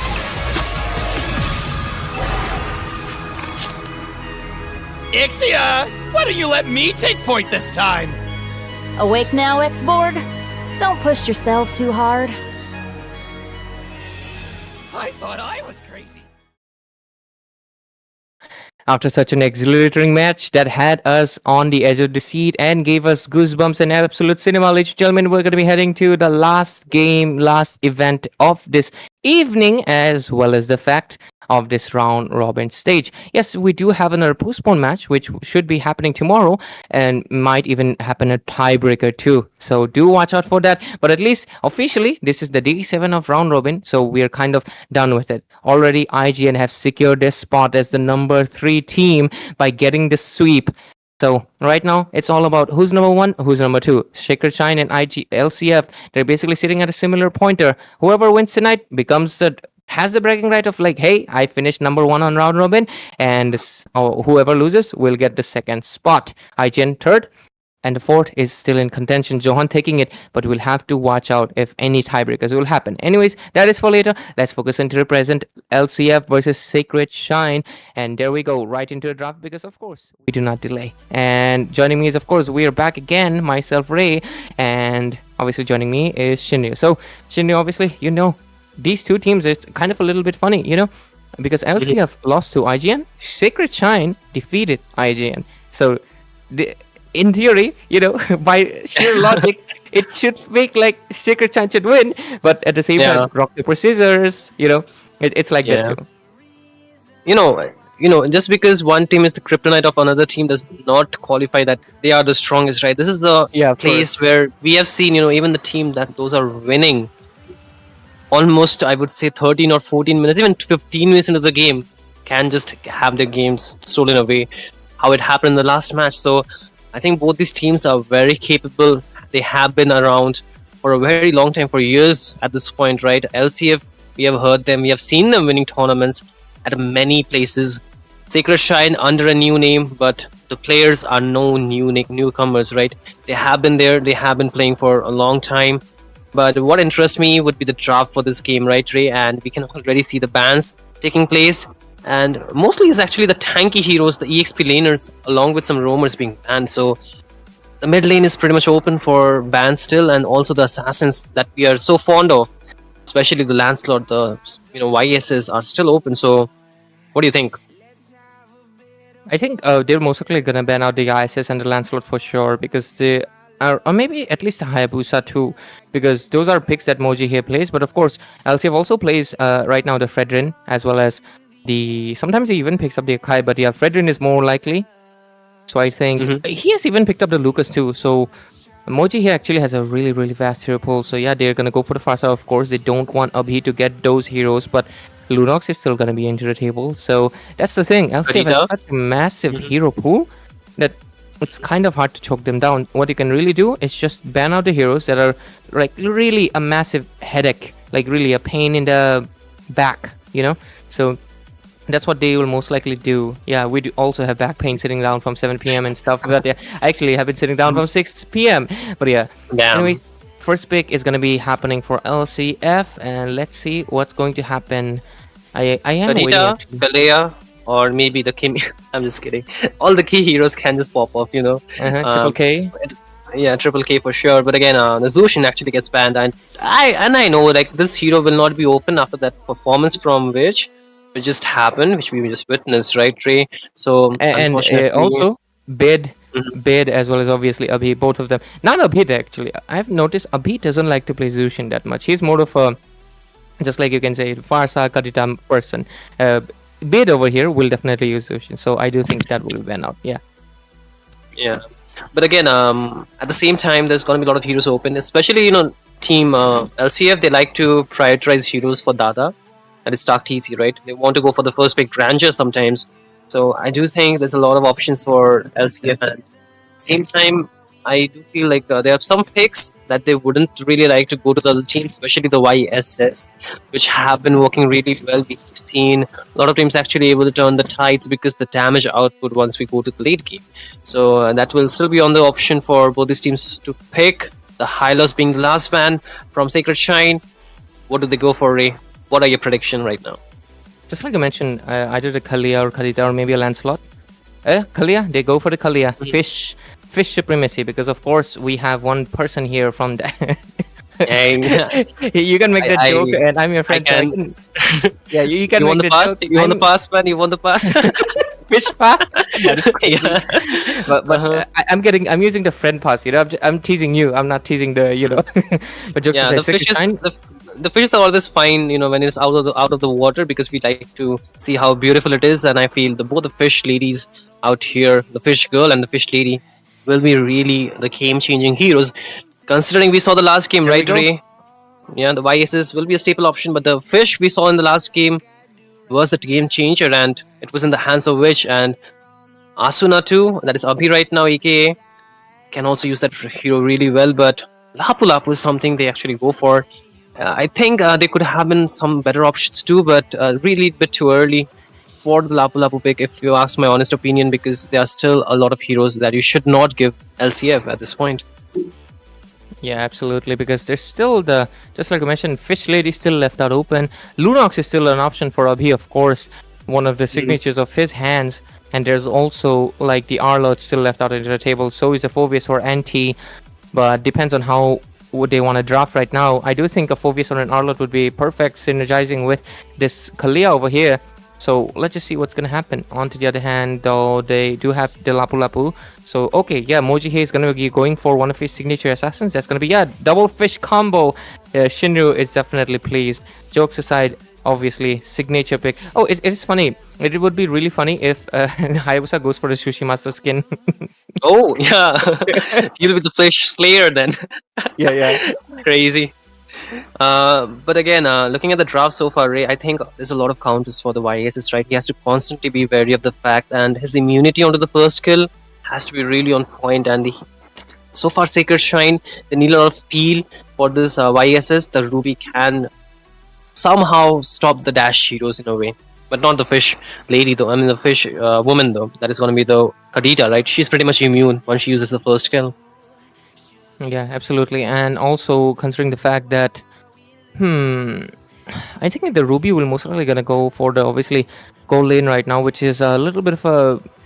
It's back then when first Ruby gold lane happened, many people agreed that yeah, this is an S tier thing. Like it's really hard to counter it out. But right now she's a little bit of a conflicting pick, controversial one as well. Some people agree this is kind of like a really really bad one because like she lacks that late game damage, not to mention the range. But many people obviously still see the value in her utility. That I'm offended, obviously, and her absolutely insane lifesteal. So she's basically a 50-50 pick, and that's how it will matter in the game. But at the same time, the other hand, they are going to be banning out the Barang as well as the signature picks for. I do think a Phobius will most likely come in because Lapu Lapu has a dash, Yishinshin has a dash, Ruby has dashes. So Phobius will basically have a really really good time activating his Infernal Pursuit time and time again. So I think they should. I mean, that will most likely be the case over here, Shinryu. You know what? Another hero that can actually come through can be the Garud Kacha. Pretty much a good counter, especially against the West. Yeah, both actually. They are really good against the dash heroes, right? Like you mentioned. But personally, I do prefer the Garud Kacha a little bit because it does give a bit of more range. However, right now you can see the final ban is going to be the Jawhead. Oh yeah, actually, you know what? The Ruby can actually go to the gold lane, right? It can be double fighter. She's gonna go gold, yeah. I don't think pushing into Rome is good. It's gonna be really unoptimized. It's not gonna be good. So it's most likely a gold Ruby, EXP Lapu, of course, and the mid lane is gonna be left out. They don't have the Farsa, not the Zushin. The Fish Lady is gone. So what Kaja? Are they gonna be picking up? Mid lane? Kaja? Mid lane Kaja? Not a mid lane, but the Garud Kacha though. I was expecting that from LCF though, but not from Sacred Shrine, but still works. But I feel there's a lot of ways for them to actually get out of the AOG's range, for sure. There's a lot of dashes available for the first three heroes, the previous two. Yeah, pretty much a good option for them. So I would think LCF, they know what they're doing. And recently I've seen, they are really comfortable going with the counter picks as well as, a draft that can really suit their playstyle too, and the Phobius really works well because it is on anti-an. Along with that, Dada will get his hand onto the Grandeur, which is really infamous for, right? The Grandeur, the Nathan, these two heroes are something you do not want to give to Stark TC, that is Dada.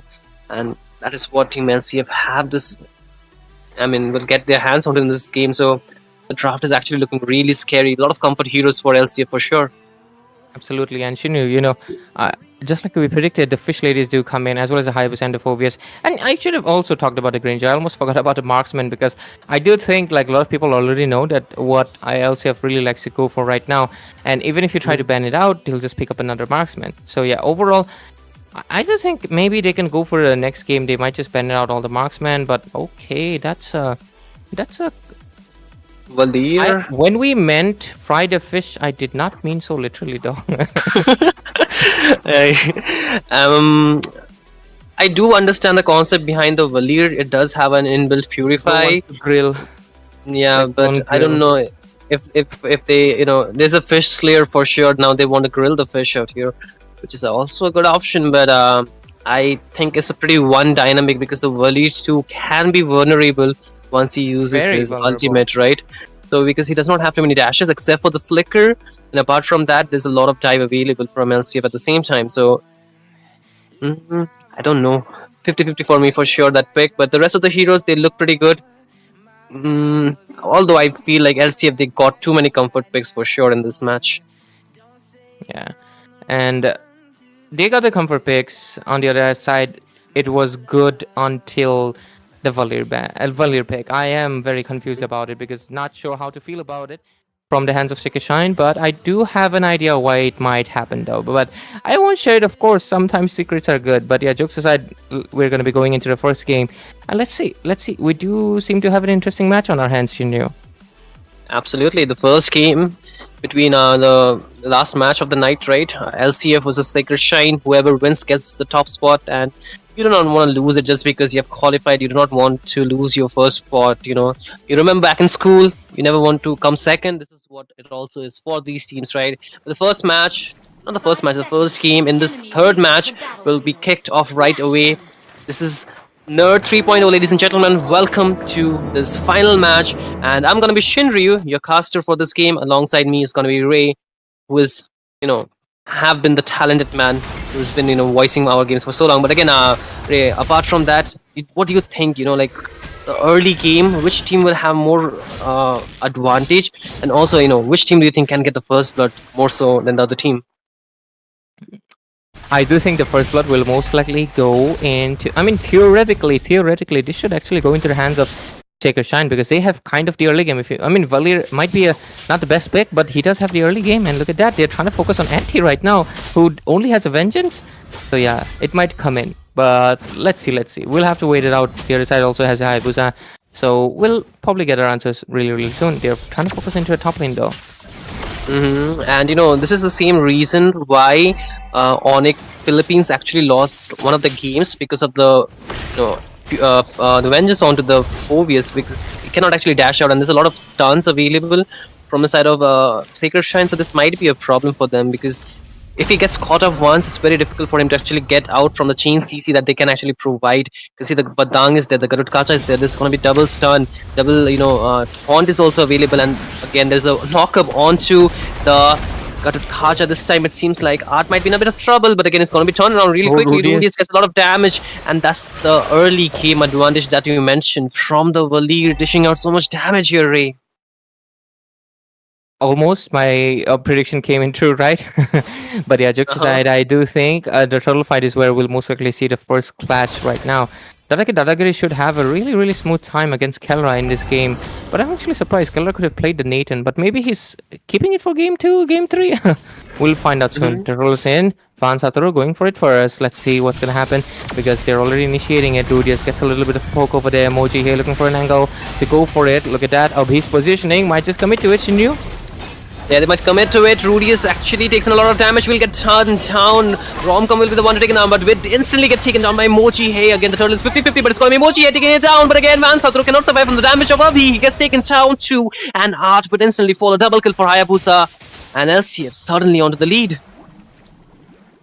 Absolutely, because first blood, who was it? I missed it for just a second, but overall, they immediately get the lead. Rudius. It was actually Rudius, man. Okay, I was right. But yeah. Anyways, they do get the first blood, but at the price of obviously losing on 3 kills, not to mention the turtle. That is basically 4-1. That's a 3 trade into the hands of LCF. And with it, we can clearly notice that Romcom is getting heavily pressured by one guy alone. Oh, that was a close one.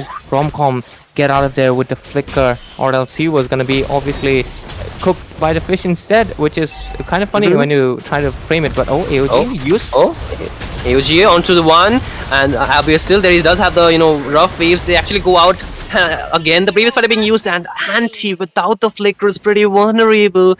Will fall instantaneously, but again, Romcom does not want to give away that that free recall to the member of Team LCF. Abhi still caught in the middle of 2 members. There's one Satoru. They're just waiting for the members. Bit 2 is out there.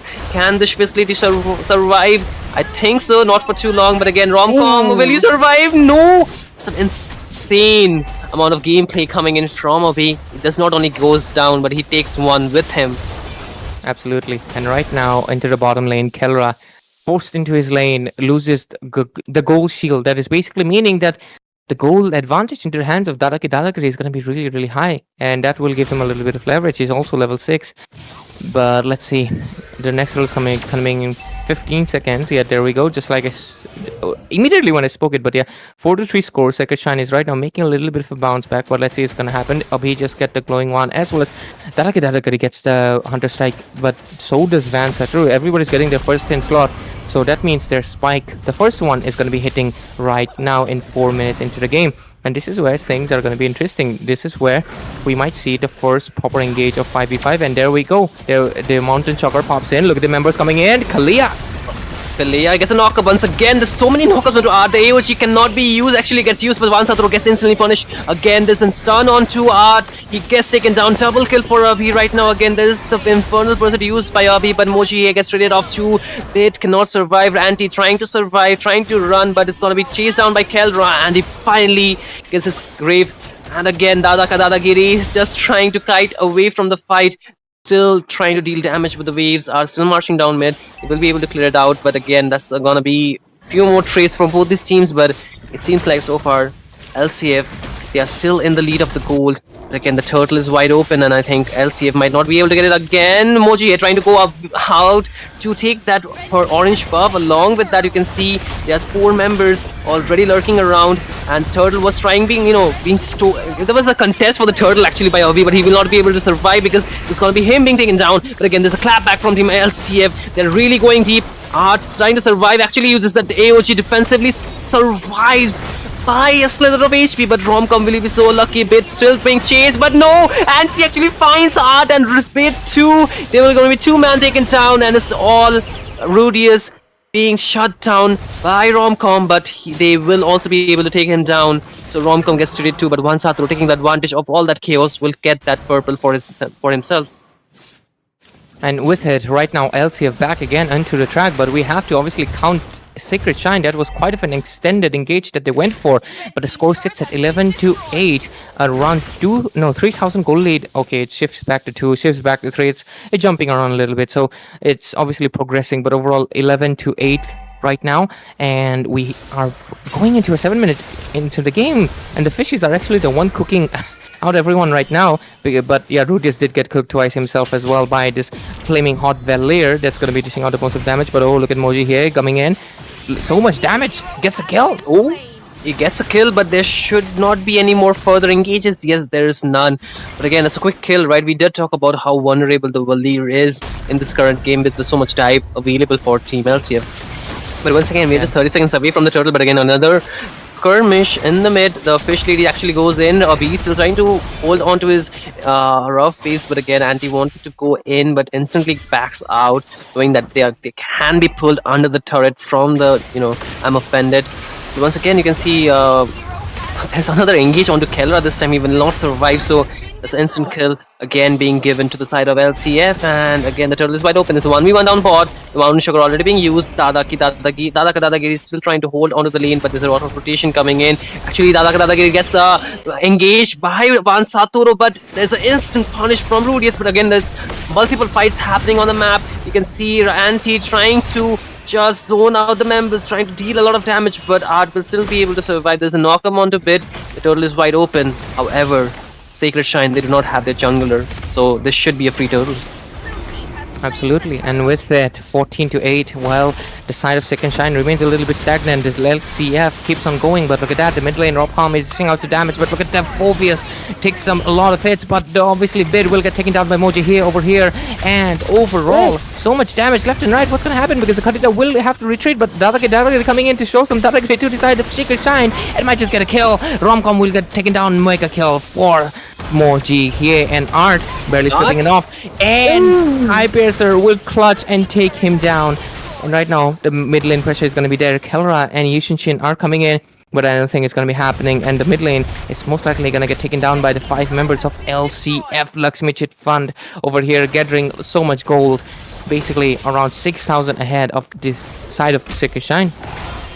Yeah, and if you look at this gameplay from LCF, right, they play as a unit, they play as a 5, right, and whenever they engage, all the 5 of them are together, clumped up, dealing the damage necessary, and even though they're losing the fight, they're able to turn it around, they're able to kite the fight long enough for Sacred Shine to commit those mistakes, to go for those overextension, and that's when they're punishing. The score does stand at a staggering 17-8 in the favor of LCF, and the gold lead too, almost of 7k in the favor of Team LCF at the same time. So we're 9 minutes into the game, like you mentioned, Ray, just 36 seconds away from the lot to spawn in, but Team LCF, they are holding on to the lead. They are definitely feeling confident, and Sacred Shine is a lot of farm that they need to cover at this point to hold on to this game.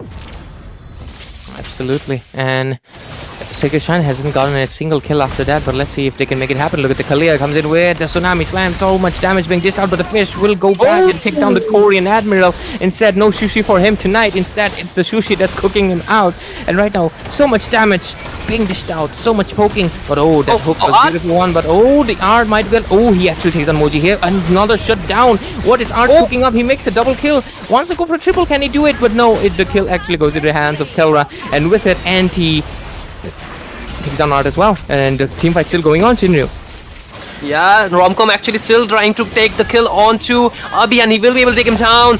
And there's still Anti survives amidst all the odd, pops the vengeance, takes down Kelra, and still tries to walk away. Bid is really low. It's just Romcom again him, and there's a knockback from Bid, and finally, after that long team fight, Andy gets taken down, and it's 5-man wipeout coming in the favor of Team Sacred Shrine. They have their jungler and they're rushing the slot. However, the members are back from their grave. Team LCF, they are looking to contest for the slot. Will they be reaching there on time? There's a Mountain Shocker already being used, and the Lord does get taken down by one Satoru Sacred Shrine. They are able to get some kind of insurance for this game. They're able to hold on, but once again, like you mentioned, that no more sushi for this Korean Admiral, but he does get the final prize. That's a lot, right? So I think he should be walking happily with that trade. I think absolutely, because of course, with the Lord actually goes into the hand of Sacred Side. Sacred Shine, they have kind of obviously bought a lot of a little time, right? But at the same time, LCF is not out of the competition. They're still really good. They can sacrifice a few turrets, and the tier 2 will go down, but they will be able to pull up a really good defense. Not to mention the rest of the tier 1s are still standing. So this is overall basically a loss they can easily take, but the goal lead is climbing back up a little bit. Not to mention, Romcom wants to dive in. Look at that. Most likely wants to go for a target, but Anti will be the obstacle over there, but might not be, because Romcom going in so deep, and he's getting poked out over there as well. He's trying to go in, but the Kalia coming in. AOG, so much damage. Bullet poking from behind, but Art will be taking a kill into Rude. Yes, Fusion Machine coming in the scene as well, but it's going to be happening. Dadaki dishing out the damage from the backline. Are still sustaining. Abhi might get taken down instead. Is it going to be? Won't take each other down. And the team fight still going in. Yeah, they are actually able to pull back one, but again, Dadaki is still available out there. Double kill for him already, but the Hayabusa cannot get the final hit onto Kelra. But again, the snipe connects from the downtown. Triple kill for Dadagiri, and that's why you do not give him the grandeur, because he's able to turn the tides. And LCF, despite losing 3 members, they're able to take down 4, and I think they are, again back onto the lead here, Ray. Absolutely, that was really good effort that came in from the hands of Sekishan, and I really thought for a second they will be able to make it turn around into a really positive side for themselves, but instead LCF were able to dominate their team fight. Somehow they did lose a few bodies, but they're all back into the area. Look at that, Kalia's back, Kadita's back, and so is the Phobius. So ultimately they are kind of back into the game, and they did not even lose the tier 2. That is just insane. Their turrets are still standing strong. They only lost out the bottom tier 1 due to the wave pressure that they received, because of course they focused into defending that lane, but 40 seconds left for the next alert to be coming in into this game number 1, ladies and gentlemen, into this BO3 series. The battle for who gets the first spot into the round robin stage, of course, the playoff stage, and it's looking good.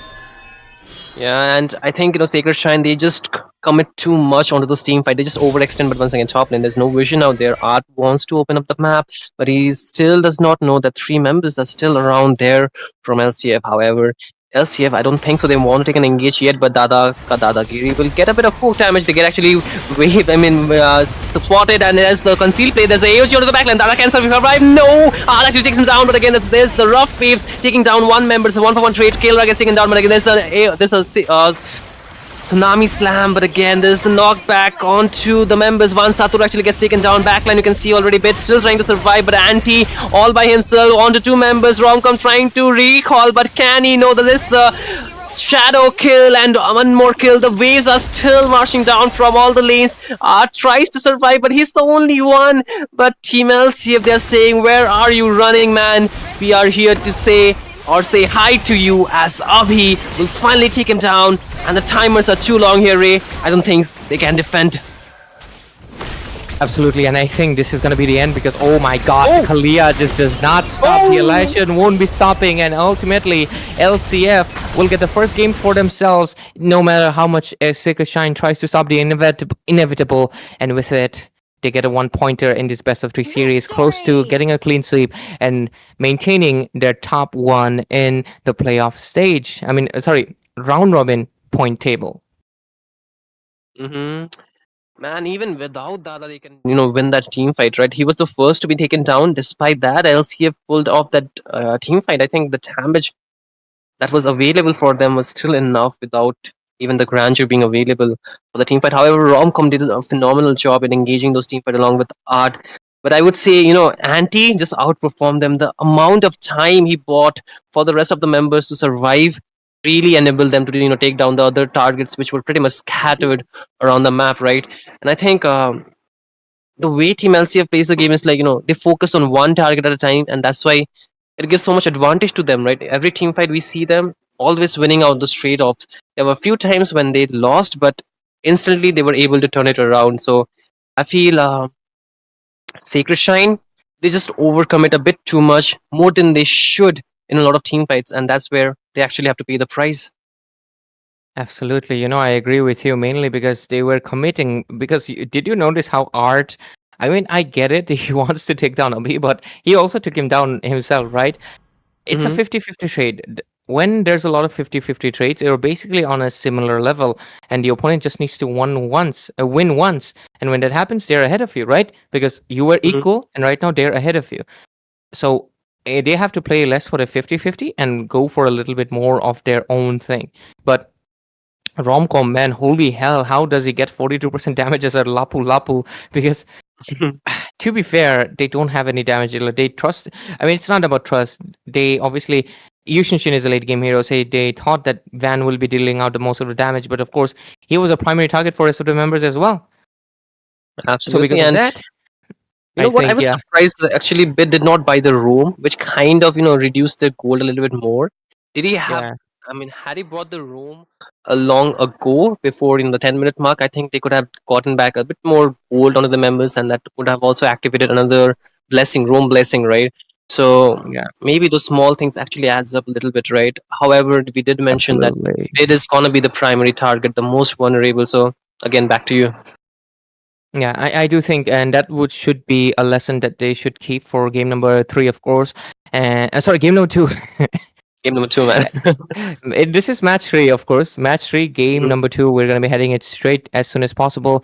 As soon as the teams are ready, of course, giving them a little time to rest their fingers, because it. Oh damn, my hands are transparent. Is Damn. it? Oh yeah. Yeah. You're Iron Man at this point. How is this possible? Actually, that is insane. Because I mean, my hands are my skin color. Actually, they're a little bit brighter. Maybe that's the reason. I mean, your palms are a little bit brighter, right? So maybe. Damn, I didn't think, since my skin is visible, I thought maybe my hand would be visible, but no, it's actually invisible. Damn.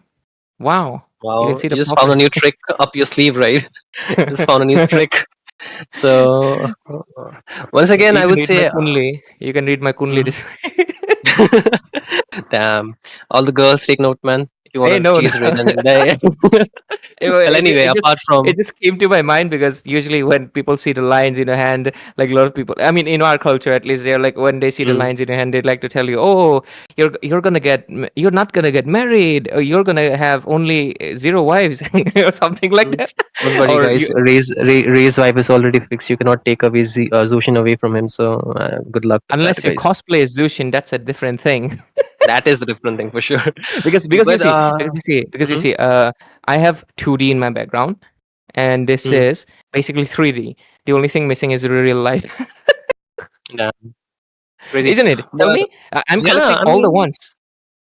I know what you're collecting. I cannot just say it on air right now, but damn, bro. Hey, man. Damn, bro.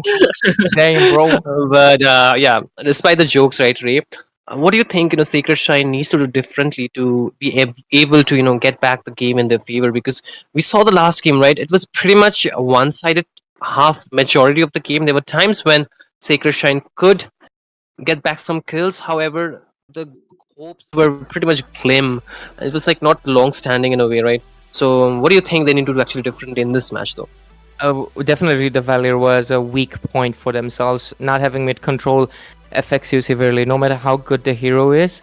I mean, how good or bad the hero is. If it has good amount of wave clear, if it can CC the enemy or have some range, that's one of the reasons why Novaria still remains a relevant pick, despite the fact that her effect is not that much. She has one of the qualities. She has range, she can poke, and she can wave clear. That is one of the reasons why people still pick Novaria, even when a lot of people are not favored of her. But Valir doesn't really have that. He does have the crowd control, but it's not exactly the best because he has less of a range and he's a really vulnerable target. It's one of the reasons many people would rather pick a Gord over it. I do hope that Valir can receive some more adjustments in the future.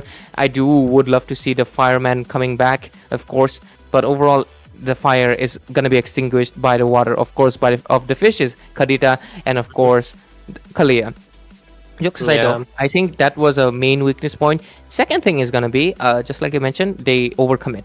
I think if they commit less, I do think they will receive a little bit more fruits. They might not receive the fruits, but at least it's better than losing it out. So I think that should be their main motto.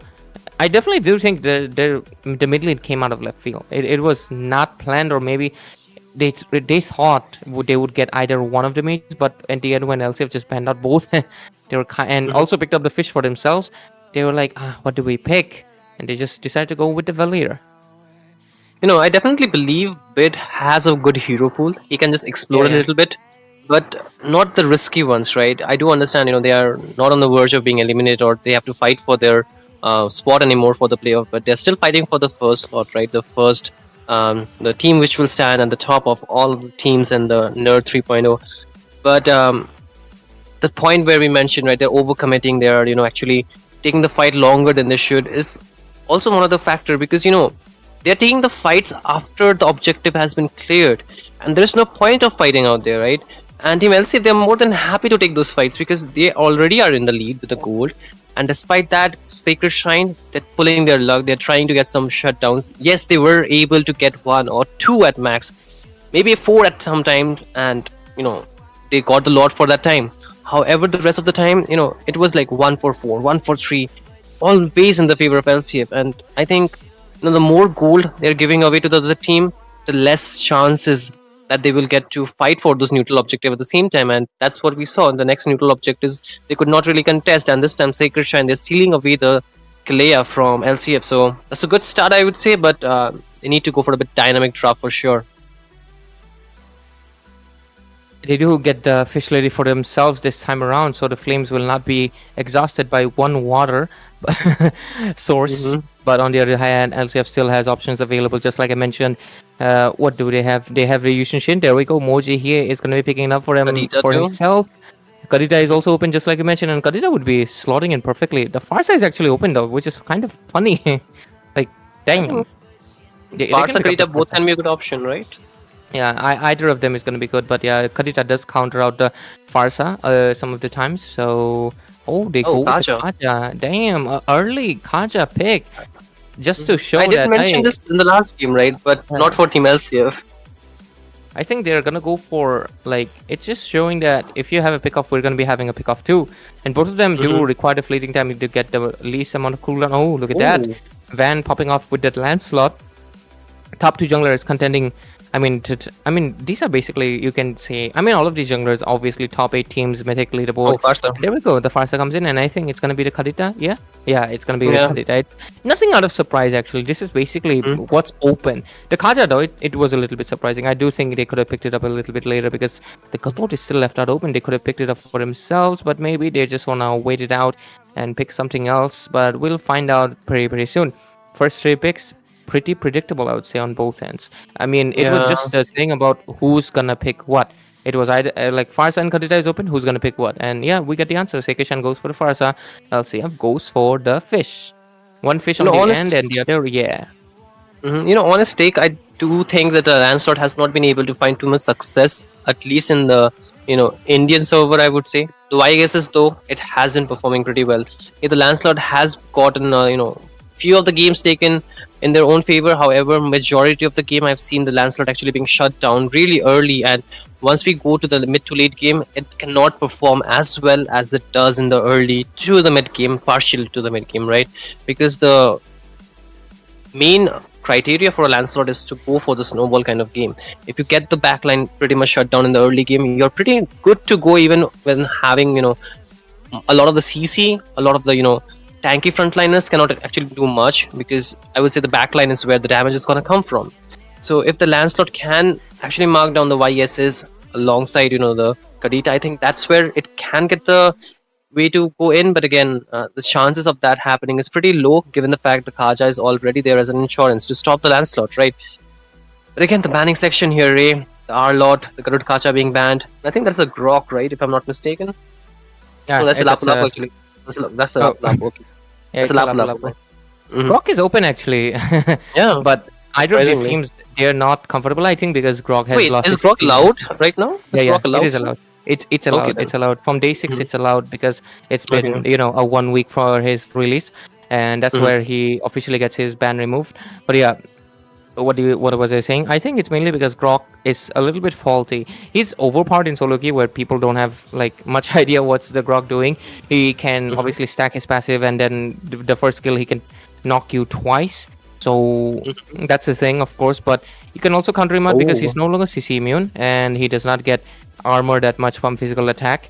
So that's the thing. That's the main reason I feel like top teams right now aren't picking Grok yet. They will take some time to like optimize him. Like, what's the best choice? What do we go for? And yeah, we'll find out soon enough what the last picks are gonna be, because we're seeing so many XP bans. There's no Arla, there's no Uranus, there's no Lapu-Lapu, there's no Phobius, there's no Esmeralda. there's no Hylios, there's no Esmeralda. Esmeralda, Yeah, it's man. gonna be Esmeralda. And it's gonna Esmeralda, man.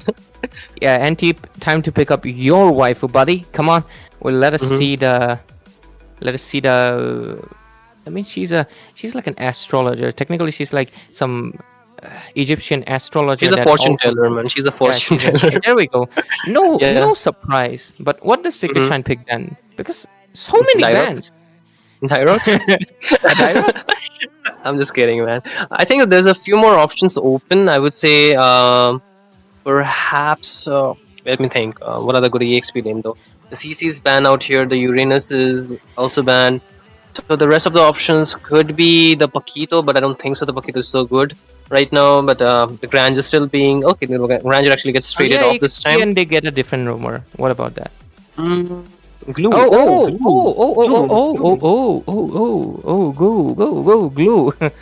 It's Yeah, glue. I actually forgot about that. It skipped my mind actually. Because usually he glues either banned or he's also forgotten. That's Yeah. actually damn. We That's forget just how like many- me in some days. I think if I stop casting, man, I'll be forgotten too. I'm just kidding, guys. But again, the gold lane is still up there for Team LCF to be picked. But do you think they will go for double fighter though? Double fighter. I don't think so. Dada will go for Ruby man. Dada no Ruby man. Dada will go for native. Irithel open actually. Native? He'll just rock Irithel. Yeah. Ixia? Ixia? I think just Irithel. I think Irithel will be good. It's Three options, Ranger. man. Nathan, Erythril, or Ixia. Oh, Nathan will be actually nasty, but no, it's Okay. not them. It's gonna Wait, be what? Beatrix. Wait, what? Beatrix Beatrix from ki where? Dadagiri. Yeah, Beatrix ka Dadagiri. We have not seen this though. This is a new one, right? This is a new pick Yeah, that I'm Dada actually watching. hasn't played Beatrix that much. I know he plays in like other tournaments, but I think in Nerd he hasn't picked it up that much. Yeah. It's mostly Nathan, Granger, or Irithel. It's mostly those three heroes. So it is just, I think it's one of those rare occasions he's picking up the Beatrix on Nerd 3.0. So let's see how his performance is going to be. Against the Granger, it's a little bit of a mixed bag because, of course, even if Beatrix doesn't win the lane, she won't lose the lane because she has two ults. She will just bazooka machine gun ult and the wave is gone, no matter how much pressure you do. And once the wave is done, going in is obviously risky. Even if you have, you'll need 5 members, and I feel like that is very risky because rest of members will also obviously come in. So yeah, that is that. But overall, the adjustments have been made. Both of the lineups are looking solid, but LCF yet again their lineup does look a little bit stronger for that Yushin Shin. But at the same time, can't take away Sacred Shine. They have one variable. That's gonna be the glue. After a long while, I'm also seeing a glue, and I'm not sure how good he's actually gonna be able to perform because it's been a while I've seen a glue, you know. So I'll have to see a hands-on game. And thank you for Sacred Shine actually for bringing him out from the basement or whatever he is. Yeah, it's like it's not Dr. Dre, so this is just gonna be who's gonna be coming out of the basement, right? I hope you guys have watched Eminem songs, so it's not gonna be Dr. Dre. It's gonna be Glue coming out of the basement for this game. But again, Ray, second game, right? LCF does have the match point. Match number 3, game number 2. LCF versus Sacred Shine. It can be a very well end to the first position run for both these teams with LCF winning it out, or it can be still a game 3 that we can have in our hands. But again, ladies and gentlemen, welcome to Nerd 3.0. This is the last round robin stage that you're watching. But again, Ray, what do you think this time will happen? Because early game you can see already so much damage onto the mid lane from LCF though. Not LCF actually, it's gonna be Sacred Shine. Yeah, either way, it's going to be an interesting game, right? But let's just dive into the what's happening into the match. A little bit of obviously resources being taken here and there. Not much poke actually. Both of the teams are kind of holding back. Usually they are just full on, just fighting it out. And there we go. we gotta see that, right? All that poking, all that punching, all that to the face. Oh, we gotta see it. Yeah, the punches are coming in onto the face. There's jabs there, uppercuts, everything being hit onto Rudius this time. Taking a bit of poke, but still should be okay. But it's still a very peaceful first minute of the game, I would say. No kills yet so far, but again, a lot of dashes from the Lancelot. Still not level 4, waiting for that, Phantom Execution to be unlocked. But again, it's the same for Mojihei. He still is not level 4. Again, there's more punches coming here from Art. He's really, aggressive this time though. He wants to get everybody bruised before even the fight begins. Yeah, and I think they're just going to be playing a little bit passive until the turtle comes in. And there we go, 15 seconds coming in. Oh, this is the green signal. Let's see what they can do. Look at that, Shinryu. Oh. Yeah, one Satoru already backs out, but Wit 2 needs to get out because he's pretty low on HP. But Team LCF, they are not letting them out. This is a knock them on to Art. Does not left the rough waves still not available, but I don't think so. Art can actually survive. He does not have the flicker. Yes, he gets taken down plus, but already from Mojihei, and the turtle is wide open. LCF should be pretty much okay to take it down. Satoru and everybody else are pretty much zoned out, so I think it's an easy win for LCF. It's going to be an easy one. They will get the turtle and everything, and I feel like looking at the composition for Secret, I mean, both of the sides actually do need to scale up. Yushinshin does, so does Lancelot. Then if you look at Bid and Karita, they're also kind of the same thing. Both of them need to scale up little bit, not much, but yeah, a little bit. Oh, Karita. Mistake? I don't know, but he's still trying to survive under the turret. I mean, you can see a lot of aggression. Team LCF, Abhi is a bit too overextended. Art stillness not level 4. There goes the engage from Abhi, actually trying to revert back the situation, but there's not the right target. Actually does not meet any proper target to take anybody down. So disengage, I think it is the call for Team LCF. Absolutely, and with it right now they're just still going good. Just a little bit of poke here and there. Art will lose some of his HP, but he'll get it back because of course he's a semi-healer. But with it, I do think this game though. Let's see the itemizations. Okay, Glue going for that, obviously the Sun, Molten Essence over here. And the rest of the members going for a little bit of penetrations and everything, a little bit of attack speed. Oh, Art, what is that, engage? I think he's gonna get taken down and he will immediately. Yeah, a quick punish, but again, Team LCF, they're not yet done yet. You can see they're trying to go in onto Team Sacred Shine. Romcom forced to use the split blade, but again, there's the Karita going in, does not has the damage on the range, but he still uses the rough wave. Yes, it doesn't really connect, but I think this is the call for Sacred Shine to actually go for a re-engage, but Moji a bit too aggressive, bit too upfront, I would say, about that engage, but still walks out pretty safe. So again, no outcome from the team fight. The score still is 0-2 in favor of Team LCF. Absolutely, and with it, what we're witnessing right now, it's just a sense that LCF is still maintaining a really solid lead, and we're just going to be waiting for Sacred Shine to make a little bit of, response back, make a bounce back. But we'll see. And this is going to be the second turtle coming in. 0-4-2 scoreboard and a little bit of goal lead. There comes a mountain chocolate. But Art, look at that, Shinryu. Yeah, the turtle fight is still there. Art will be able to take down Moji, but again, there's a lot of damage onto the backline. You can see Anti trying to zone out a bit, but again, it's gonna be Art taken down. Anti still trying, not Anti, still trying to actually go on to Abhi, but again, there's two fights happening around there. One Satoru will get taken down from the damage of Rudy's. Romcom still survives, but Kelrad trying to dish out the damage. Abhi still there, but Anti finally joins the party.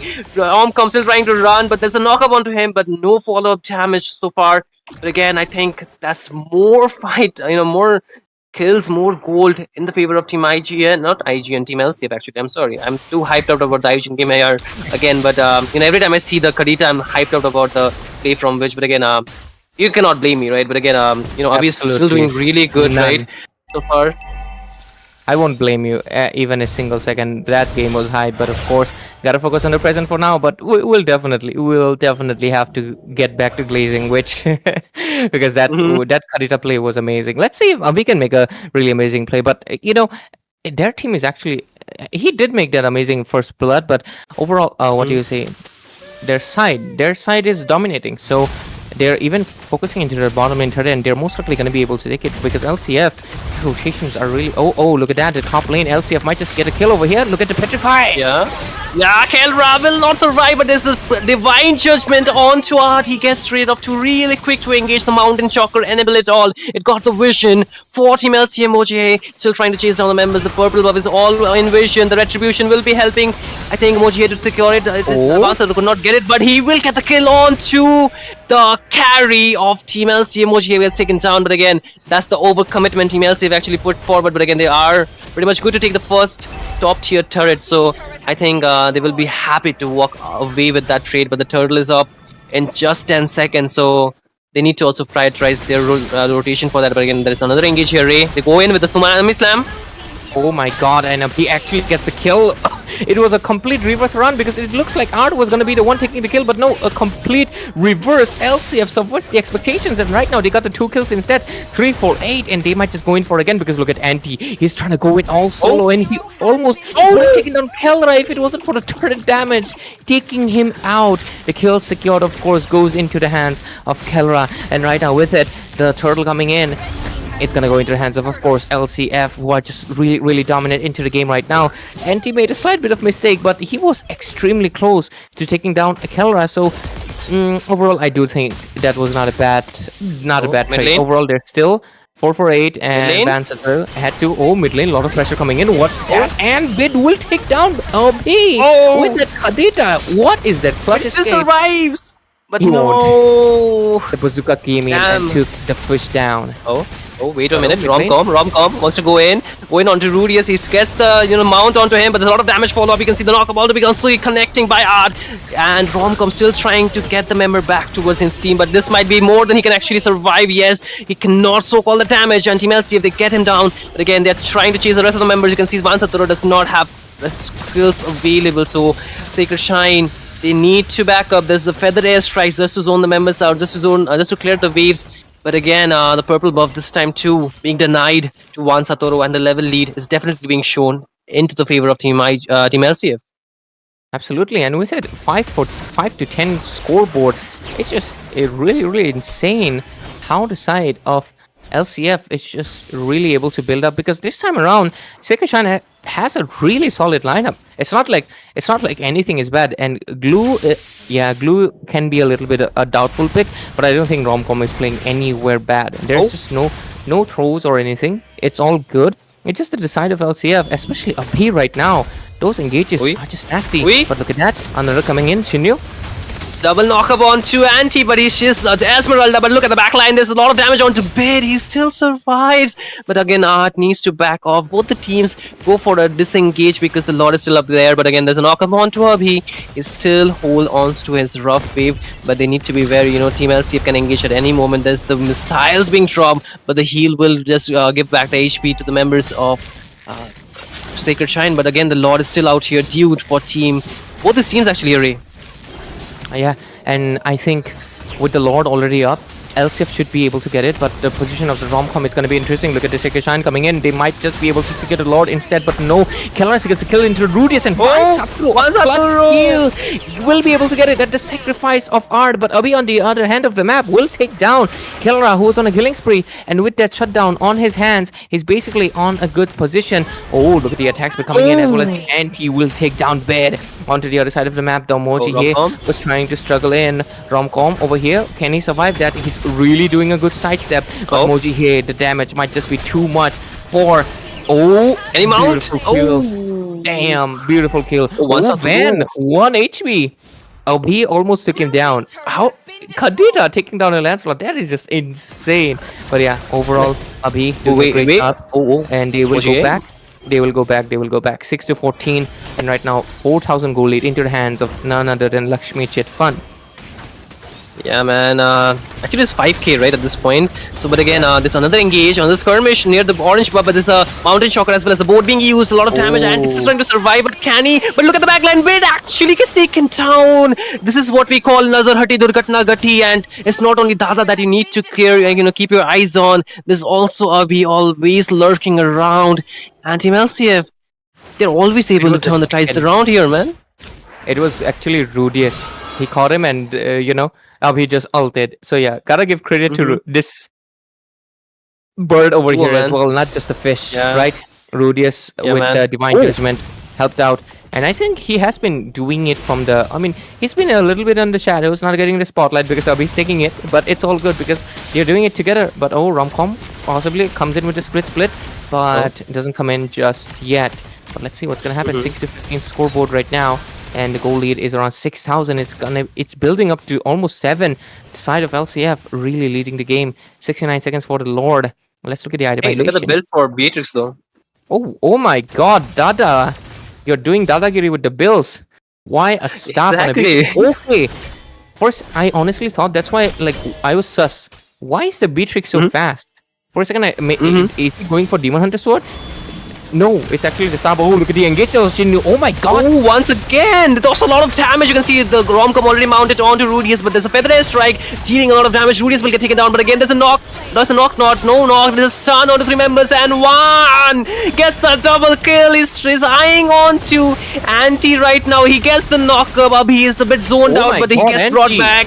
There is the sustain from this Esmeralda, still trying to survive the Phantom Execution, but no, the true damage from the Skypiercer. Kelra will be taking him down, and Savi still standing, the sole member from LCF, trying to defend, but he has to let go of the 2 turrets onto the mid, and I think Sacred Shrine, they should not just push their luck anymore. They need to go back, take the Lord, and this is their chance to actually get this game back onto their hands. But Team LCF members, they're finally back onto the map here, Ray, and this could be a 50-50 for sure. What was that? Esmeralda was like surviving for solid 1 minute or something. But Abhi comes in. Abhi? He actually goes in with the rough waves. But look at the Lord. Who's gonna get it? Who's gonna get it? It's still one Saturo with the clutch retribution. But again, Team LCF, they need to run. They need to run. But can they? No. One Saturo. No. Kelra. Double kill each of them. Anti is all by himself.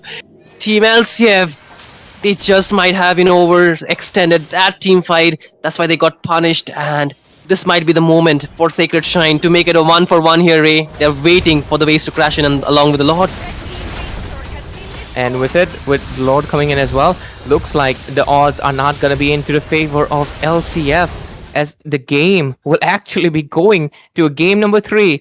And oh my god. Holy.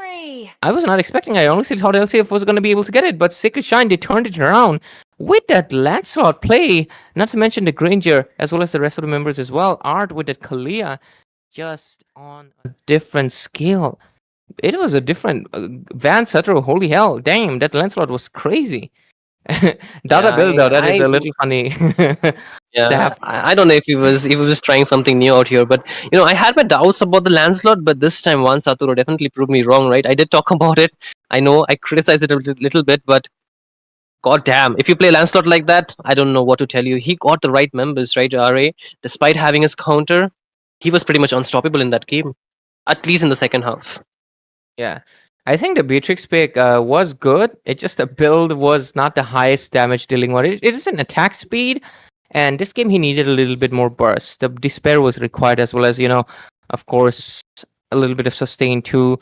And committing to that build, of course, I do think Dadagiri. A little bit of Dadagiri from Dada. But it's all good. It's all good. They still have a game number 3 in their hands. But damn, the sustain from Anti, it was insane. What was that? He was surviving for so long. For a second, I thought he was going to survive. Look at that, 41% damage taken. That is more than Romcom. Holy. Who's actually like 4 or 5 people at once, because he splits. But yeah, that is... I definitely think LCF in the late phase, the side of Sacred Shrine just shone the brightest. But we are going to be going to a game number 3.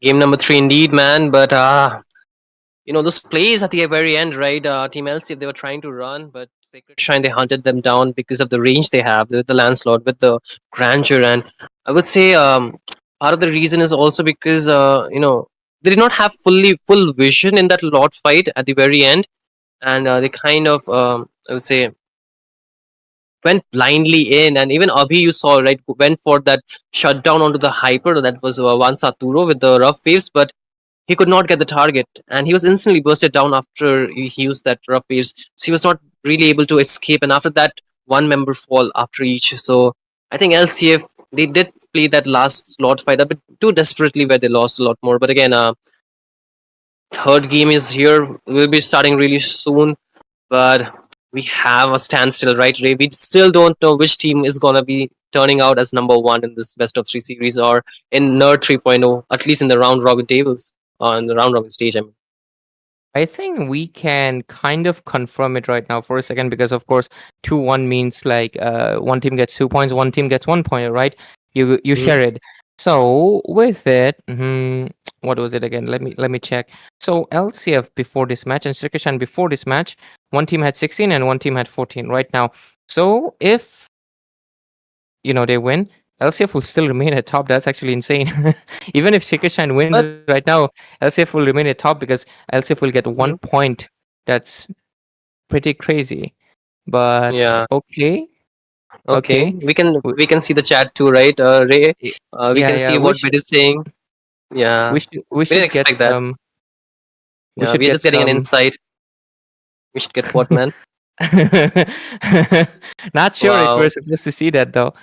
Oh wait, everyone actually left the lobby. What happened? What just happened? GG's, I'll sleep. Forfeit. No. Wait a second. On purpose. It is on purpose. They're actually showing what just happened in the lobby. So it's actually, it seems like Team Sacred Shrine actually forfeited this game, right? Yeah. Oh, wait. I think. Okay. I think, oh wait, don't worry. Uh-huh. Oh, actually, Yeah, that's why I was telling you. That's why I was telling you. So, that's interesting. That's interesting. Sacred Shine, ladies and gentlemen, Sacred Shine has decided to. Looks like they are gonna be forfeiting. Yeah, looks like they're gonna be forfeiting, and if that's gonna happen, LCF will get the two points. But there's a genuine reason. But there's a genuine reason for that. I think they have to travel really early in the morning. So, they have to travel actually. Yeah. So since matches were a little bit delayed, I mean, we had two. We had 1-3. So looks like since the schedules are kind of conflicting, they have to travel early. They will unfortunately have to forfeit. Well, that sucks a little bit, but hey, still they did come in for the first 2 games, and with that, they're still. This game was obviously a little bit of less stakes, and they're still gonna be on obviously top 2. LCF will remain on top 1, and Sacred Shine will remain at number 2. IGN will remain at number 3.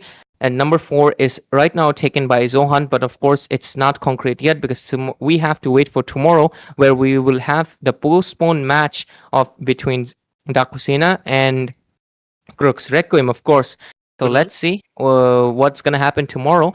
And ladies and gentlemen, of course, make sure you stay tuned, and of course keep watching War Drum Games, and of course make sure you subscribe to our channel. I think we are very close to the 3,000 subscribers, I think. Yeah, we're very close. We only need 40 more subscribers. So if you haven't subscribed already, make sure you subscribe, because we are finished with the round robin stage. Technically, there's one post-mod match that will happen tomorrow. Make sure if you want to support Crux, Requiem, or Dakusina, you stay tuned for that. And we'll obviously see you guys next on the playoffs. Obviously, tomorrow we have the post-mod match. Stay tuned for that. But it's the playoffs time. Congrats to the teams that have made it securely. Obviously, Sacred Shine, LCF, and IGN, and the top 4 spots still remains in contention. So with that, good night, ladies and gentlemen. Take care, and we'll see you guys tomorrow. Bye-bye, and have a good night.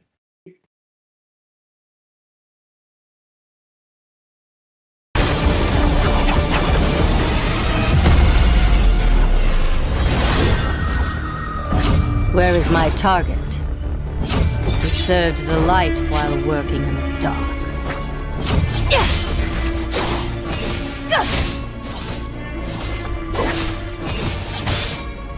Truly wise man will not tell you the truth. Give me names, and I will give you blood. Fate forced me to become an assassin. One life is just enough. What's the truth? He serves the light while working in the dark. Follow the bell across the river of oblivion.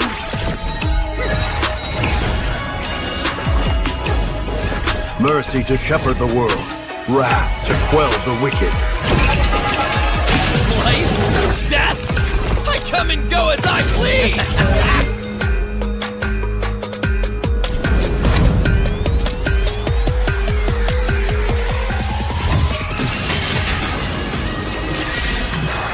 Purging flames!